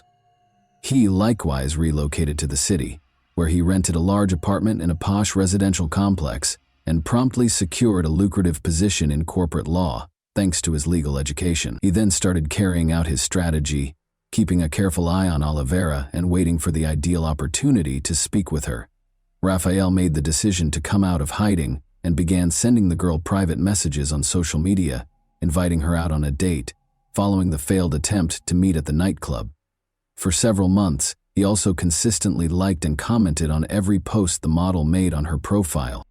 Since she frequently found herself in similar circumstances, and this man didn't especially stand out, she ignored the obstinate follower and gave him no particular attention. In an attempt to win their friendship and trust, Rodriguez then modified his strategy and added Kimberly's friends, classmates, and even family to his list of acquaintances. This strategy worked, and he was able to get her phone number from a close friend. Then, the maniacal stalker started sending her messages on instant chat, proposing to meet up. The man examined the thing he admired, well, being aware of her preferences, travel habits, musical tastes, and so forth. He began going to training sessions outside, sometimes led by Oliveira herself, and it was only there that he was able to get her attention. After speaking for a while, they started phoning and contacting each other frequently on social media. Despite the fact that the two young people were about 10 years apart in age, Rafael was able to attract the girl's attention because he was well prepared. The man approached the girl with caution, attempting to court and please her in a lovely way without frightening her away or causing her to forget about him. His strategy was successful, and Kimberly and Rafael formally began dating in March 2020 after declaring their relationship. The passionate owner, the handsome and romantic man who tried his hardest to earn the beauty's love, showed his true nature. He immediately began tracking his sweetheart's every action as soon as they started dating, demanding to know where she went, who she spoke to, who messaged her, and everything else. At first, the girl even thought it was funny because she had never been restrained or managed before. But things became worse every day, and Raphael started acting more aggressively and invasively. He now made decisions over who Kimberly could block, who she could reply to, when and when she could go live, and which pictures she could share on social media. She soon became weary of this. They got into a heated dispute as he tried to establish personal limits the man couldn't breach. Rodriguez had to make amends and provide an apology. He offered the girl a big bouquet of flowers and invited her to a fancy restaurant. After every fight, he said this again. The man promised Oliveira he would never leave him and provided her expensive presents or romantic dates at hip places to keep her from leaving him after he had followed her so long and relentlessly. Kimberly was complaining to her friends more and more about her partner, claiming that she was unable to move further without his consent. Even at the university, Raphael prohibited her from talking to men. He also stole her phone without her consent, reviewed her messages and calls, and then made a scene. At times, he became so enraged that the girl worried about her safety. Her friends acknowledged that this was unusual and suggested that she speak with the man seriously before leaving him before it was too late if nothing changed. Knowing that she would soon have a successful modeling profession, diploma, defense, international travel, fashion magazine photo shoots, popularity and recognition, Kimberly also realized she didn't want to live this way. She didn't want to sacrifice all for shaky relationships with an obsessive and unstable owner who tried to control, limit, and treat her like an object. Final judgment by the beginning of May 2020. Kimberly made the decision to end her relationship with Raphael after 2 arduous months, but she wasn't sure how to do it without making him angry. She waited for the ideal opportunity to break the news, but there was no longer any room for delay. Kimberly always spent Mother's Day with her mother, which was observed on May 10 in Brazil, but she was unable to visit her homeland to celebrate her mother because of the COVID-19 pandemic's restrictions in 2020. Rather, Kimberly shared a picture of them together, along with heartfelt words of appreciation and a heartfelt message. Nayla was receiving treatment at the hospital at the time following her cancer diagnosis. Kimberly and a few pals, including Raphael, went for a run at the park after posting. Everyone who saw the pair that day said they were having a lovely conversation and weren't fighting, and only her close friend was aware that the model had already decided she was going to split from her boyfriend that night.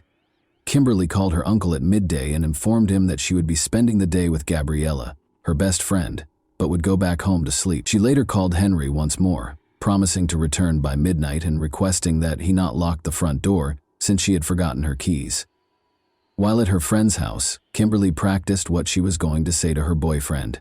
She picked her words carefully to avoid offending him and causing any angry outbursts, and even though it was really tough, she finally seemed to have found the right delicate phrases and was prepared for the crucial conversation. Henry followed instructions and went to bed, completely trusting his niece in the evening.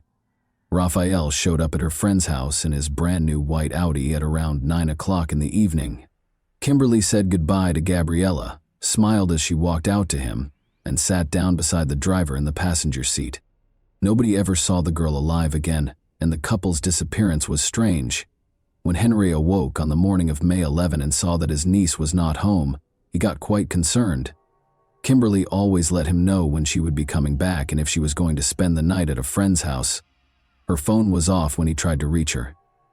Gabriella informed him that Kimberly had gone out with her boyfriend and had not been in contact since. It was odd that Raphael didn't answer when Henry called him. The fact that the girl had never before skipped her university classes was quickly revealed. By midday, Henry went to the police to report the girl and her boyfriend's absence because he was certain that his niece was missing and that no one had seen her. The authorities, however, simply sneered at him, claiming that Oliveira and her partner were adults who could travel anywhere they pleased without anybody knowing. The missing girl's pals and Henry started their own search. Raphael's flat was their first stop, but nobody answered the door. Additionally, his car was not in the parking space. Kimberly's loved ones knew she would never go missing without alerting anybody, even though everything suggested the two had actually gone somewhere together.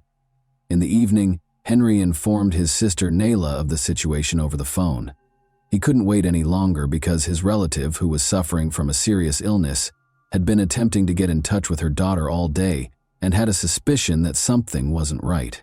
Since Kimberly avoided trouble, didn't maintain bad company, and didn't have any hazardous habits, He tried to reassure her that nothing negative could have occurred to her.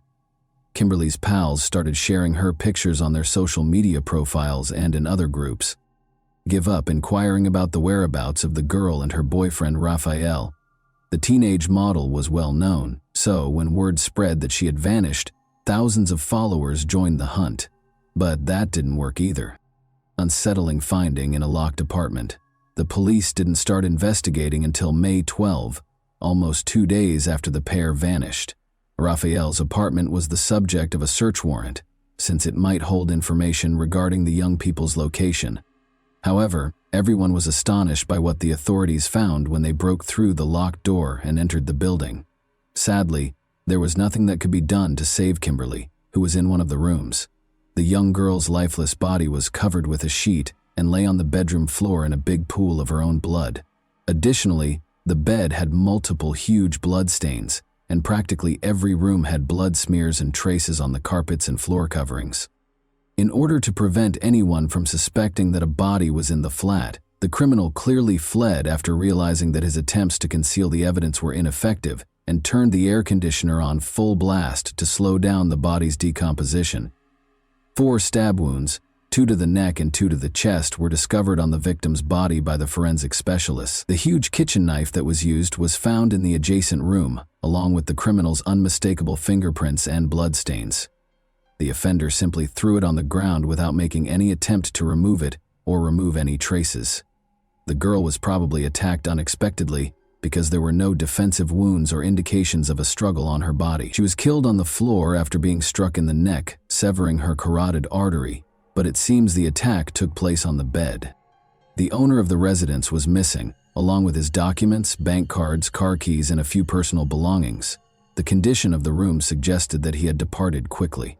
Raphael was reclassified as the main suspect in the heinous crime, even though he had previously been listed as missing. However, where can we search for him, and is it possible that he has already left the country?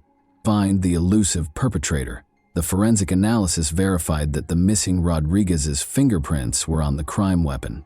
Any lingering suspicions regarding the man's guilt were eliminated when it was discovered that the apartment was occupied solely by the criminal and the victim at the time of the incident. Police stations all around the state received alerts about Raphael right once, and social media was used extensively to spread the word that a dangerous criminal was being sought and to ask for any information regarding his whereabouts. The white Audi that the man was driving was also searched for. Detectives examined every report from watchful residents because they knew that every minute mattered. In the nearby state of Karakarui, a white Audi was discovered smashed in a ditch on the side of the road on May 13. It turned out that the suspect owned the vehicle. Raphael was seen speeding on surveillance footage. He apparently lost control. The vehicle went off the road and flipped over. The extent of the driver's injuries and his whereabouts were unknown, though. After an unsuccessful attempt to cross the border, there were rumors that he may have hitched a ride to the Venezuelan border and then fled there. It was quickly discovered that the individual hurt in the collision had, in fact, been taken to a nearby town by a passing vehicle. After removing nearly all of the funds from his account, Rodriguez took a taxi to the closest bank and then continued on to the border town of Boa Vista. He then made an attempt to flee prosecution by walking across the border into Venezuela. Luckily, limitations brought on by the deteriorating COVID-19 scenario prevented him from leaving the country. They wouldn't let the man pass. Detectives discovered that the suspect opted to hide in the forested area while waiting for the situation to calm down, instead of returning to Boa Vista, a city of around 300,000 people, and trying to blend in. The fugitive was located in a small hut deep in the forest, nearly hidden by the surroundings, after a few days of searching. But things didn't go as planned with the arrest. Men brandishing machetes, whom Rodriguez had hired from the local community for personal protection, and lavished them with cash, unexpectedly attacked the cops. Thankfully, there was no violence. The authorities warned the bodyguards that helping the criminal might have major legal repercussions for both them and Raphael, as they displayed their badges and indicated that they were there to capture a dangerous criminal. The authorities had all the proof of the primary suspect's guilt by the time he was taken into custody, so there was no use in disputing it. According to surveillance footage, Kimberly got into his car, drove to his house, and climbed up to his apartment. A few hours later, Rodriguez fled the site by himself. It's interesting to note that the couple seemed at ease, smiling and having a great conversation in every video. Rafael casually left the apartment without showing signs of fear, regret, or guilt. The suspect gave a pretty odd account of what happened that day, but he acknowledged his guilt under the weight of the evidence. He claims that after deciding to enjoy a romantic evening, he and his sweetheart went to his place and shared private moments. After that, Rafael decided to examine Kimberly's phone while she was taking a shower, and discovered that she had been conversing with other men on social media. Before he confronted her about it, he went to the kitchen and took a big knife and concealed it behind a pillow. He said he merely intended to frighten her in case she tried to trick him, not to hurt her. Rafael began grilling Oliveira about who she was speaking to as soon as she lay on the bed after taking a shower. "I'm not talking to any men," the girl responded with a simple smile. Rodriguez was furious about this. He became aware that his sweetheart was making fun of him and lying. Reaching for the knife, he swiftly struck her heart twice. Without having time to comprehend or fight back, the victim tumbled from the bed onto the floor, where the assailant struck her neck twice more, killing her.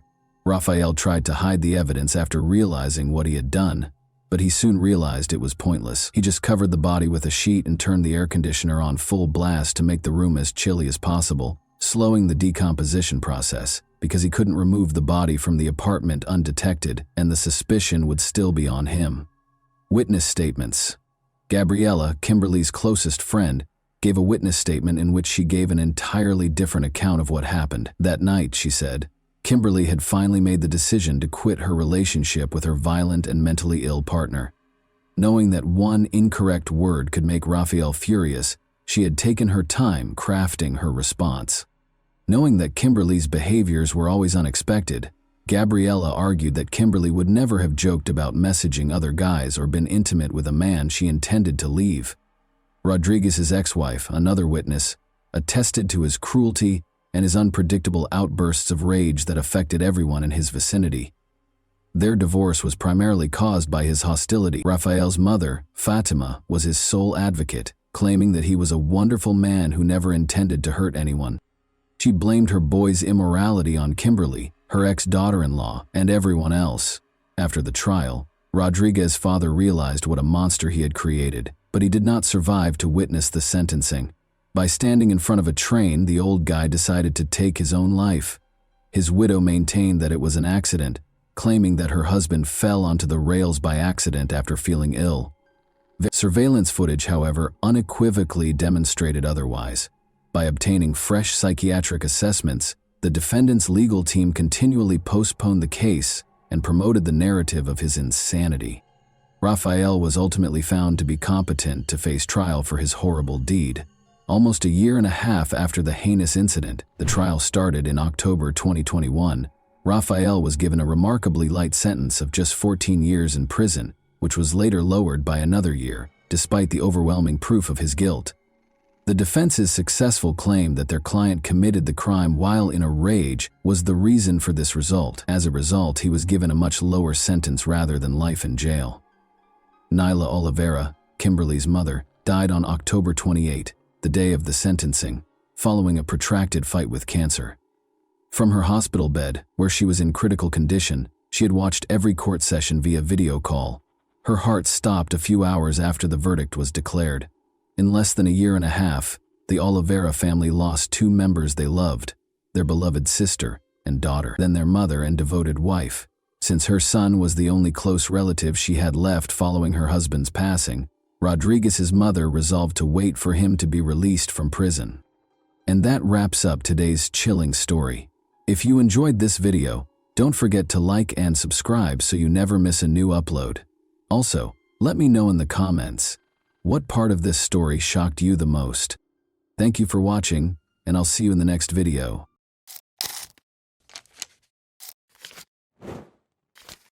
Hey guys, welcome to my channel, and today we're going to take a look at another horrible case with you. One of the strongest, most uncontrollable, and most unpredictable emotions with the potential for real destruction is teenage love. A teen's first conscious experience of emotional and passionate feelings is brought on by hormonal changes and changes in how they interact with others. Everyone, however, perceives and feels this sensitive sensation differently. Young individuals frequently take risks in an attempt to impress their significant other and gain their attention, favor, and adoration, because this is an age of rebellion, self-discovery, and the desire for self-affirmation. The bucolic and serene Georgian village of Lawrenceville was the scene of a string of incredibly violent crimes in the spring of 2017. 2 persons lost their lives as a result of these acts, while 4 more were put in grave danger. For financial gain, an elderly couple was tormented and beaten to death. Law enforcement's quick action helped put an end to the violent rampage, preventing the young criminals from finishing what they had begun. 2 pupils were seriously hurt but amazingly survived.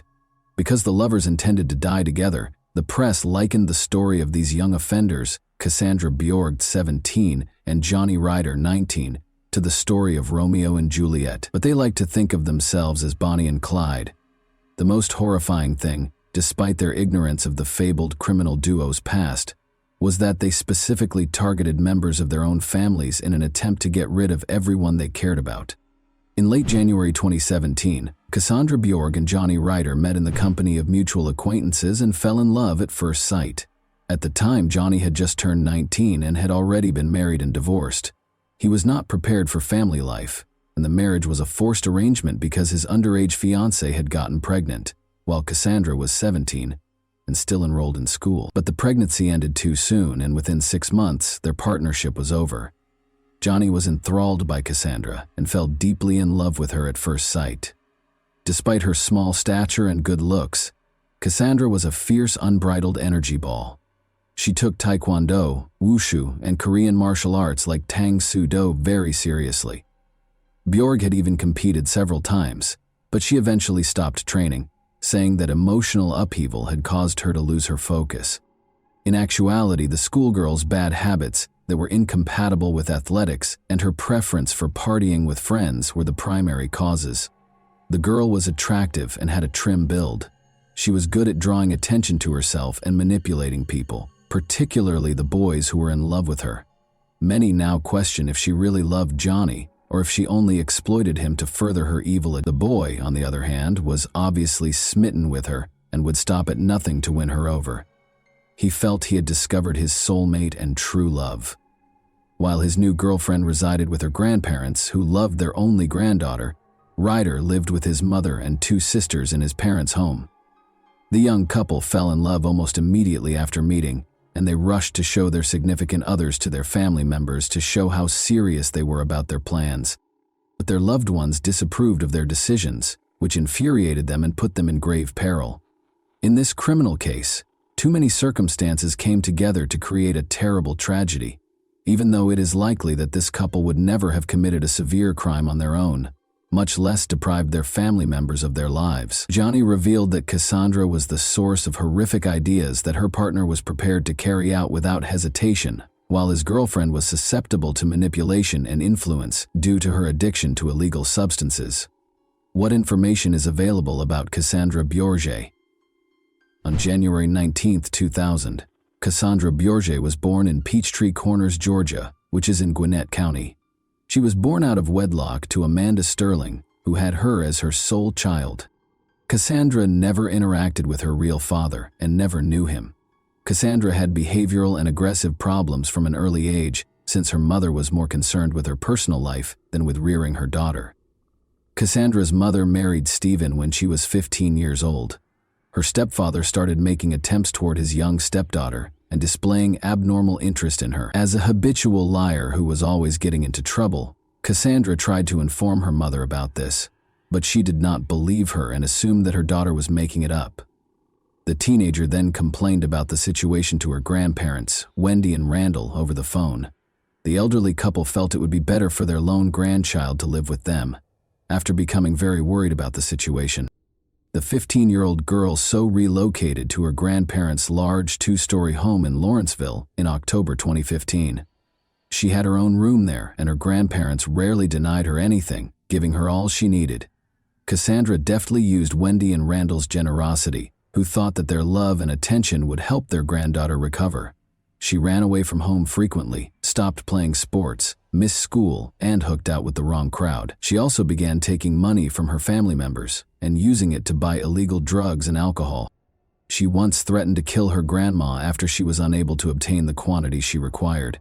The Borgia family phoned the police over 30 times between October 2015 and March 2017 due to Cassandra's uncontrollable behavior, which included frequent runs, unexplained disappearances, fights, theft, and aggressive behavior while under the influence of drugs. After Cassandra started dating Johnny Ryder, her conduct became unmanageable. Wendy and Randall were adamantly opposed to her bringing her boyfriend to her grandparents' house and telling them he would now live with them. When Johnny attempted to invite Cassandra to live with him at his family's house, a similar circumstance happened. The pair was expelled due to opposition from his mother and sisters. The couple quickly came to the conclusion that anyone who obstructed their relationship ought to be removed. They intended to see Cassandra's mother and stepfather to make amends, take all of their savings, deal with Cassandra's grandparents, get rid of Johnny's family, seize their money, and then run away to Florida to spend as much money as they could from the 3 residences. The harsh treatment of the grandparents. Cassandra was aware of the precise location of her grandparents' home where a sizable quantity of money was kept. Cassandra didn't know the password to the little safe that was kept in a closet in one of the second-floor rooms. The explanation is that Wendy and Randall started hiding the money after they saw it was missing and realized their cherished grandchild was stealing. Randall, Wendy's husband, had just turned 64, and Wendy herself was 63. After more than 40 years of marriage, they had a daughter, bought their ideal house, and intended to spend their golden years on the second floor. They occupied 2 bedrooms that were next to each other and had separate bathrooms. Because they thought their granddaughter could be rehabilitated and didn't want to ruin her life, the old couple didn't want to send her back to her mother or place her in juvenile detention, despite their inability to handle her. Cassandra allowed Johnny to enter the residence with kitchen knives and baseball bats on the evening of April 2, 2017, after the elderly couple had already gone to bed. The pair made their way to the second level via the stairs. While Johnny went to Randall and began striking him with the bat, Cassandra went into her grandmother's room where she was sleeping and stood beside her bed.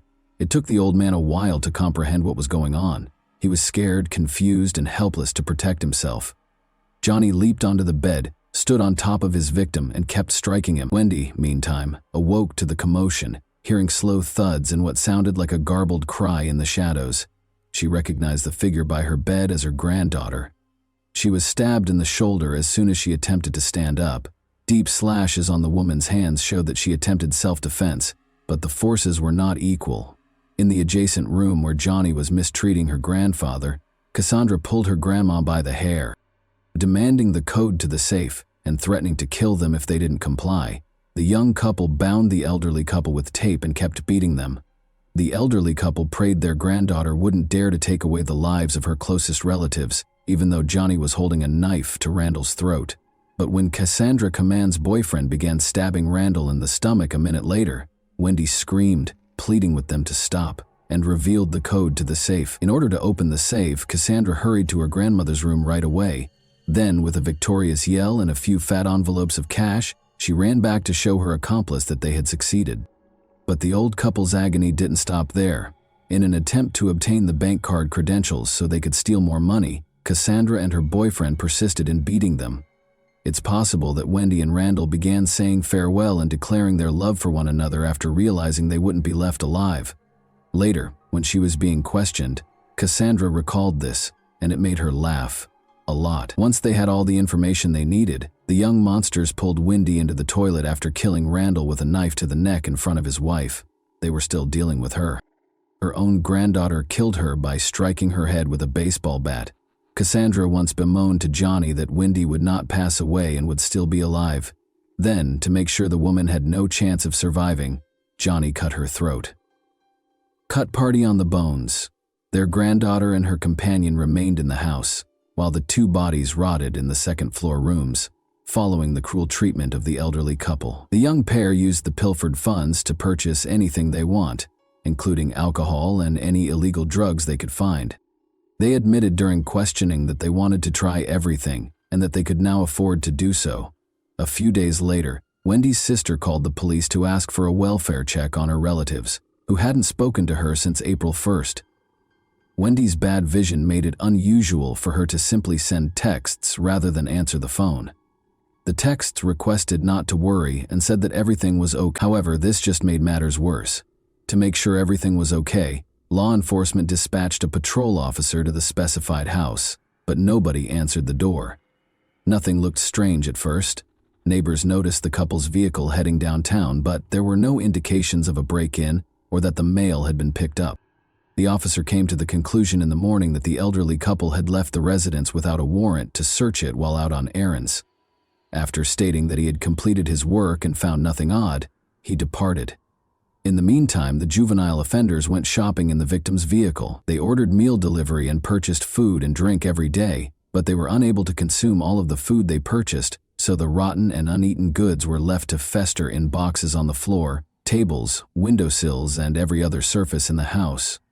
They took money out of Wendy's bank card as the money started to run low, but they were unable to locate Randall's wallet using his cards. Cassandra and Johnny invited their friends to a party at their residence, approximately a week after the crime against her grandparents.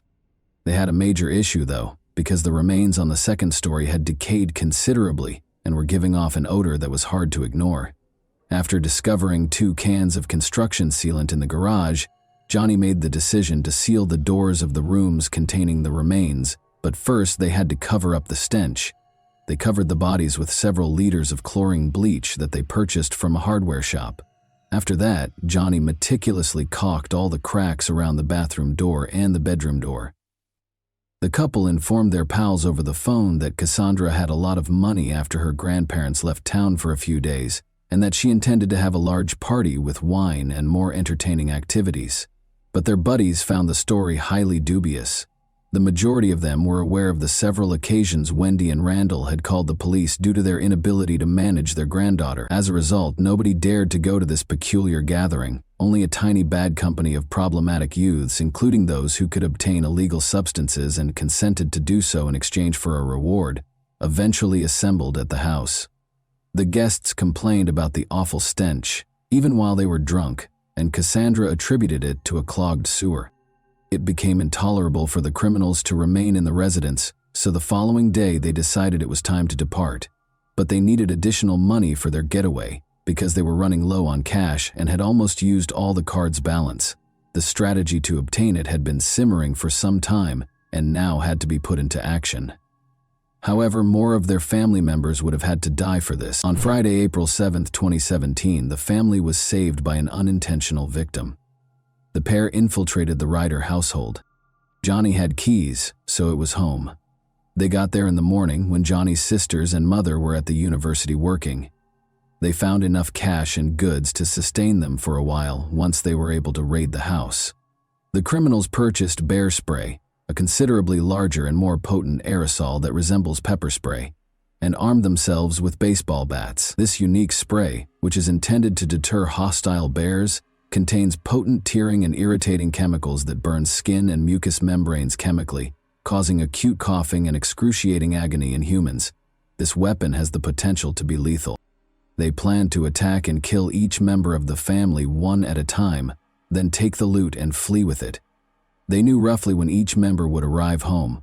Assuming the mother and sisters had left for the weekend, no one would be searching for them by Monday, giving the criminals a few days' advantage.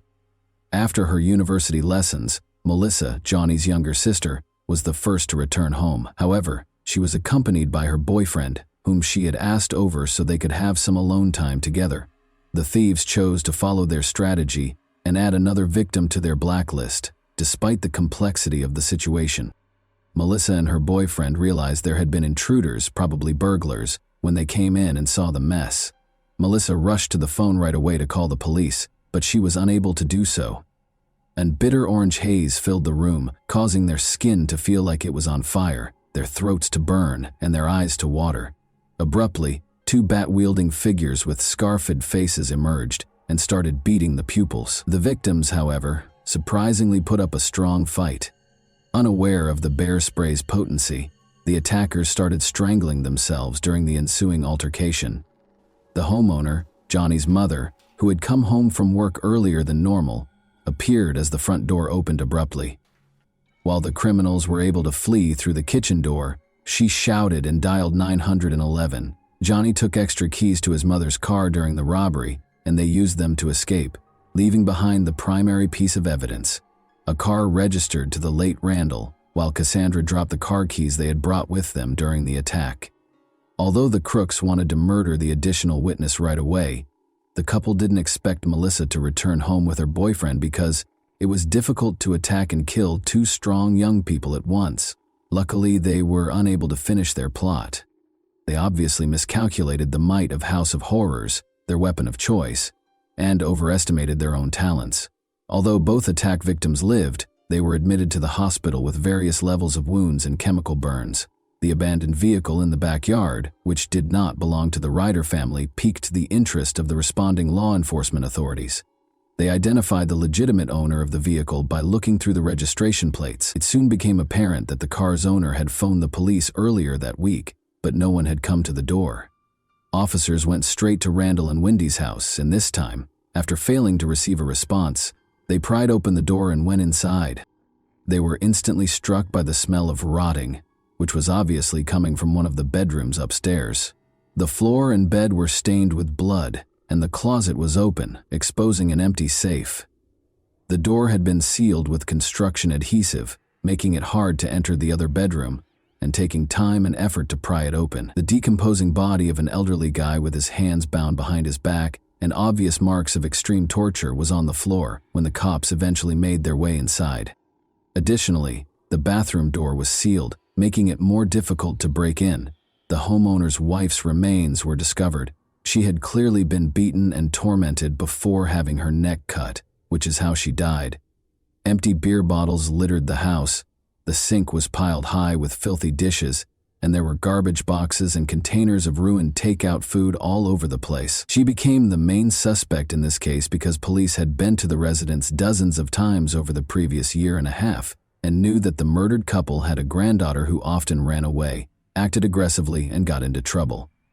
However, dangerous guests, where can I locate the youngster who is accused of such a horrible crime? Upon learning of what had transpired at the Borgi residence, the injured Ryder's relatives instantly implicated Cassandra, claiming that Johnny might be her accomplice because he was enamored with her and might follow her example.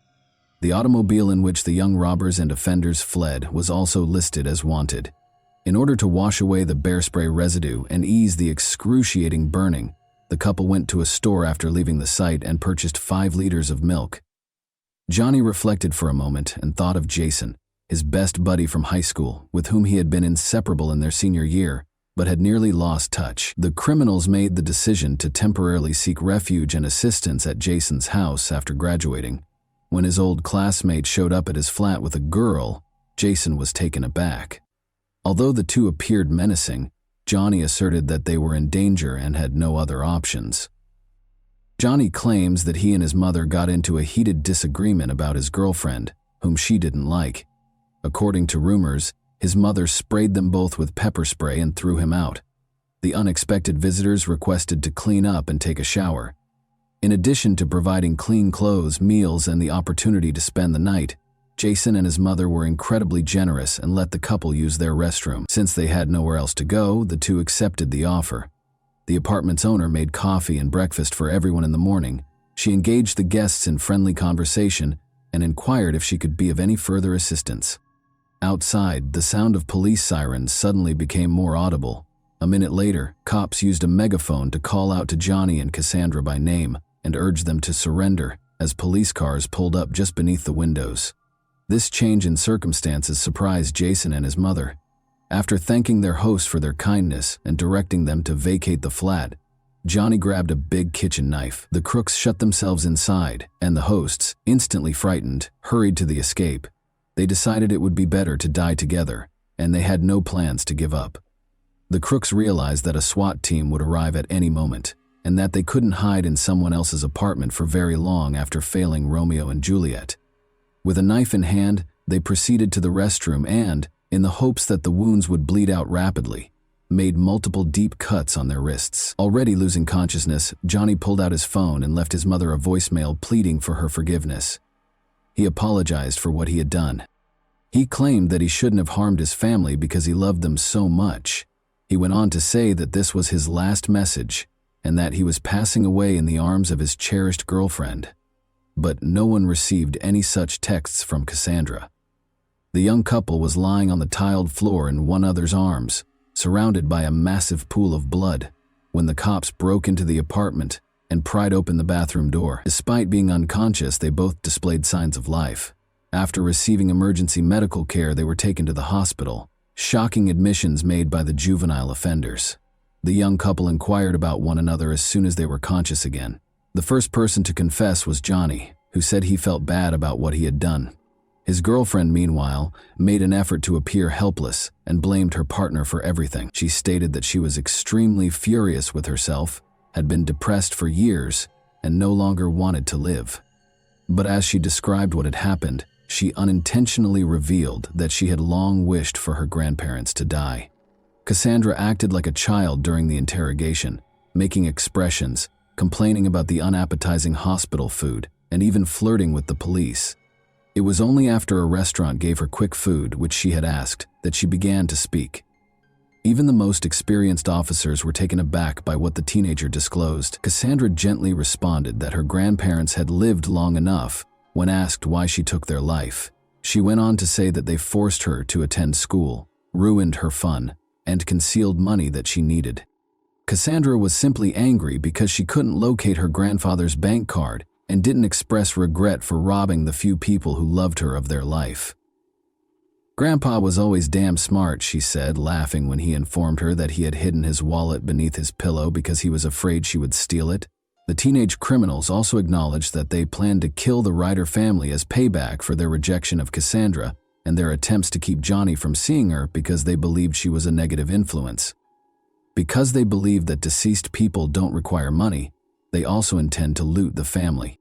They then want to pay a visit to Cassandra's mother and stepfather in order to exact revenge on them for their mistreatment of her. This couple planned to spend their money and enjoy life by the sea in Florida. The couple reconnected in the courtroom a few months after the abortive attempt on their lives. They constantly argued, criticized one another, and even used slurs, giving the impression that there was no longer any love or passion between them. Both ultimately entered guilty pleas to the robbery, the assault on the students, and the offenses against the elderly couple. Both Johnny Ryder and Cassandra Bjorgi were given 2 life sentences, with the possibility of parole after the court found them guilty on all counts. Cassandra said she had nothing to repent for, but after 60 years, Johnny showed sincere regret and apologized to everyone he had harmed. And that wraps up today's chilling story. If you enjoyed this video, don't forget to like and subscribe so you never miss a new upload. Also, let me know in the comments, what part of this story shocked you the most? Thank you for watching, and I'll see you in the next video.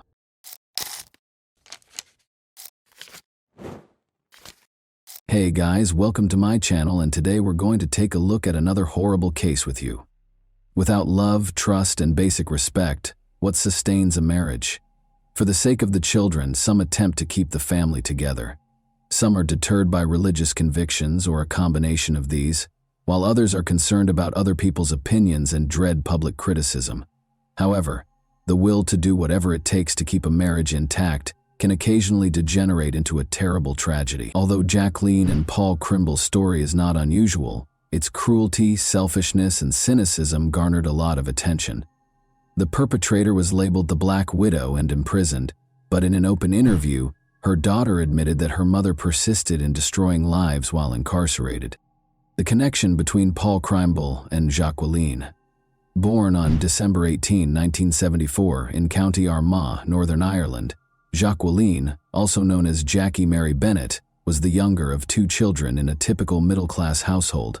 She was unpredictable, spoilt, rebellious, and occasionally even violent from an early age. Jackie's behavior worsened over her adolescence and eventually became uncontrollable, but her family blamed it on adolescence in the hopes that she would outgrow it. As they say, opposites attract, and this idea seemed to work wonderfully when she met Paul Krimble in high school. He was 3 years older than her and very different from her. Here, Paul was a quiet, reserved young man from a devout household who excelled academically and was seen as having great talent and promise. He was drawn to Jacqueline's confidence, vigor, and audacity. She was the first female he had a serious crush on, and perhaps the only one. Paul was welcomed by Jackie's parents, who supported her decision since they thought he would help their daughter become more composed, logical, and sensible. Her family accepted Paul like a member of the family from the moment they met, and at times it seemed that they treated him better than Jackie herself. Paul's parents, however, were wary of his decision, but did not dissuade the young pair from dating.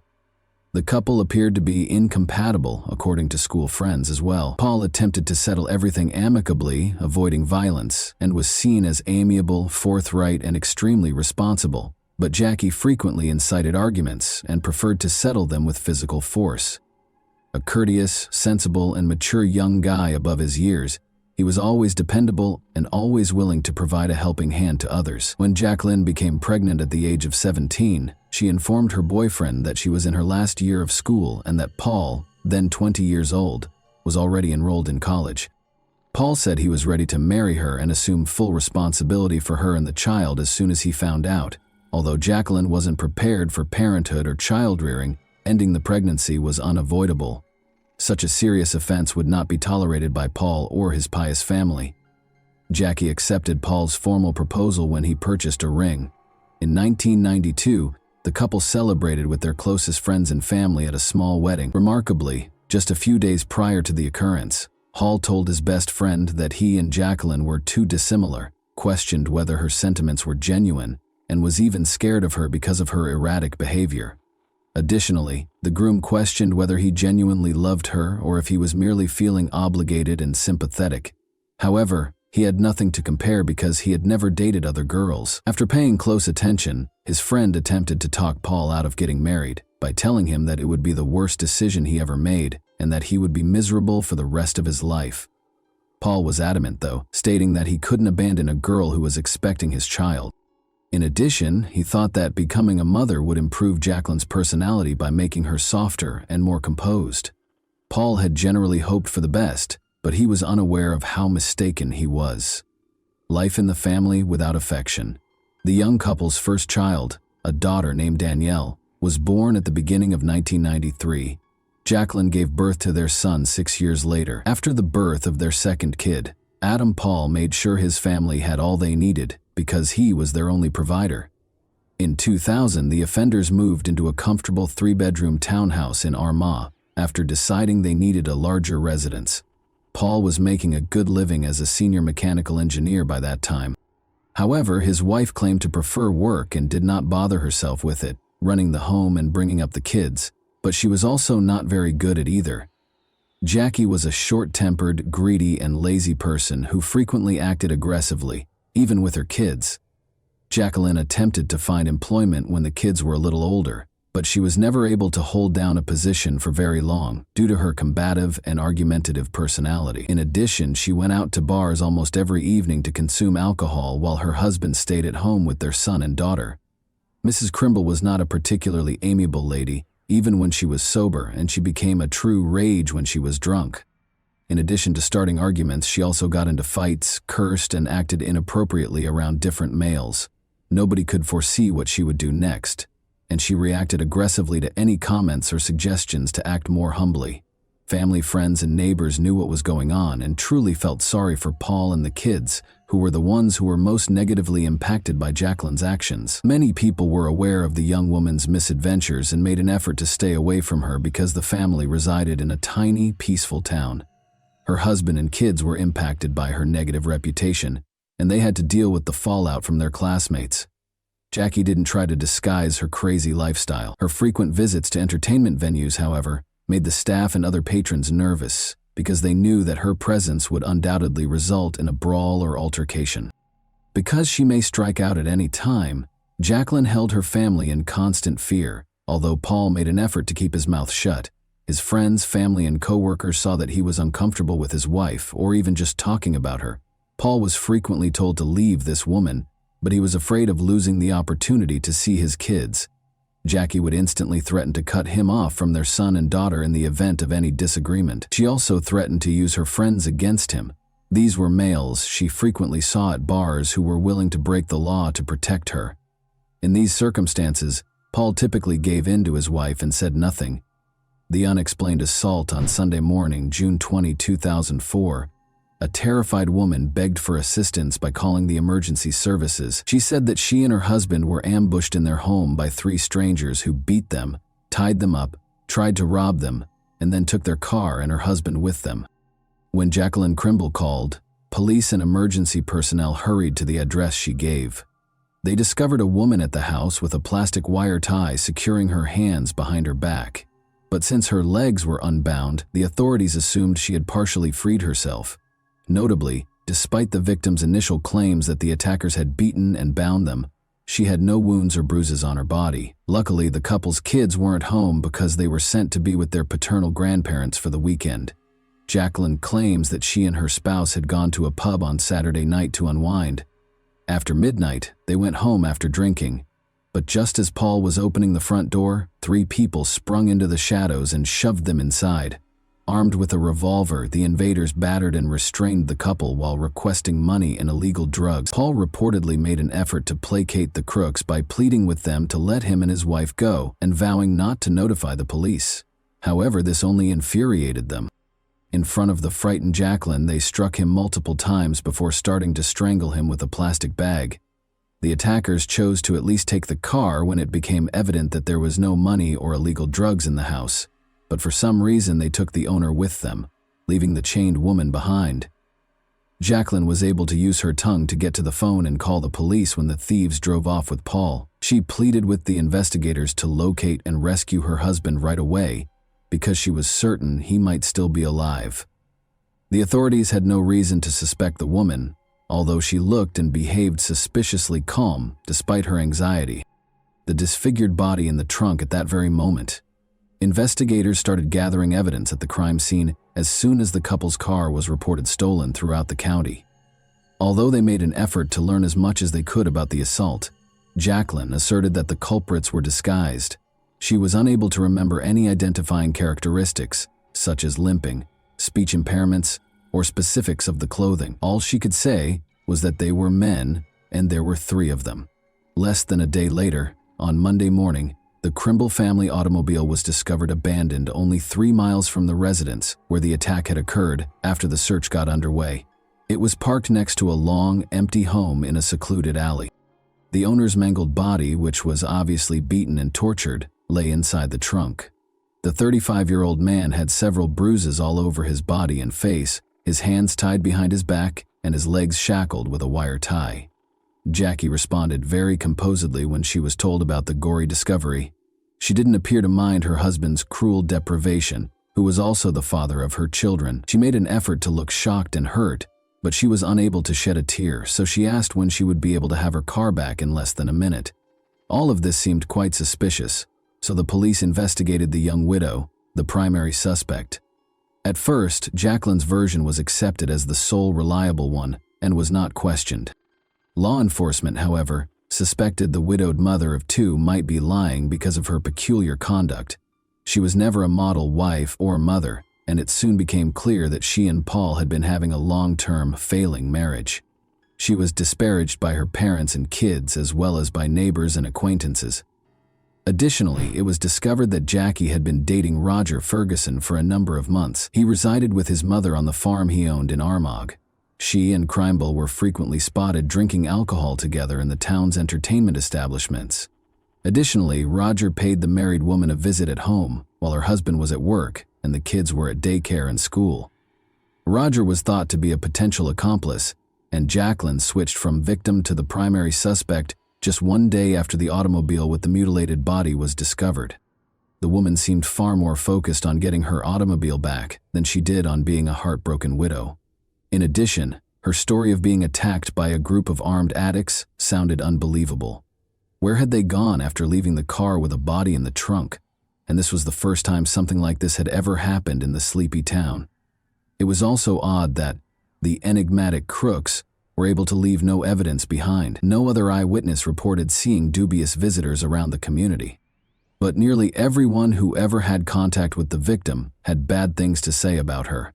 Furthermore, it was quickly discovered that the dead had an insurance policy, and in the event of his death, his wife could anticipate receiving a hefty settlement of £300,000 sterling. In this instance, a legitimate motivation that could account for the crime had emerged. Jacqueline said she was able to use her tongue to dial a button phone and make a help call during the crime investigation. In fact, there were traces of her saliva on the gadget when it was taken for inspection. Investigators did see, however, that the phone was on the coffee table, face down, with her hands bound behind her back during the first examination of the crime scene. If it had been in that position from the beginning, she could not have switched it over after the call or called for assistance. The couple's home computer search history showed odd searches. When Jacqueline was queried explicitly about the months-long search for information on life insurance payout amounts and procedures in the case of the policyholder's death, she claimed to know nothing and implied that maybe Paul would be interested. Roger Ferguson had a strong alibi and was thought to be a possible collaborator in the crime. According to his mother, he stayed at home the night since he wasn't feeling well, and at 1:30 in the morning, she was looking through the home medicine cabinet for a remedy for his stomach problems. The old woman's evidence was compelling, but her son was not yet taken off the suspect list. When police used the signals from the suspect's cell phones to monitor their whereabouts on the night of the crime, they found that Roger had not been home as his mother had reported. As an alternative, he spent many hours at the Crimbles' home. He also kept up his friendship with the widow, and the day after Paul's funeral, he was spotted with her at a bar. The fact that Roger and Jacqueline went to a car dealership together to check at SUVs and ask about payment arrangements for such a costly purchase was another oddity. Even more strange was the presence of Roger's mother. Roger's mother was probably aware that the authorities assumed the lovers had already decided how they would spend the insurance payout following Paul's death. Jackie said during questioning that she never cheated on her husband and that she didn't intend to hurt him, but soon after no one believed her. Jacqueline had begun working as a caregiver in a nursing home prior to the disaster, but she was fired after just a few weeks because of her persistent lying and arguments. She continued to act as though she was going to work or having night shifts while staying at Ferguson's residence, though, and kept this a secret from her husband. Paul encountered one of his wife's former co-workers who unintentionally told him everything about the lie. His attempt to speak with his wife just led to further arguments. She threatened to kidnap the kids, ban their biological father from seeing them, and leave him for her boyfriend. Paul decided to compromise and ignored her adultery because this was his greatest concern. His closest friend, who subsequently testified in court as a witness, was the only person he could confide in regarding the formulation and implementation of a cunning scheme. Roger wasn't very intelligent. Despite his strength, he was easily led and had a simple intellect.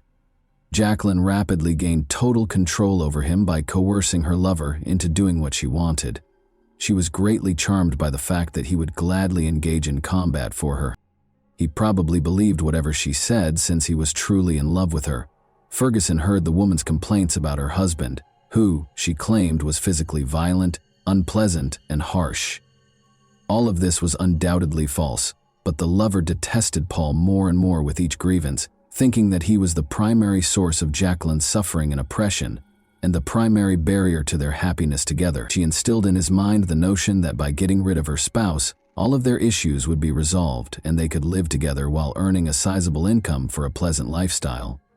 Mrs. Crimble searched for somebody who would commit the crime for cash for about 2 weeks before to the catastrophe, but she and Roger gave up after weighing their alternatives. In order to keep the full insurance payout, it appeared the lovers decided they could do it themselves without leaving any witnesses or evidence. Jacqueline took the kids to spend the weekend with their grandparents on Friday, June 18. She proposed to take her husband out for drinks on Saturday so they could unwind and chat. Paul was happy to accept the offer because he believed it could improve their relationship. It was an invitation to his death, but he was unaware of it. People in the bar that night saw Jackie making a concerted effort to make her husband, who doesn't drink, drunk. After midnight, she led her dazed husband out of the pub after purchasing drinks and almost forcing him to knock back one shot after another. The last time Paul was seen alive, they were captured on security footage. This exposed a notable disparity in timing. According to Jacqueline, the attack happened as soon as the couple returned from their 10-minute stroll to the pub and lasted no more than 15 minutes. She then reportedly phoned the police right away after her husband was abducted and taken away in their vehicle. But it took over an hour and a half from the moment they were caught on camera until the police were called. Investigators thought the offenders used this time to hide their tracks and set up a third-party attack scene. Furthermore, it seems that Jacqueline purposefully made her husband intoxicated, so he would be powerless to refuse.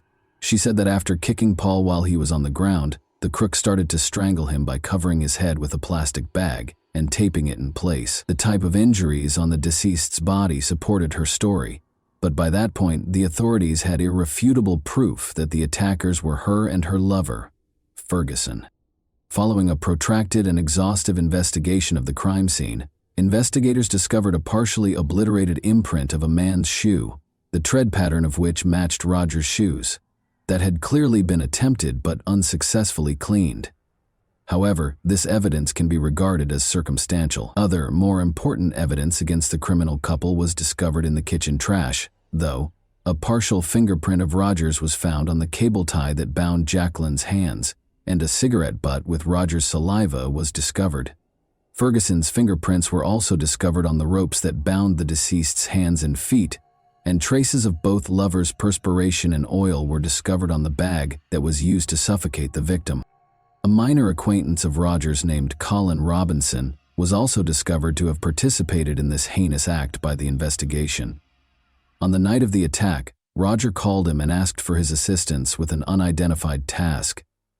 In order to avoid drawing attention to himself, the teenager drove his car, abandoned it at the end of the street per Roger's request, and walked to the house. Colin wanted to flee when he saw what was occurring, but Roger coerced him into helping transfer the body to the car and load it into the trunk by threatening him with a knife. They then took the vehicle to an empty location and left it there. The terrified young man first denied any involvement in the incident, but during the second interrogation he broke down and started confessing. Trial and punishment. The course of the investigation was several months. They collected indisputable proof throughout this period, spoke with every witness, and got the third criminal to confess. But the offender's trial didn't start until the spring of 2007, nearly 3 years after Paul Cramble was deprived of his life on May 7. The widow received a 20-year sentence after Jacqueline and Roger were found guilty of a premeditated crime with the goal to earn insurance money in prison, while her accomplice and lover were sentenced to 18 years. Colin Robinson, the juvenile accomplice, received a 3-year term for helping the offenders and trying to hide the truth. Roger's aging mother was likewise unable to avoid accountability for perjury and giving her son a fake alibi. In retaliation against her own children, the woman was only granted a year of probation due to her senior age and severe health issues. Jacqueline persisted in ruining her family's lives while she was incarcerated. Everyone who knew her personally was relieved when she was put in jail, and she was upset that no one stood for her in court. According to her own mother, individuals such as Jackie ought to be permanently removed from society in order to prevent them from hurting others. It's interesting to note that Jacqueline destroyed all of her late husband's possessions and pictures a few days after the funeral, making the house completely devoid of any reminders of him. Somehow, Danielle was able to preserve a few pictures of her father. Her mother was unaware of them, and she kept them on her bedside table. Paul's children received the £300,000 in insurance settlement for which he was slain. Overnight, Danielle and Adam lost both of their parents, but their problems didn't stop there. Their mother was insistent that the children should not be raised by either her parents or the parents of the dead husband. The children were placed in foster care as a result of her efforts to deny them guardianship rights. Danielle was only 11 years old, and her brother Adam was only 5 years old when the tragedy occurred, even though they had living grandparents. From prison, Jacqueline tried to control her children while maintaining her parental rights. She specifically wanted them to use various forms of pressure to publicly declare her innocent. For instance, she said that if they came to see her in prison, she would sign off on their school trips. However, she misled them during the visit by refusing to sign the document and insisting they testify in her favor. Consequently, only the brother and sister were unable to accompany their class on weekend outings. Danielle is currently 31 years old, resides in Basingstoke, works at a daycare, and is seeing an engineer named Simon Bryce. Her 25-year-old brother relocated to London and has a decent degree.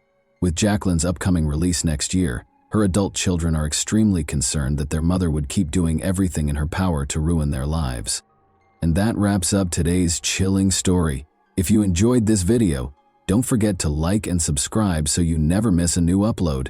Also, let me know in the comments, what part of this story shocked you the most? Thank you for watching, and I'll see you in the next video.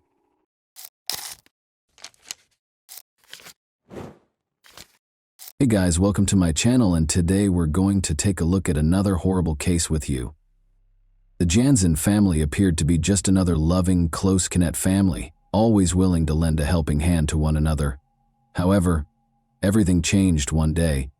Even their closest friends found it hard to believe that something so shocking had occurred in their home. A string of incidents that rocked the family and left everyone in their wake in complete shock were concealed behind this mystery. Neighbors, friends, and law enforcement all attempted to piece together what exactly happened behind closed doors and what might have led to the dissolution of this seemingly ideal family.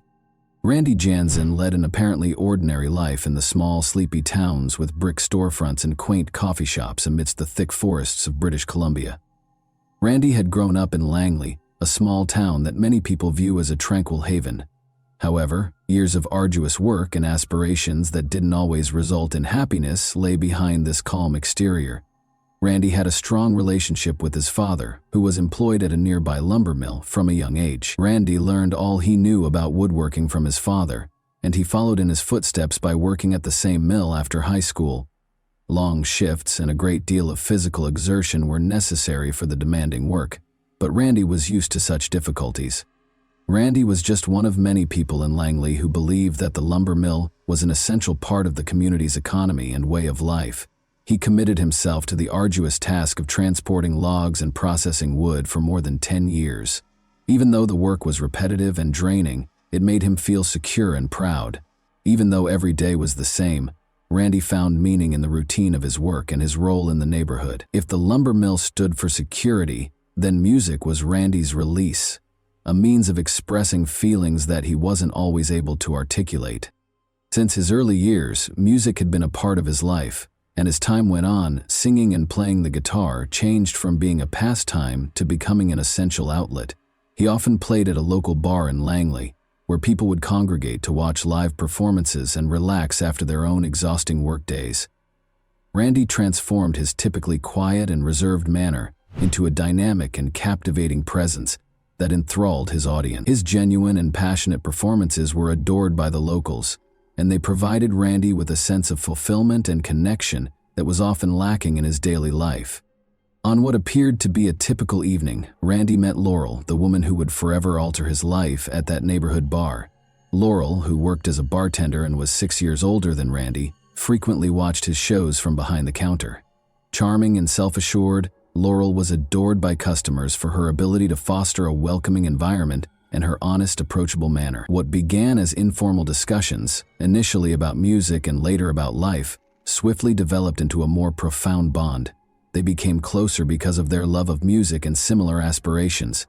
Even though her life took a different turn, Laurel always wanted to pursue a career in music and played the piano. Together with a sincere interest in one another, this shared dream quickly developed into something far deeper.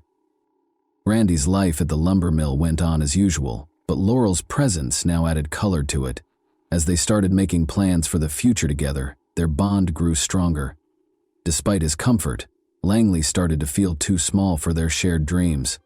In their ideal world, music would serve as the cornerstone of their future rather than merely a pastime. Randy gained a renewed sense of purpose, love, and hope for the future from his work at the mill, his performances at the bar, and his evenings with Laurel. Randy and Laurel frequently talked about their 1990 wedding day. Only their closest friends and family were present at the modest ceremony, which had a warm, personal feel. Live music, exemplified by a song Randy sang for his bride, signaled the start of a life full of dreams and love. Their world revolved around their daughter Emily, who was born a few years after their wedding. Anyone who knew the family could see how much Randy loved Emily, and he frequently boasted that she was the best thing that had ever happened to him. Emily's life took a sudden and challenging turn when she was only 8 years old. Her sudden, severe headaches became so incapacitating that she was unable to pursue her musical endeavors any further. Emily had demonstrated exceptional singing ability at an early age, winning prizes in competitions and enthralling her parents with her voice. She had been attending vocal lessons and pursuing her dream of becoming a singer, leading a busy life. Motivated by her achievements, her parents made every effort to encourage her aspirations. Randy and Laurel initially struggled to comprehend what was happening to their daughter. They were unaware of her condition despite multiple medical tests and doctor visits that yielded no conclusive results. Because the bright lights and cacophonous classroom atmosphere caused more severe headaches, Emily was forced to drop out of school and transition to home-based learning. She spent most of her time in her room, which turned into a dimly lit haven. As she suffered, Randy and Laurel took turns taking care of her, doing everything they could to make her feel better. Doctors finally diagnosed migraines after conducting a number of tests. The whole family suffered a terrible blow. Emily's prescribed medications provided only a limited amount of relief, lowering her pain levels but never completely halting the attacks. Her greatest source of happiness, the music she once loved so much, was now out of her grasp. Once a vibrant and active young child, Emily grew more reclusive and spent most of her time in darkness and silence. In a desperate attempt to support their daughter, Randy and Laurel looked everywhere. They looked into alternative therapies, spoke with a lot of specialists, and tried a lot of treatments, but none of them provided the long-term respite they so desperately sought. The medical forecast was bleak. Many people with migraines must live with the pain for the rest of their lives. According to statistics, 34% of people with migraines had trouble finding work, 30% had trouble finishing their education, and roughly 53% were unable to drive because of their symptoms. Even though these figures made Emily's illness medically common, they didn't lessen the pain her parents were feeling as they saw their daughter's vitality wane. For Randy, these were especially difficult years. Once his haven, music, turned into a painful reminder that Emily was no longer able to experience the passion that had made her life so happy. Without Emily's voice to accompany him, his guitar-playing evenings had become meaningless, and he no longer found joy in playing at the neighborhood bar where he had once flourished. He began to spend more time at home, staying near Emily, and doing his best to help. But Randy and Laurel felt more and more powerless as Emily's pain increased. Their once vibrant and determined daughter now spent her days cooped up in her room, shut off from the outside world and light. Randy kept working, but his mind was constantly on Emily, and he woke up every day hoping to find a way to make her pain go away. Emily's health had gotten worse by the time she turned 18. Her migraine attacks increased in frequency and intensity, occasionally lasting several days. She was unable to learn and keep up friendships because of the constant pain. Emily persisted in pursuing her goals in spite of these obstacles.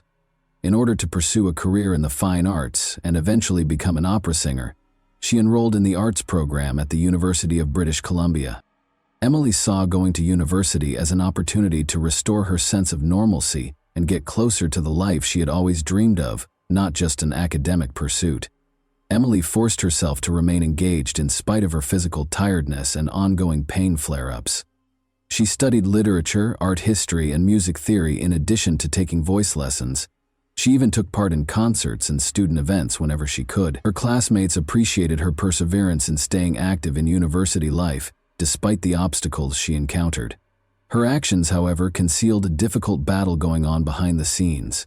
Emily frequently had to skip class and make up lost time on her own. Emily felt weak, sleepy, and exhausted from the strong drugs she was taking to treat her migraines.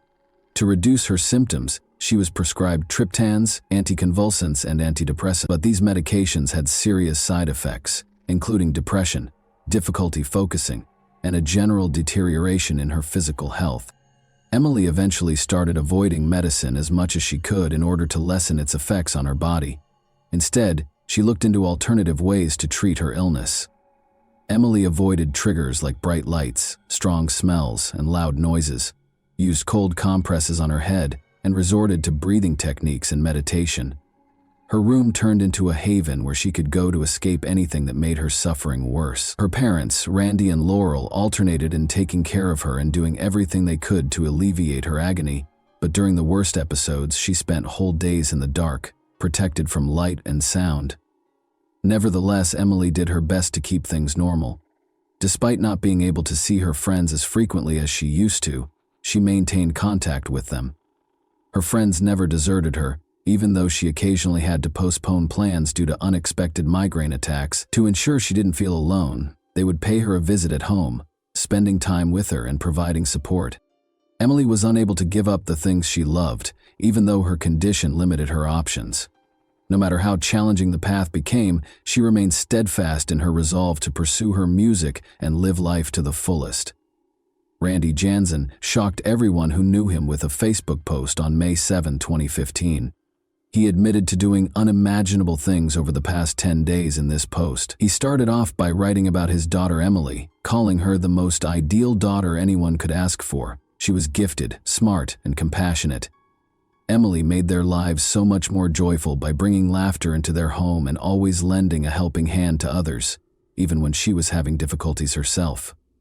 However, she had to let go of the dreams she had fought so hard to realize because her illness had taken so much from her. Migraines had plagued Emily since elementary school. Deep depression resulted from the ongoing pain, and days when it didn't stop for even a second became her reality. Randy explained that while his daughter spent her days in hospitals or in her quiet, dark room, she would observe her classmates going about their daily lives. Emily tried to hope for a better future in spite of everything, but nothing seemed to work. Randy was employed at a lumber mill, but he spent all of his free time with his daughter. He told his friends that he couldn't imagine his life without Emily and that she was everything to him. He was driven to the brink of despair by seeing her suffer and being powerless to stop it. Randy was obviously having a lot of emotional difficulties, as friends remembered when he confided in them about his suffering. Randy made a choice one day that would change everything. He acknowledged taking a gun and killing Emily in a Facebook post, saying he did so to relieve her of the constant agony. He described how he saw her as an angel, free from her agony, floating above the clouds with her long hair blowing in the wind. He continued after that. Randy disclosed that he had also killed his wife, Laurel, because he couldn't imagine her having to deal with the loss of their daughter. He killed his sister Shelley a few days later, claiming he didn't want her to live with the guilt of what he had done. Randy clarified in the post that Emily had made every effort to get better. He talked about how resilient and strong she was, but in the end, the illness had broken her. He talked about how helpless he felt knowing he could do nothing to stop her daily suffering. In the end, Randy felt that this was the only way to help Emily, and he had repeatedly told friends that he would do anything for her. Randy's friends and acquaintances called the police right away after he published the post. They wanted to make sure Randy's family was safe because they were appalled by what they read. Many people were shocked by the post and found it difficult to comprehend the scope of what had transpired. After receiving several calls, including one from Randy's close friend Brian Jones, law enforcement moved swiftly to the scene. To conduct an investigation, officers were sent to Randy's residence. One of Randy's best friends, Brian Jones, read the Facebook post and was overcome with confusion and fear. When he saw the signature at the end, a nickname Randy had used since they were in school, he realized his friend had written those words. At first, he thought it was an error or some cruel joke. Brian realized right away how serious the situation was and that he needed to take quick action. He tried calling Randy on the phone as he made his way to Shelley's house after leaving work early.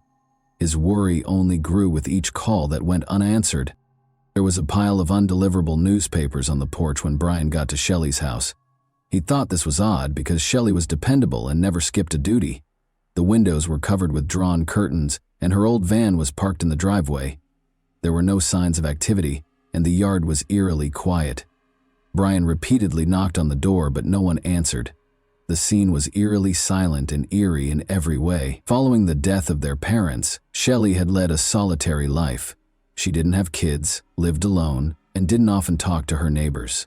She was renowned for being reliable and consistent in her work, and her primary duty was delivering newspapers. Brian became alarmed at the sight of the unopened newspapers right away. He made the decision to call the police because he knew something was amiss.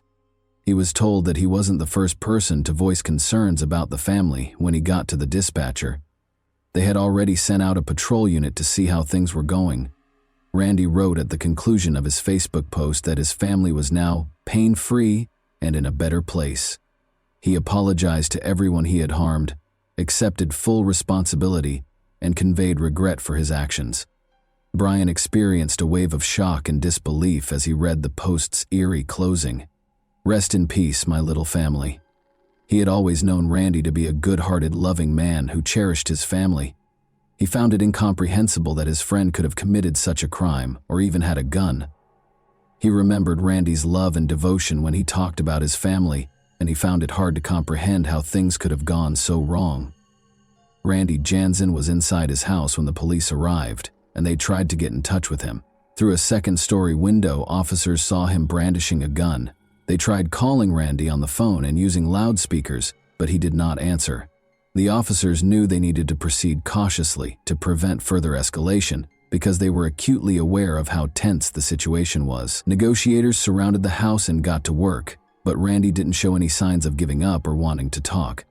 The standoff turned into something much more dangerous after a few hours. Officers saw smoke rising from the upper floor after Randy set the house on fire. There were unsuccessful attempts to enter the house. Access through the windows was cut off as the flames spread too quickly. On the first floor, officers saw a body covered in a sheet, but they couldn't get to it to identify it. The officers were forced to flee as the entire house was engulfed in flames in a matter of minutes. When firefighters got there, the house was completely destroyed by the fire and could not be saved. Even after it was put out, the fire was so severe that it was dangerous to enter the interior for a few days. 3 days after the fire, on May 10, investigators were finally allowed to enter the burned-out remnants of the house to start their investigation. Investigators discovered 3 bodies inside the burned-out house. Emily, 19, was found with her body wrapped in a sheet in her bedroom. Laurel, 50, was discovered in the kitchen, similarly wrapped in a blanket. It was discovered by investigators that both had been shot in the head twice, about 10 days prior to Randy writing his Facebook post. The body of Randy was discovered in a bedroom on the 2nd floor. Before he set the house on fire, he had killed himself with a gun. It was evident from Randy's body's location and the weapon's remnants that he had been in severe emotional pain when he decided to take his own life. Police discovered Shelley's body in the living room when they got to Randy's sister's house. Shelley, whose body was similarly wrapped in a blanket, had also been shot twice in the head. Since there were no indications of a struggle at the scene, investigators deduced that she had passed away 2 days prior to her discovery, indicating that Randy had taken her by surprise. The past year had seen a serious decline in Emily's health. In order to relieve her unbearable pain, doctors had turned to giving her morphine injections. Neighbors frequently witnessed her parents escorting her home following hospital stays, and these injections were a last resort. Emily needed assistance just to walk because she had gotten so weak. Everyone who knew the family found these times to be devastating. Despite all of the difficulties they encountered, Emily's father, Randy Jansen, always did his best to take care of his family. He sought treatment from the family physician a year prior to the tragic events because he was experiencing severe stress and chronic insomnia.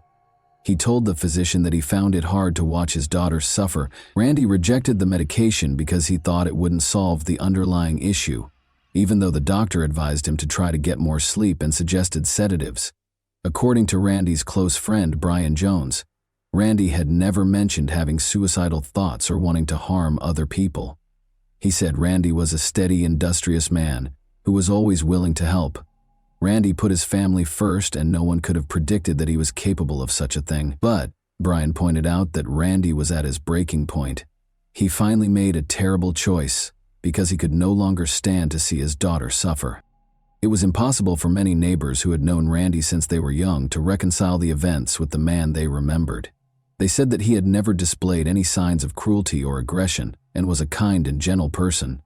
They believed that his acts were motivated by desperation and an inability to handle the suffering and distress that surrounded his family. Randy once told a neighbor that he wouldn't have a reason to live if his daughter ever died. In spite of those statements, Randy spent 10 days living in the house with his wife and daughter's bodies before ending his own life.